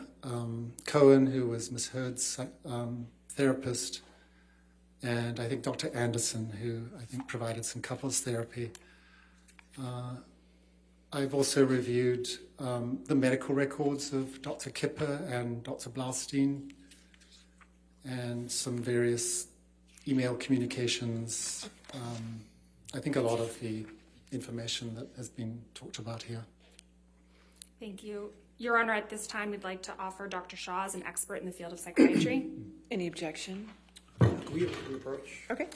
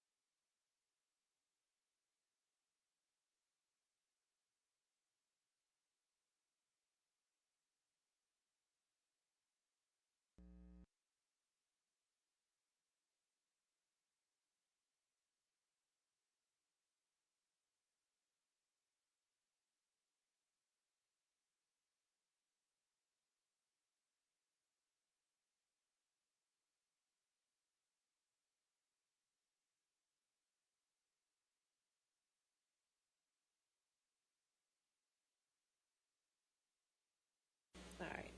So any objection? No objection, Your Honor. All right. So he'll be moved as an expert. Thank you. Dr. Shaw, you testified that you observed Dr. Spiegel's testimony yesterday. Yes, that's correct. And to reorient the jury, can you please generally describe the main areas in which Dr. Spiegel testified? Yes, he. Objection, Your Honor. They heard what he testified to. What's his opinion? All right. Foundation to reorient them. That's okay. We can move forward. Okay. Do you have an opinion of Dr. Spiegel's testimony? Yes, I do. And what is your opinion? I have a couple of primary opinions. The first is that my opinion is that he violated the ethical principles that are outlined in the Goldwater Rule when he gave his opinions about Mr. Depp, specifically with relationship to personality traits and his cognitive abilities. My second primary opinion would be that Dr. Spiegel's opinions were unreliable and that he had insufficient information. Objection, Your Honor. All right. You're going to approach? Yeah.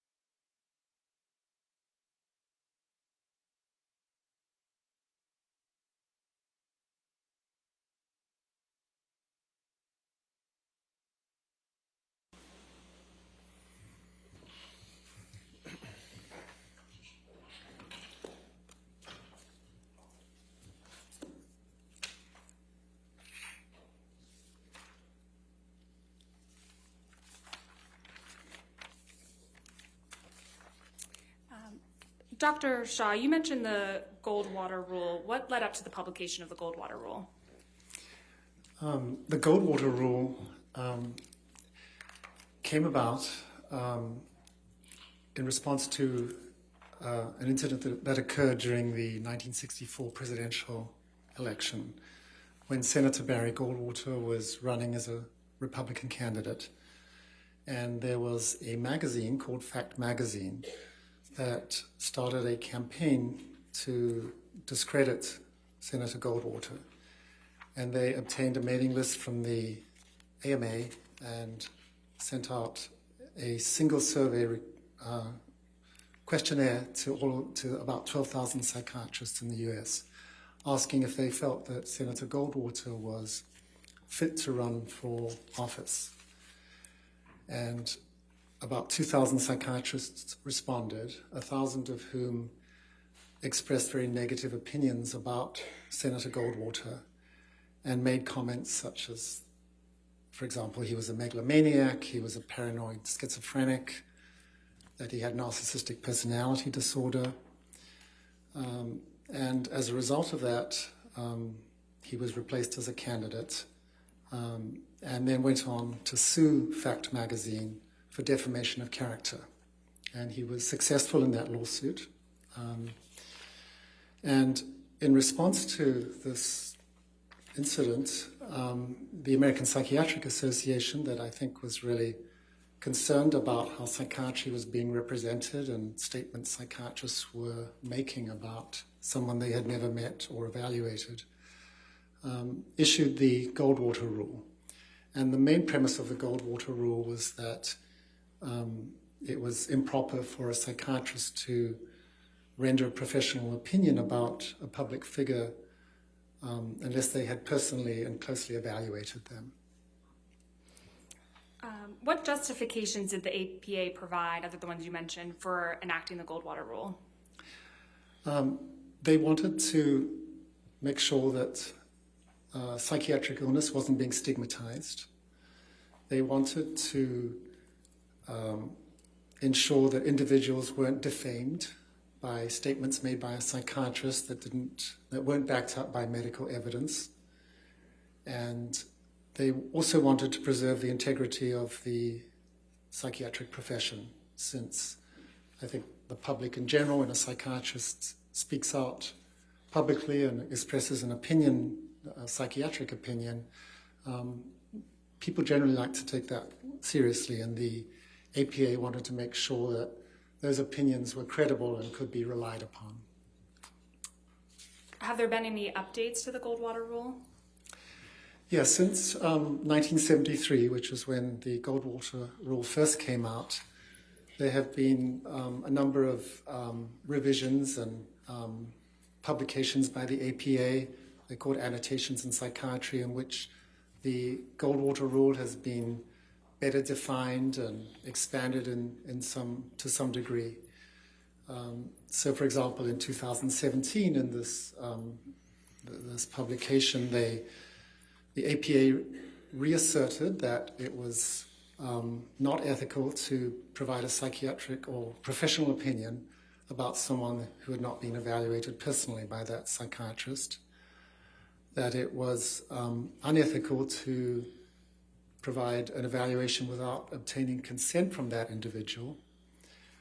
They also sort of really kind of defined what a professional opinion is, and how they defined it is that an opinion that a psychiatrist expresses about someone's speech, behavior, or any characteristic about that person, if that opinion is made using the expertise, experience, and knowledge inherent in the practice of psychiatry, that is considered a professional opinion. So it might include making a diagnosis or not making a diagnosis.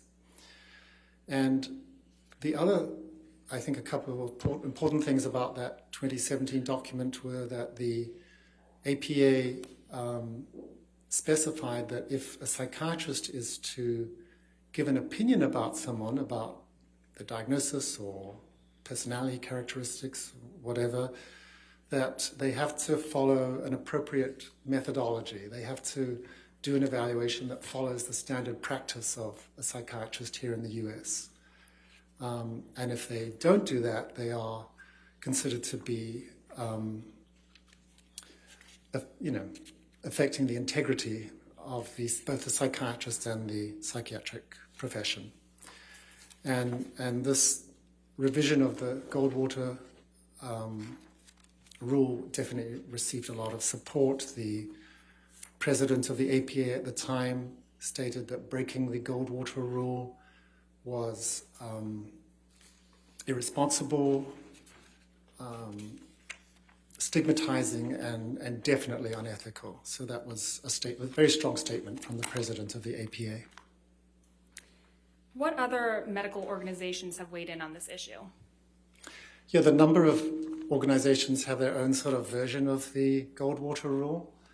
The American Medical Association, that represents physicians in the US, has an annual meeting, and they have what's called a Council of Ethical and Judicial Affairs, and they had a meeting in 2017 in Honolulu, and they came up with their own statement about the issue of whether physicians can provide opinions without directly evaluating somebody. And their opinion was that physicians should refrain from giving a psychiatric diagnosis about any public figure, including celebrities and people in the media. Are there exceptions to the Goldwater rule?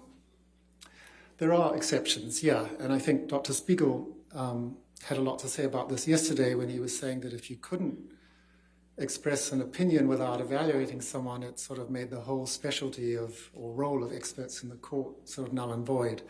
But there are exceptions and situations in which an expert can give testimony in court.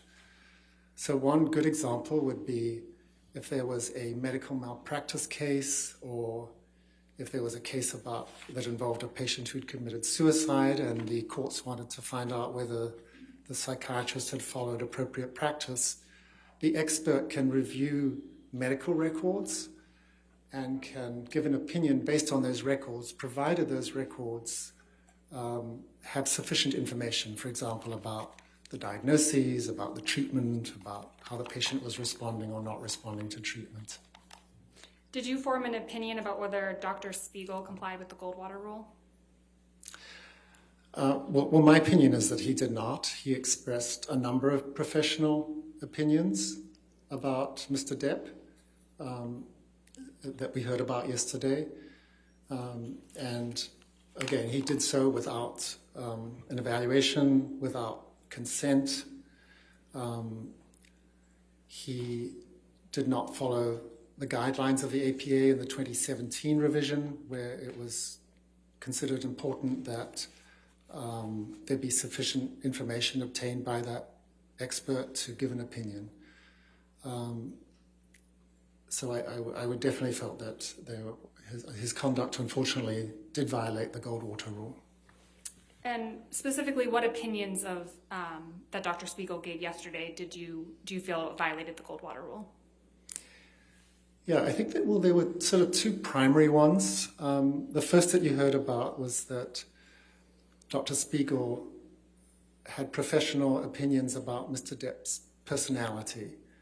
And he talked a lot about how he believed that Mr. Depp had narcissistic personality traits. So, and he also, talked a lot about narcissistic personality disorder.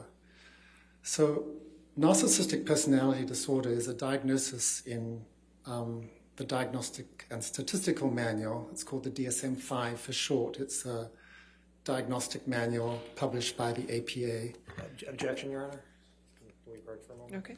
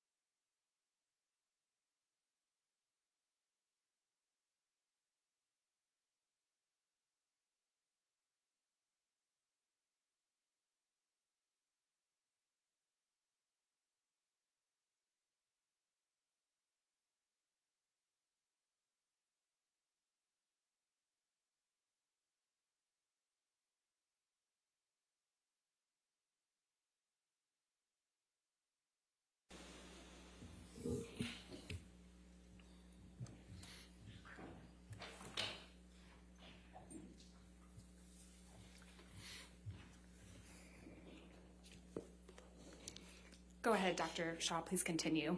Sure. So I was just talking about narcissistic personality disorder in the DSM-5. So the diagnostic criteria for that are, I'm not going to remember every word about this, but essentially it's a pattern of grandiosity, a need for admiration, a lack of empathy that's demonstrated by that person since young adulthood. And the DSM-5 has 9 specific criteria, and for someone to meet the diagnosis, you have to meet 5 of those criteria.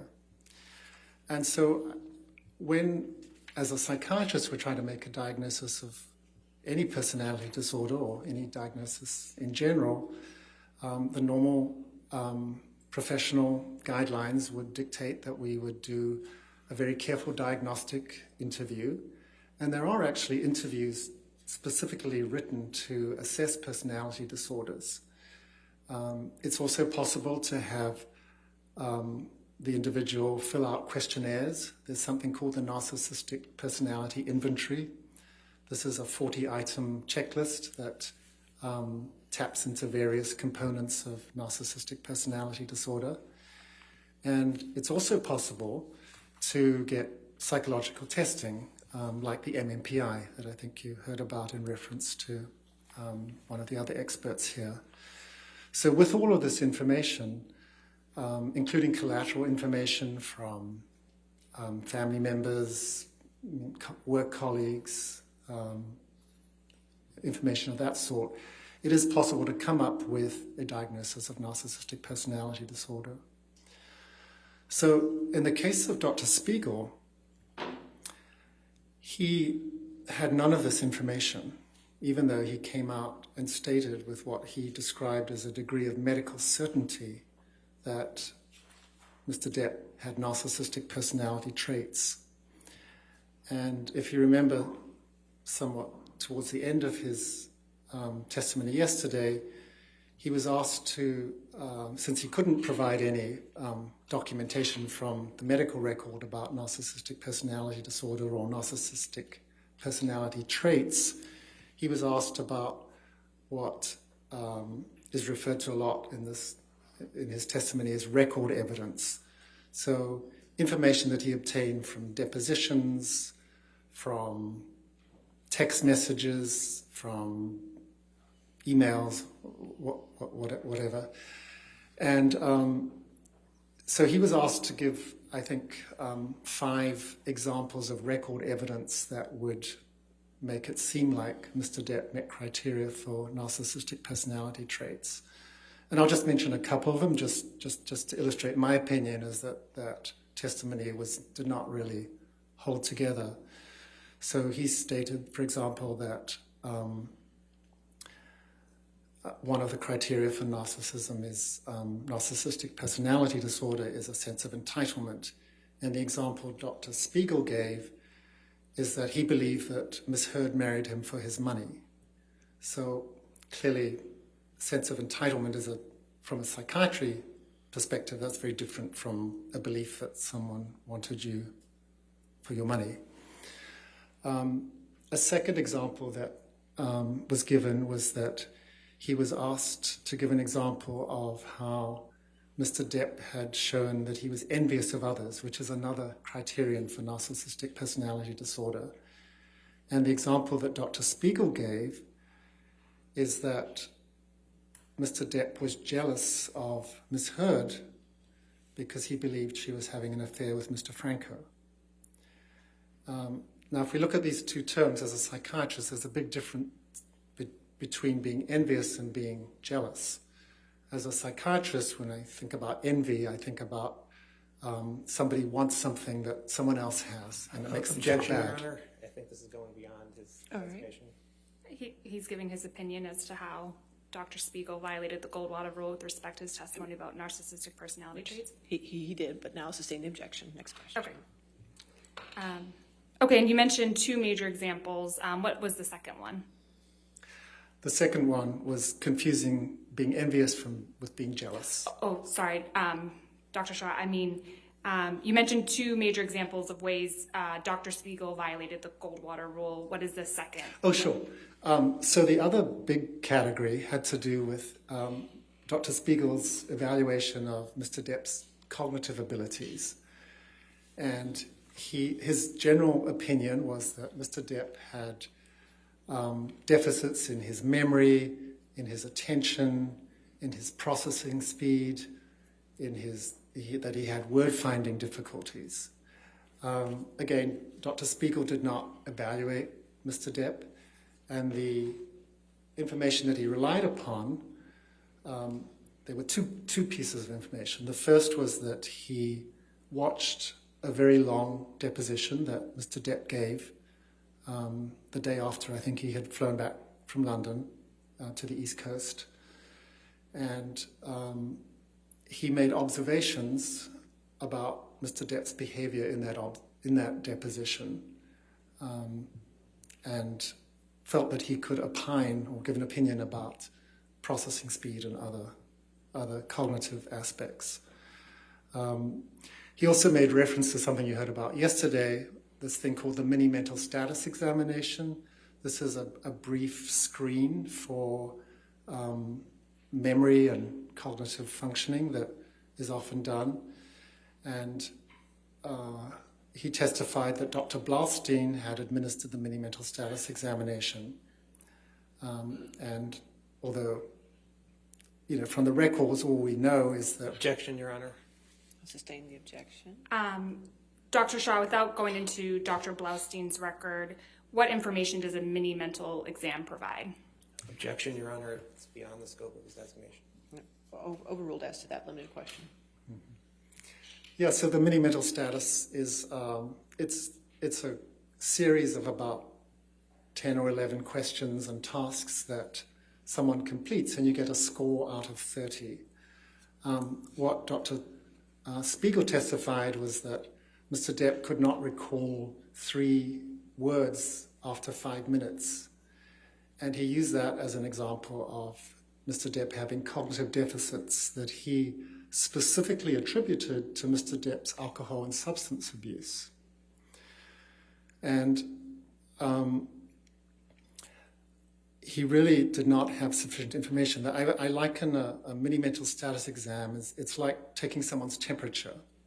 If it's elevated... Objection, Your Honor. I think it's going beyond designation. I'll sustain the objection. Okay. Now it's probably a good time for a break. Okay, sure. All right, ladies and gentlemen, I know you had a break, but we didn't. So we're going to go ahead and take our afternoon break for 15 minutes. Do not discuss the case and do not do any outside research, okay? You can stay right there, Doctor.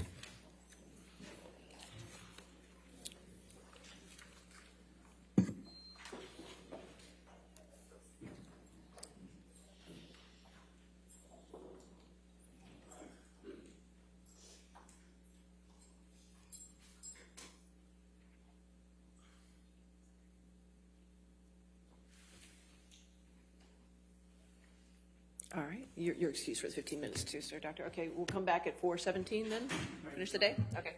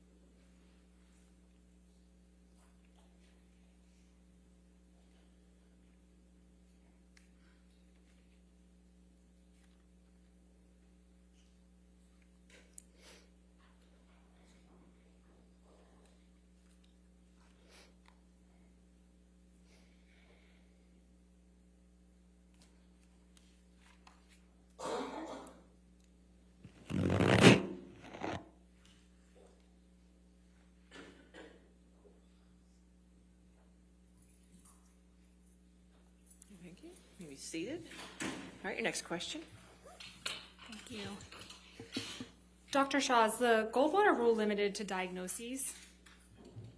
It's not. It's includes all professional opinions. Do you agree with Dr. Spiegel that the Goldwater rule doesn't apply to expert witnesses? I don't agree, no. How could Dr. Spiegel express an opinion without violating the Goldwater rule? This has actually been a topic that's been written and published about. So it is possible for someone to give testimony about a matter without interviewing someone. And there's certain sort of ways that it should be framed. So, for example, when Dr. Spiegel was testifying about the report that Mr. Depp was unable to recall these 3 objects, what he could have done is said that I have not personally examined Mr. Depp, so I can't speculate about his cognitive state or ability to function cognitively. However, it is possible that someone who's not able to recall 3 objects could have issues related to substance use, which was what his opinion was. However, what he should have done in expressing his opinion is then have followed up to say that in order to really establish whether these were relevant and significant cognitive deficits, Mr. Depp should have had psychological testing to establish the nature of these deficits. And he should also have added that there are other potential explanations for these findings. So, for example, it's possible that Mr. Depp... Objection, Your Honor. He's now going past the designation.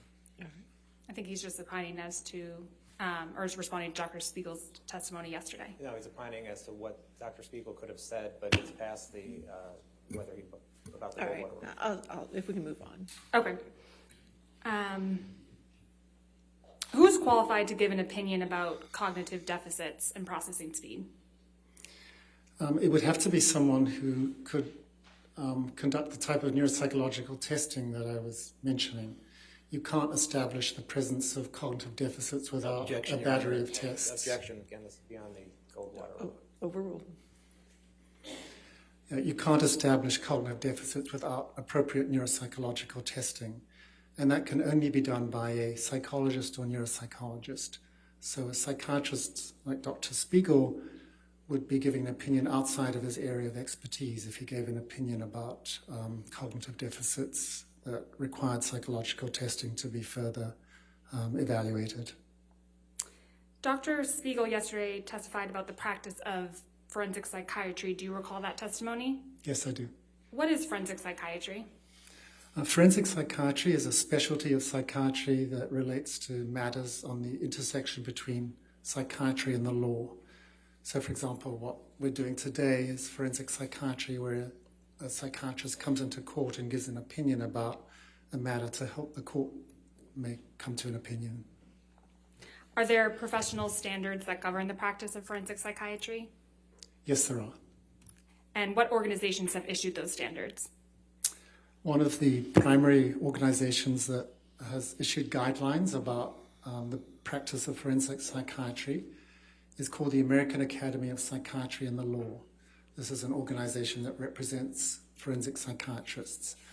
And it has published guidelines about what constitutes an ethical and sound practice of doing a forensic assessment and providing a psychiatric opinion. So this guideline, I think was published in 2015, actually contains many elements that are consistent with the Goldwater rule. So, for example, it states that for a forensic assessment to be done, there has to be informed consent, and there should be a very thorough, comprehensive evaluation that would include reviewing past records, past psychiatric history. It would include doing what's called a mental status examination, which is a careful evaluation of someone's mood, cognition, things of that nature. And the guidelines do state that it is reasonable or permitted to provide an opinion without an evaluation. But if you're going to do that, there's some things that you have to really make clear in your opinion when you express that opinion. And the first is that you have to acknowledge the limitations of your opinion and not, like Dr. Spiegel, say that his opinion was held with a degree of medical certainty. You have to explain what's missing, what data you did not have that you were not able to rely upon in coming to that opinion. You also have to talk about what additional information you would need to come to that opinion. And even though these guidelines say it's permissible to do this, the text is still, I think, not fully in support of psychiatrists doing this. So their statements are that opinions rendered without a proper database, which is what we as psychiatrists rely upon to make diagnoses and give opinions, professional opinions, is questionable and not generally recommended. Did you form an opinion about Dr. Spiegel's testimony with respect to these practice guidelines? Yes, I did. And what is your opinion? Well, my opinion is that he did not follow those guidelines. So, for example, he did not have consent. He did not do even a basic evaluation of Mr. Depp. When he gave his opinions, as I just mentioned, he said they were opinions that he had to a degree of medical certainty, and he did not make any statements about what other additional information he would have wanted to make that opinion. So, for example, when asked about should neuropsychological testing be performed, he said most patients don't have access to that, which is actually not at all true. I mean, every medical school has neuropsychologists that can do testing. So I think that was an unfortunate statement. So I think those are the primary ways in which the Goldwater Rule was violated, and the practice guidelines were not adhered to. Dr. Shah, yesterday Dr. Spiegel was talking about correlation and causation. What is the difference between correlation and causation? Objections? It's not in this designation. It is. We can approach and I can show you. Okay. All right.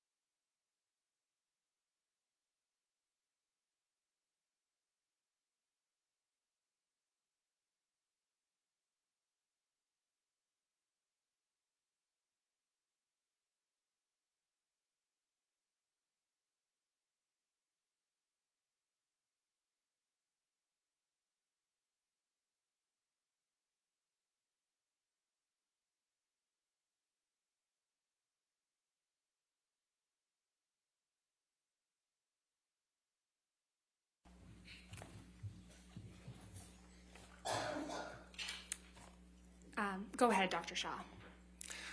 Yes, so the difference between a correlation and causation, correlation is a statistical analysis of a relationship between two different factors. So in Dr. Spiegel's testimony, he talked about, there being a correlation between opinions he had about Mr. Depp, his narcissistic personality traits, his substance abuse, things of that nature.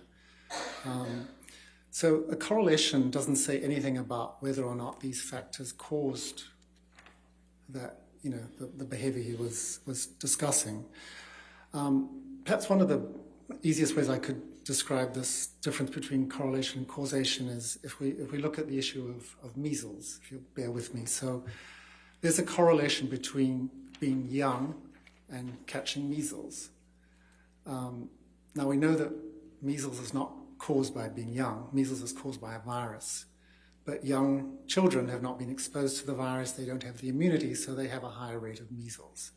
So the difference statistically is well, the difference is between causation and correlation is illustrated by that example. So another way I might put this is if we had 100 people in a room, just bringing it back to the issue of IPV that Dr. Spiegel was testifying about.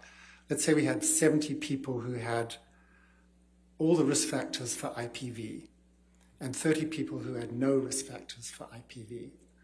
So what can we say about those 70 people? We can't say that any single one of those people has perpetrated IPV, even though they may have all the risk factors. And if we look at the 30 people who have no risk factors, we also can't say whether or not they have perpetrated IPV. So the actual presence of risk factors for IPV that Dr. Spiegel was talking about, they say absolutely nothing about what happened in this case. Thank you, Dr. Shaw. Nothing further. All right, cross-examination.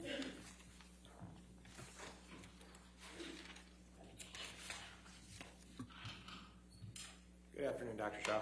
Good afternoon. You're not offering any opinion as to Mr. Depp's psychology, correct? That's correct. And you testified a lot about the Goldwater rule. You know of no case where an expert has been excluded from testifying based on the Goldwater rule, correct? I don't know about the whole universe of cases. It's possible, but I don't know personally about one. And you, before this case, you've never offered an opinion on the Goldwater rule before, correct? That's correct. And you've never written an article on the Goldwater rule, correct? I have not. And you've never given a presentation on the Goldwater rule, correct? I have not. And you've never been on any committees regarding the Goldwater rule, correct? I have not. Okay.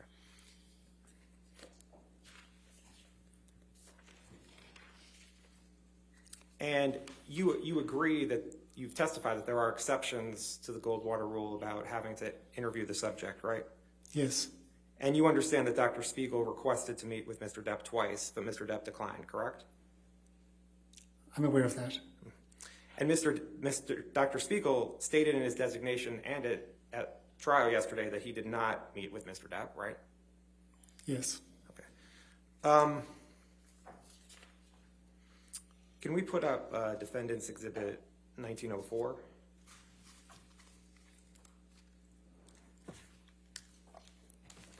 Dr. Shaw, have you seen the opinions of the Ethics Committee on the Principles of Medical Ethics? Yes. Okay. And if you could turn to 79 of the PDF, it's actually, thank you. You see where it's highlighted here? Yes. And it says, psychiatrists have also argued that the Goldwater rule is not sound because psychiatrists are sometimes asked to render Objection, opinions. hearsay. He's an expert. Without conducting an examination of an individual. Examples occur in particular in certain forensic cases and consultative roles. This objection attempts to subsume the rule with its exceptions. What this objection misses, however, is that the rendering of expertise and or an opinion in these contexts is permissible because there is a court authorization for the examination or an opinion without examination. And this work is conducted within an evaluative framework, including parameters for how and where the information may be used or disseminated. You see that? I do, yes. And this court authorized Dr. Spiegel to testify in this case, correct? Yes. Okay, thank you. I have nothing further. All right, redirect.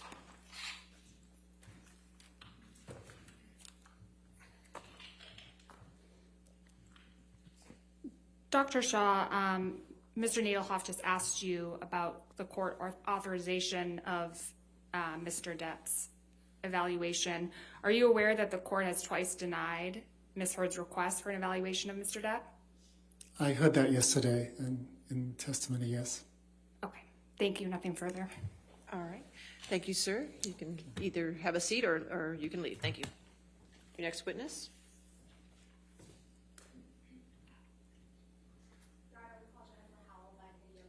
All right. Get the TV.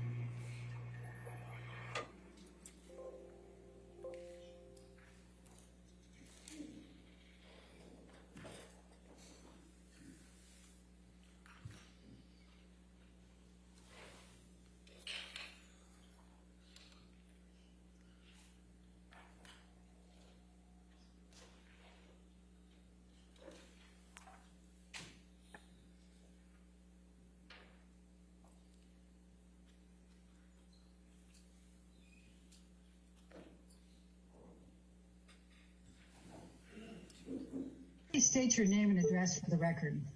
Jennifer Howell, Los Angeles, California. And what is your current occupation? I run the Art of Elysium, CEO of the Art of Elysium. Let me just go back. Now, you've indicated that Whitney lived with you from January 2015 to, I'm sorry, May 2015 to April 2016. Are you absolutely certain about those dates? I'm certain, yes. She came and went at different periods, but all of her stuff moved out of my house April 2016. And I'm sorry, did you say you were 100% certain of that? Ms. Hall, could you answer my question? Yes, she did go back to Amber and Johnny's at different points, that she was still living with me during that time. The question I asked, because you were talking at the same time Ms. Vasquez was giving an objection, was I believe that you said you were 100% certain of those dates. Is that correct? Same with me. All right. Oh, you previously testified that you were the CEO for Art of Elysium. Is that correct? That is correct. And are you still currently in that position? Yes, I am. And how long have you been the CEO for Art of Elysium? I am the founder of the organization, so we did our first workshop in August of 1997, filed the legal paperwork in February of 98 to set up a 501c3. So I guess since the beginning of the charity. Ms. Howell, when did you first meet Amber Heard? At the Pineapple Express premiere is where I met she and her sister Whitney. Do you remember approximately what year that was? I believe it was around 2008. I'm sure that could be pulled. It was the LA premiere. I think there was probably multiple premieres, but it was the Los Angeles premiere of Pineapple Express.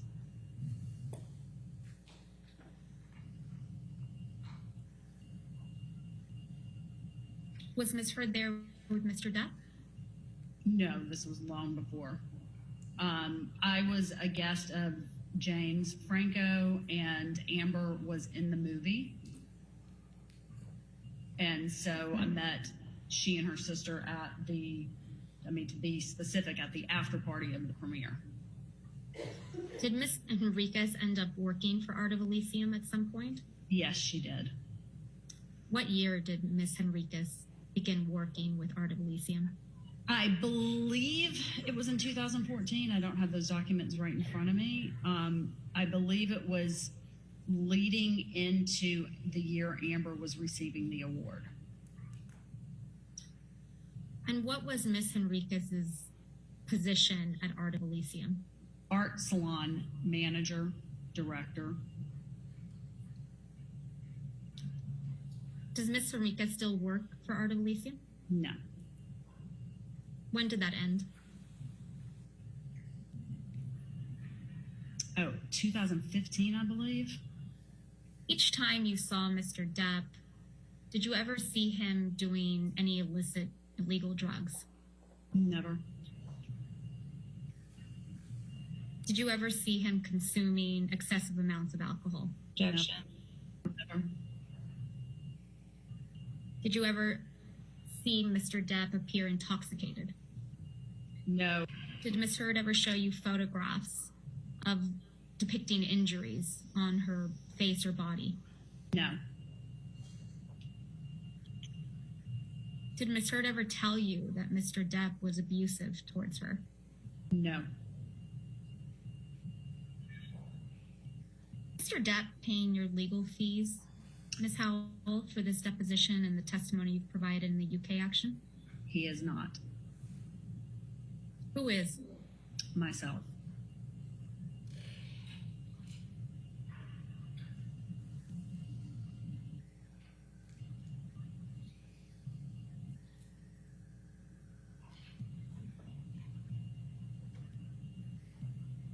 Do you feel any particular sense of loyalty towards Mr. Depp?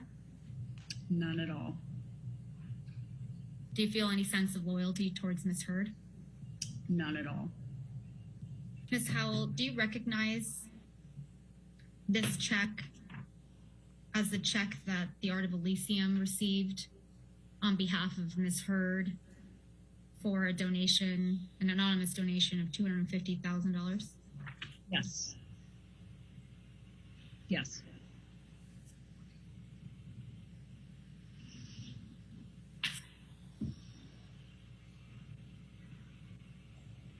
I believe you testified previously that you understood that the anonymous donor was Elon Musk. Is that true? Yes. If I could please have Exhibit 4 brought up. And for the record, it's base stamp JH 22 through 29.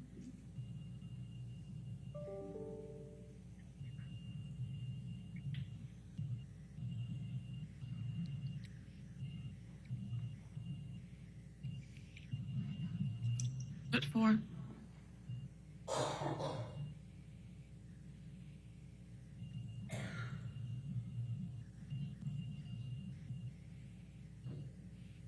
Do you recognize this document, Ms. Howell? And if you need to scroll through the 8 pages, feel free.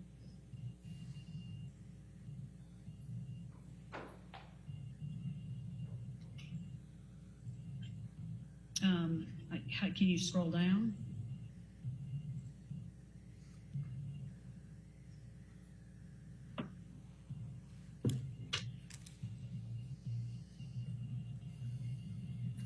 Yeah, I recognize that. And what is this? That is an email, I believe, I sent to Whitney. Scrolling up to the first page of this attachment, who is Marcel Pariseau? Sure, Pariseau. He is one of my oldest friends in Los Angeles who has served as a board member of the Art of Elysium and is one of my biggest confidants here in LA, kind of for the course of my career.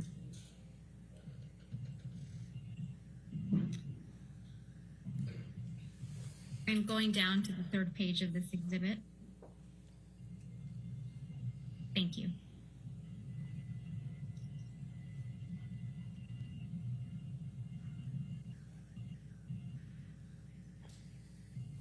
This is an email, Ms. Howell, that you sent to Whitney Henriquez on or about Tuesday, July 28th, 2020 at 11:02 a.m.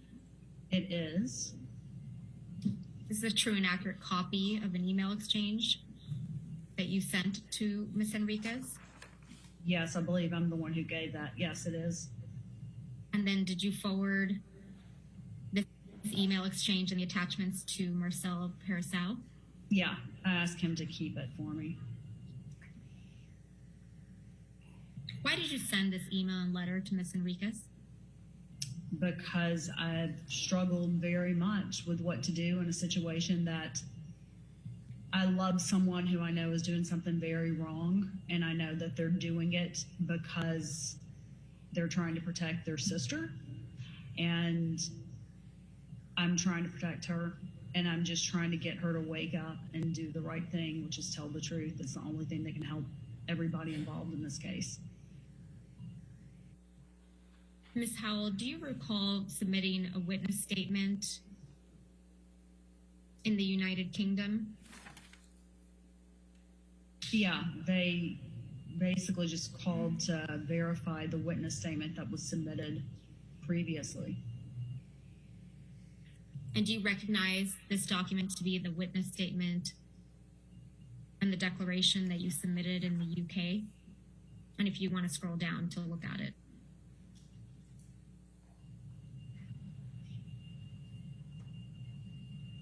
Yes, I recognize it. And at the first page, do you see a date on this document? January 13th, 2021. And is this document a true and accurate copy of the declaration that you submitted in the UK proceeding on or about January 13th, 2021? Yes. And are all the statements in your UK declaration accurate and true? I mean, yes, I signed it, yes. All right, let's pull up what I believe was Depp Exhibit 9. The It's been marked as Depp Exhibit 9.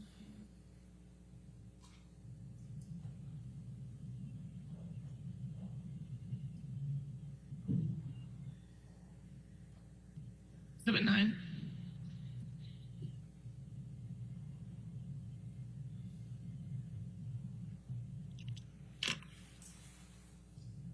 So, Ms. Howell, earlier you were shown this document. Scrolling to the end of it. Can you go? Okay. There. Mm-hmm. Did Mr. Waldman assist you in drafting this email? Absolutely not. Did you speak with Mr. Waldman at all about drafting this email? About writing an email? No. I did that on my own accord. Did you speak with Mr. Waldman at all about contacting the ACLU? I do not recall having a conversation with him about that. And Ms. Howell, you testified earlier that you received a check from Fidelity Charitable in January of 2018. Is that correct? I don't know if I said the date, but yes, I received an anonymous donation from that check that was submitted. Whatever it's on there, I just don't know the date off the top of my head. And you testified that there was a letter sent along with that that said that it was in honor of Amber Heard?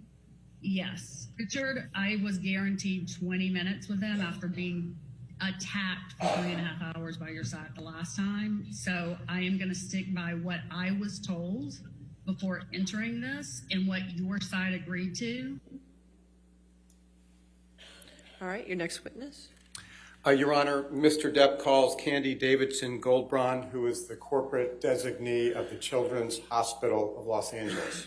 All right, and that's by deposition, is that correct? Yes, Your Honor. Okay. Colburn, is it your understanding that you're here to testify today on behalf of the Children's Hospital? Correct. Yes. Okay. So as of June 2018, had any payments been made by Ms. Heard to the Children's Hospital in connection with the $3.5 million pledge, aside from the original $100,000 check from Mr. White in August of 2016? Yes, there was a payment, a gift on January 9th of 2018. And what amount is that gift that you're referring to? $250,000. Okay, and was that gift made by Ms. Heard or on Ms. Heard's behalf? By Ms. Heard. Okay, and what are you basing that statement on?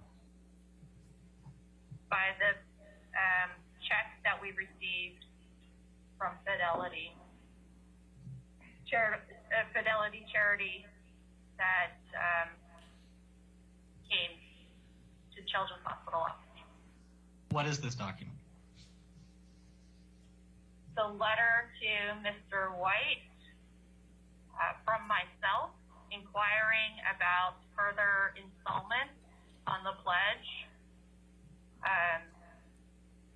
that had not been fulfilled. And why did you write this to Mr. White on June 14th, 2019? I was trying to figure out if there were any other payments coming from Mr. White to fulfill the pledge, because Children's Hospital Los Angeles had not received any other correspondence from him. And what is this document? It is a letter to Ms. Gottlieb from myself on behalf of Children's Hospital Los Angeles, inquiring about additional gifts, pledge payment installments. This letter appears to be directed to Miss Amber Heard, care of Jody Gottlieb. Is that correct? Correct. Who's Jody Gottlieb? And the Children's Hospital Los Angeles records, Jody Gottlieb was our contact for Miss Amber Heard. Ms. Goldbraun, why did you send this letter to Ms. Heard and Ms. Gottlieb? I was trying to see if the pledge was going to be fulfilled or not. In your experience, is it common practice for anonymous donors when making donations to, in one paragraph, state that they wish to remain anonymous, and in the very next paragraph, identify themselves? Yes, That is common? it is common for donors to want to remain anonymous publicly, but allow the charity to know who they are. Between June 2018 and the dates on which you sent the letters to Ms. Heard and Mr. White in June of 2019, were any additional funds received from Ms. Heard? No.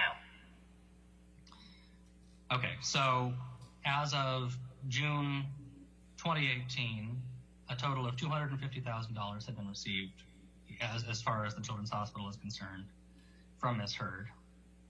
And that was the same amount that had been donated a year later in June of 2019. Is that accurate?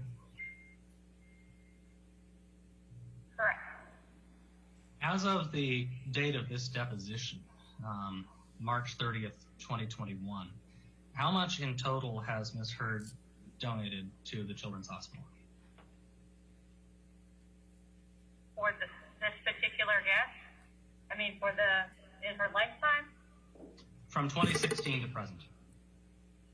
$250,000. Ms. Goldbrun, you recall we were speaking about this letter a few minutes ago? Correct. All right, and this was a letter that you sent to Ms. Heard, correct? Correct. Did you ever get a response to this letter?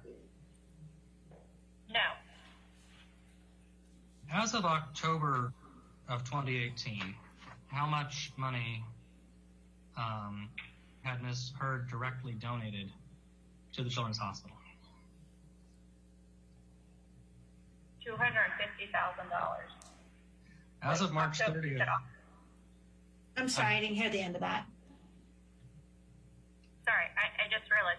You said October 2018? Correct. Okay. Yeah. $250,000. Okay. As of March 30th, 2019, how much money had Ms. Heard directly donated to the Children's Hospital? $250,000. What is your understanding of the length of time over which Ms. Heard pledged the gift of $3.5 million to Children's Hospital? There was no date arrangement with Ms. Heard to have this pledge paid off in a particular time. If Ms. Heard were to pay this, the rest of the $3.5 million in 2 years or 5 years, would Children's Hospital welcome that? CHLA welcomes every and any donation that comes its way. Has Amber Heard's pledge of the $3.5 million to Children's Hospital expired, to your knowledge? Not that I'm aware of, no. It has not expired. All right, thank you. Your next witness, or? Your Honor, I think we've concluded our witnesses for today. We will have more live witnesses tomorrow. Okay, all right, ladies and gentlemen, that'll be the end of your day for today. Again, do not do any outside research, do not discuss the case with anybody, and we'll see you tomorrow morning at 9 a.m., okay? Thank you.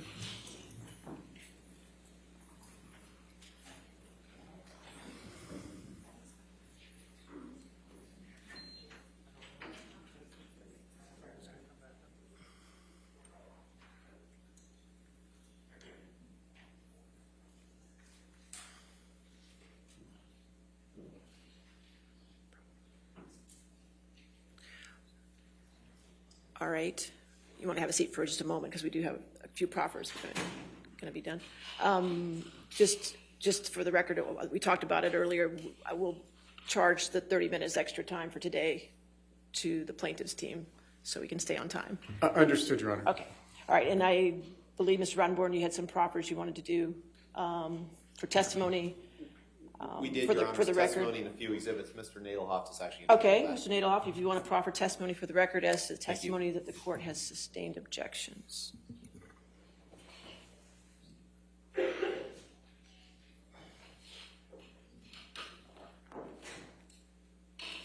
Your Honor, it's a box here, so I just Okay, that's fine. You can stay there as long as you stay close to the microphone. I Yeah. appreciate it. And Your Honor, what I will do is I'll explain what we're proffering the evidence for, and then we have copies. Good. Which I'll provide to you. We'll provide them to you electronically, or I don't have another copy for you right now, but we'll provide. That's them. fine. Go ahead. Yes, sir. Okay. Your Honor, for Laurel Anderson, on March 31st, 2022, the defendant attempted to designate certain portions of the deposition testimony for trial of Dr. Laurel Anderson, a clinical psychologist who worked with Ms. Heard and Mr. Depp. Dr. Anderson testified in the therapy session. Ms. Heard reported to her that she was slapped by Mr. Depp, that he hit her in the head, had her hair pulled by Mr. Depp, kicked her in the leg, and that Mr. Depp gave Ms. Heard bruises. Ms. Heard also reported that Mr. Depp was the first to initiate any violence. Ms. Heard also reported that she hid in a bathroom to protect herself from Mr. Depp. Ms. Heard also reported to Dr. Anderson that Mr. Depp threw a phone at her on May 21st, 2016, hit her, and held her hair. Ms. Heard also reported to Dr. Anderson that she was a victim to Mr. Depp's abuse. The testimony is contained in Dr. Anderson's deposition transcript, which is Exhibit A. The court also excluded records of Dr. Anderson from Ms. Heard's and Mr. Depp's therapy sessions and a treatment summary, which are Exhibits B and C. Mr. Depp objected to Dr. Anderson's testimony as described in medical records, stating that they were hearsay and that they did not fall into any exceptions, including statements for purposes of medical treatment. The court sustained the objection on the grounds that the testimony and exhibits were hearsay. For Dr. Kipper, on March 31st, 2022, the defendant attempted to designate certain portions of the deposition testimony for trial of Dr. David Kipper, Mr. Depp's physician. Dr. Kipper testified Ms. Heard voiced concerns of Mr. Depp's behavior while on drugs and alcohol, that Mr. Depp tried to fight and push Ms. Heard while he was attempting detox on his island, and that she found lots of cocaine in February 2016. Dr. Kipper also testified he told Mr. Depp to, quote, bury the dragon, which referred to the bad feelings that Mr. Depp has inside him. This testimony is contained in Dr. Kipper's deposition transcript, which is Exhibit D. Dr. Kipper also testified about an email he wrote explaining Mr. Depp's detox treatment. In the email, Dr. Kipper wrote to Mr. Depp's sister that Mr. Depp had fundamental issues with anger, romanticized the drug culture, and had no patience if his needs were not met. This email is Exhibit C. Exhibit E. Mr. Depp objected to Dr. Kipper's testimony and the email stating it was hearsay, that it did not fall into any exceptions, including statements for purposes of medical treatment. The court sustained the objection on the ground that the testimony and exhibits were hearsay. Deborah Lloyd. On March 31st, 2022, the defendant attempted to designate certain portions of the deposition testimony for trial of Debbie Lloyd, Mr. Depp's nurse. Ms. Lloyd testified Ms. Heard voiced concerns about Mr. Depp's behavior while on drugs and alcohol, and that Mr. Depp worked himself up into a rage and was trying to fight Ms. Heard while he was attempting detox on his island. This testimony is contained in Ms. Lloyd's deposition transcript, which is Exhibit F. Also, Ms. Lloyd kept nursing notes on these issues that she testified to, which is Exhibit G.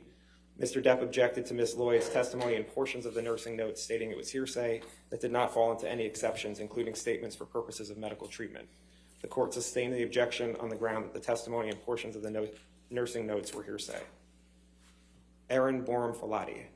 On March 31st and April 1st, 2022, the defendant attempted to designate certain portions of the deposition testimony for trial of Ms. Filati, Ms. Heard's, and Mr. Depp's nurse. Ms. Filati testified that Ms. Heard reported to her on December 16th, 2015, that Mr. Depp headbutted Ms. Heard in the forehead. This also was contained in Ms. Filati's nursing notes, which is Exhibit H. Ms. Filati further testified that Ms. Heard reported being freaked out after the December 2015 incident and testified to text messages between herself and Ms. Heard, where Ms. Heard reported the incident of abuse. These text messages are Exhibits I, J, K, L, and M. Ms. Filati also testified that on May 21st, 2016, Ms. Heard reported that Mr. Depp became completely delusional and crazed and hit Ms. Heard in the face while she was on the phone with I.O. Tillett Wright. Ms. Filati testified to text messages reporting this as well, which are contained in Exhibit N. The testimony is contained in Ms. Filati's deposition transcript, which is Exhibit O. Mr. Depp objected to Ms. Filati's testimony, portions of the nursing notes, and the text messages referenced stating it was hearsay that did not fall into any exceptions, including statements for purposes of medical treatment. The court sustained the objections on the grounds that the testimony and portions of the nursing notes and the text messages were hearsay. Amy Banks, Dr. Amy Banks. On April 29th, 2022, the defendant attempted to designate certain portions of the deposition testimony for trial of Dr. Amy Banks, a clinical psychologist and relationship consultant who worked with Ms. Heard and Mr. Depp. Dr. Banks testified that in therapy sessions, Ms. Heard reported that Mr. Depp attacked her physically, including by hitting her with his hand. Dr. Banks also testified that Ms. Heard reported that Mr. Depp cut his finger off and burned himself with a cigarette. Dr. Banks also reported that Ms. Heard told her that Mr. Depp initiated the violence while in a session with Mr. Depp, and Mr. Depp did not object to the characterization of the violence. Finally, Dr. Banks testified that she believed Ms. Heard's accounts of the violence and that Ms. Heard was a victim of domestic abuse. This testimony is contained in Dr. Banks' deposition transcript, which is Exhibit P. Mr. Depp objected to Dr. Banks' testimony, stating it was hearsay that did not fall into any exceptions, including statements for purposes of medical treatment and for providing improper expert opinion. The court sustained the objections on the grounds that the testimony about the abuse was hearsay and that Dr. Banks' testimony that Ms. Heard was a victim of domestic abuse was improper expert opinion. Connell Cowan. On April 29th, 2022, the defendant attempted to designate certain portions of the deposition testimony for trial of Dr. Connell Cowan, a clinical psychologist who worked with Ms. Heard. Dr. Cowan testified that in the therapy session, Ms. Heard reported abuse by Mr. Depp, including text messages and medical notes, where Ms. Heard reported in December 2015 that, quote, Johnny did a number on me, end quote. This testimony is contained in Dr. Cowan's deposition transcript, which is Exhibit Q.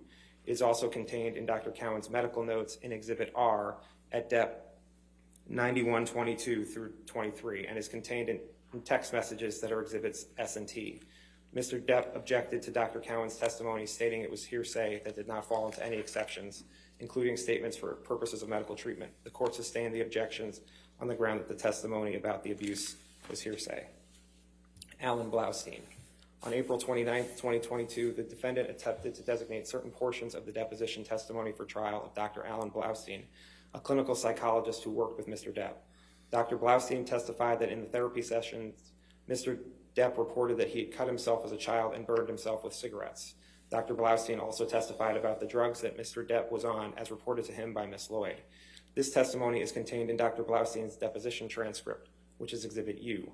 This information was also contained in emails, which are Exhibits V, W, and X.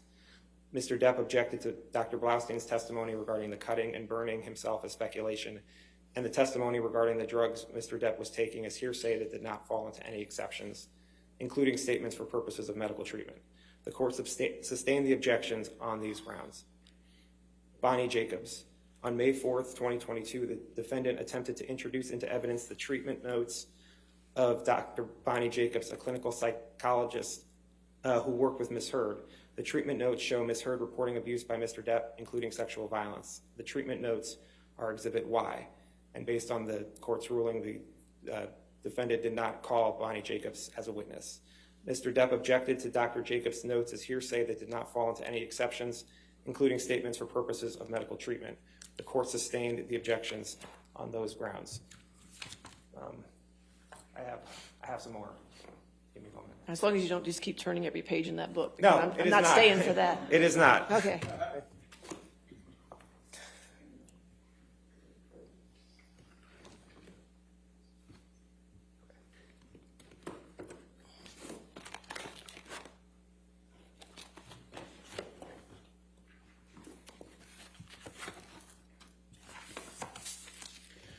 The UK judgment. On April 29th, 2022, Ms. Heard moved to allow evidence and questioning regarding the UK judgment and for admission of the judgment itself, which is Exhibit Z. In support for her motion, Ms. Heard argued that Mr. Depp had opened the door to the admission of the judgment by presenting evidence of damages after the date of the judgment on November 2nd, 2020. For example, Ms. Heard observed that Mr. Depp had sought damages for losing his role in Pirates of the Caribbean 6, a movie that has not yet been made. Ms. Heard further observed that Mr. Depp testified that the op-ed had caused him and his family irreparable harm, thereby suggesting that his reputational harm had continued to the present. Ms. Heard noted that Mr. Depp's expert designation indicated Michael Spindler relied on Mr. Depp's earnings from 2019 to 2021 when reaching his opinion, which resulted in an amendment to the designation. Ultimately, the court found that Mr. Depp had not opened the door to the admission of the UK judgment and overruled the motion, which the court did again today with Mr. Bania's opinions. Finally, Adam Bercovici. On May 19th, 2022, Ms. Heard attempted to call Adam Bercovici, who is an expert in the policing and Los Angeles Police Department policing of domestic violence calls for service. Mr. Bercovici would have testified to his qualifications in the field of policing and LAPD policing of domestic violence calls for service as follows, and further outlined in Ms. Heard's fourth supplemental and rebuttal disclosures dated March 31st, 2022. Mr. Bercovici spent 30 years with the LAPD, retiring in 2012 at the rank of lieutenant. He has extensive experience as a patrol officer, field supervisor, uniformed watch commander, both as Sergeant 2nd and Lieutenant 1, along with multiple assignments as an officer in charge, Lieutenant 2nd of specialized detective units. During his tenure with the LAPD, Mr. Bercovici held numerous positions directly responding to and overseeing subordinate officers' responses to the domestic violence calls for service, including as a patrol officer, supervisor, watch commander, and assistant watch commander. And actually this, Your Honor, is the person who prepared this prepared a longer brief of what he was going to say. Is it okay to just submit it rather than hearing me read it all? Any objection to that? No objection. Okay. Okay. That's fine. And with that, that's okay. proper. You just scared me with the size of that. No, I understand. Okay. All right. That's fine. If you can get Jamie our copy of it, we'll make sure it becomes part of the record as well. Okay. Thank you. Mm-hmm. All right. Do you have any proffers, Mr. Chu, that you need to at this point? Not at this time, Your Honor. Thank you. All right. Then I think there's just a couple things I need from you. Like tomorrow, let me, by the end of the day tomorrow, if I could get clean jury instructions without the cites on them for the ones that have been admitted, and also the verdict forms as well, if that's been worked out. Okay. Your Honor, we sent revised jury instructions to them yesterday morning and a revised verdict form today, so just waiting to get back, but we'll coordinate. All right. Thank you. And you're working with Jamie about some exhibits. There's some that were, both sides noted that were in evidence that are not. So I want to make sure everybody gets everything cleared up. You're caught up? Okay, good. All right, just keep that going so we can get that, make sure that's taken care of. As far as time left, Sammy, today, I can give you a rough estimate for two reasons. One, you had some depositions, so make sure you give the breakdowns to Sammy about those. And two, Sammy wasn't here today. He had a mandatory CLE that he had to do. So I just did a rough estimate, and I want to qualify that as a rough estimate. But it looks like the plaintiff has used about 5 hours today, and the defendant used about 1 hour and 15 minutes is what I have.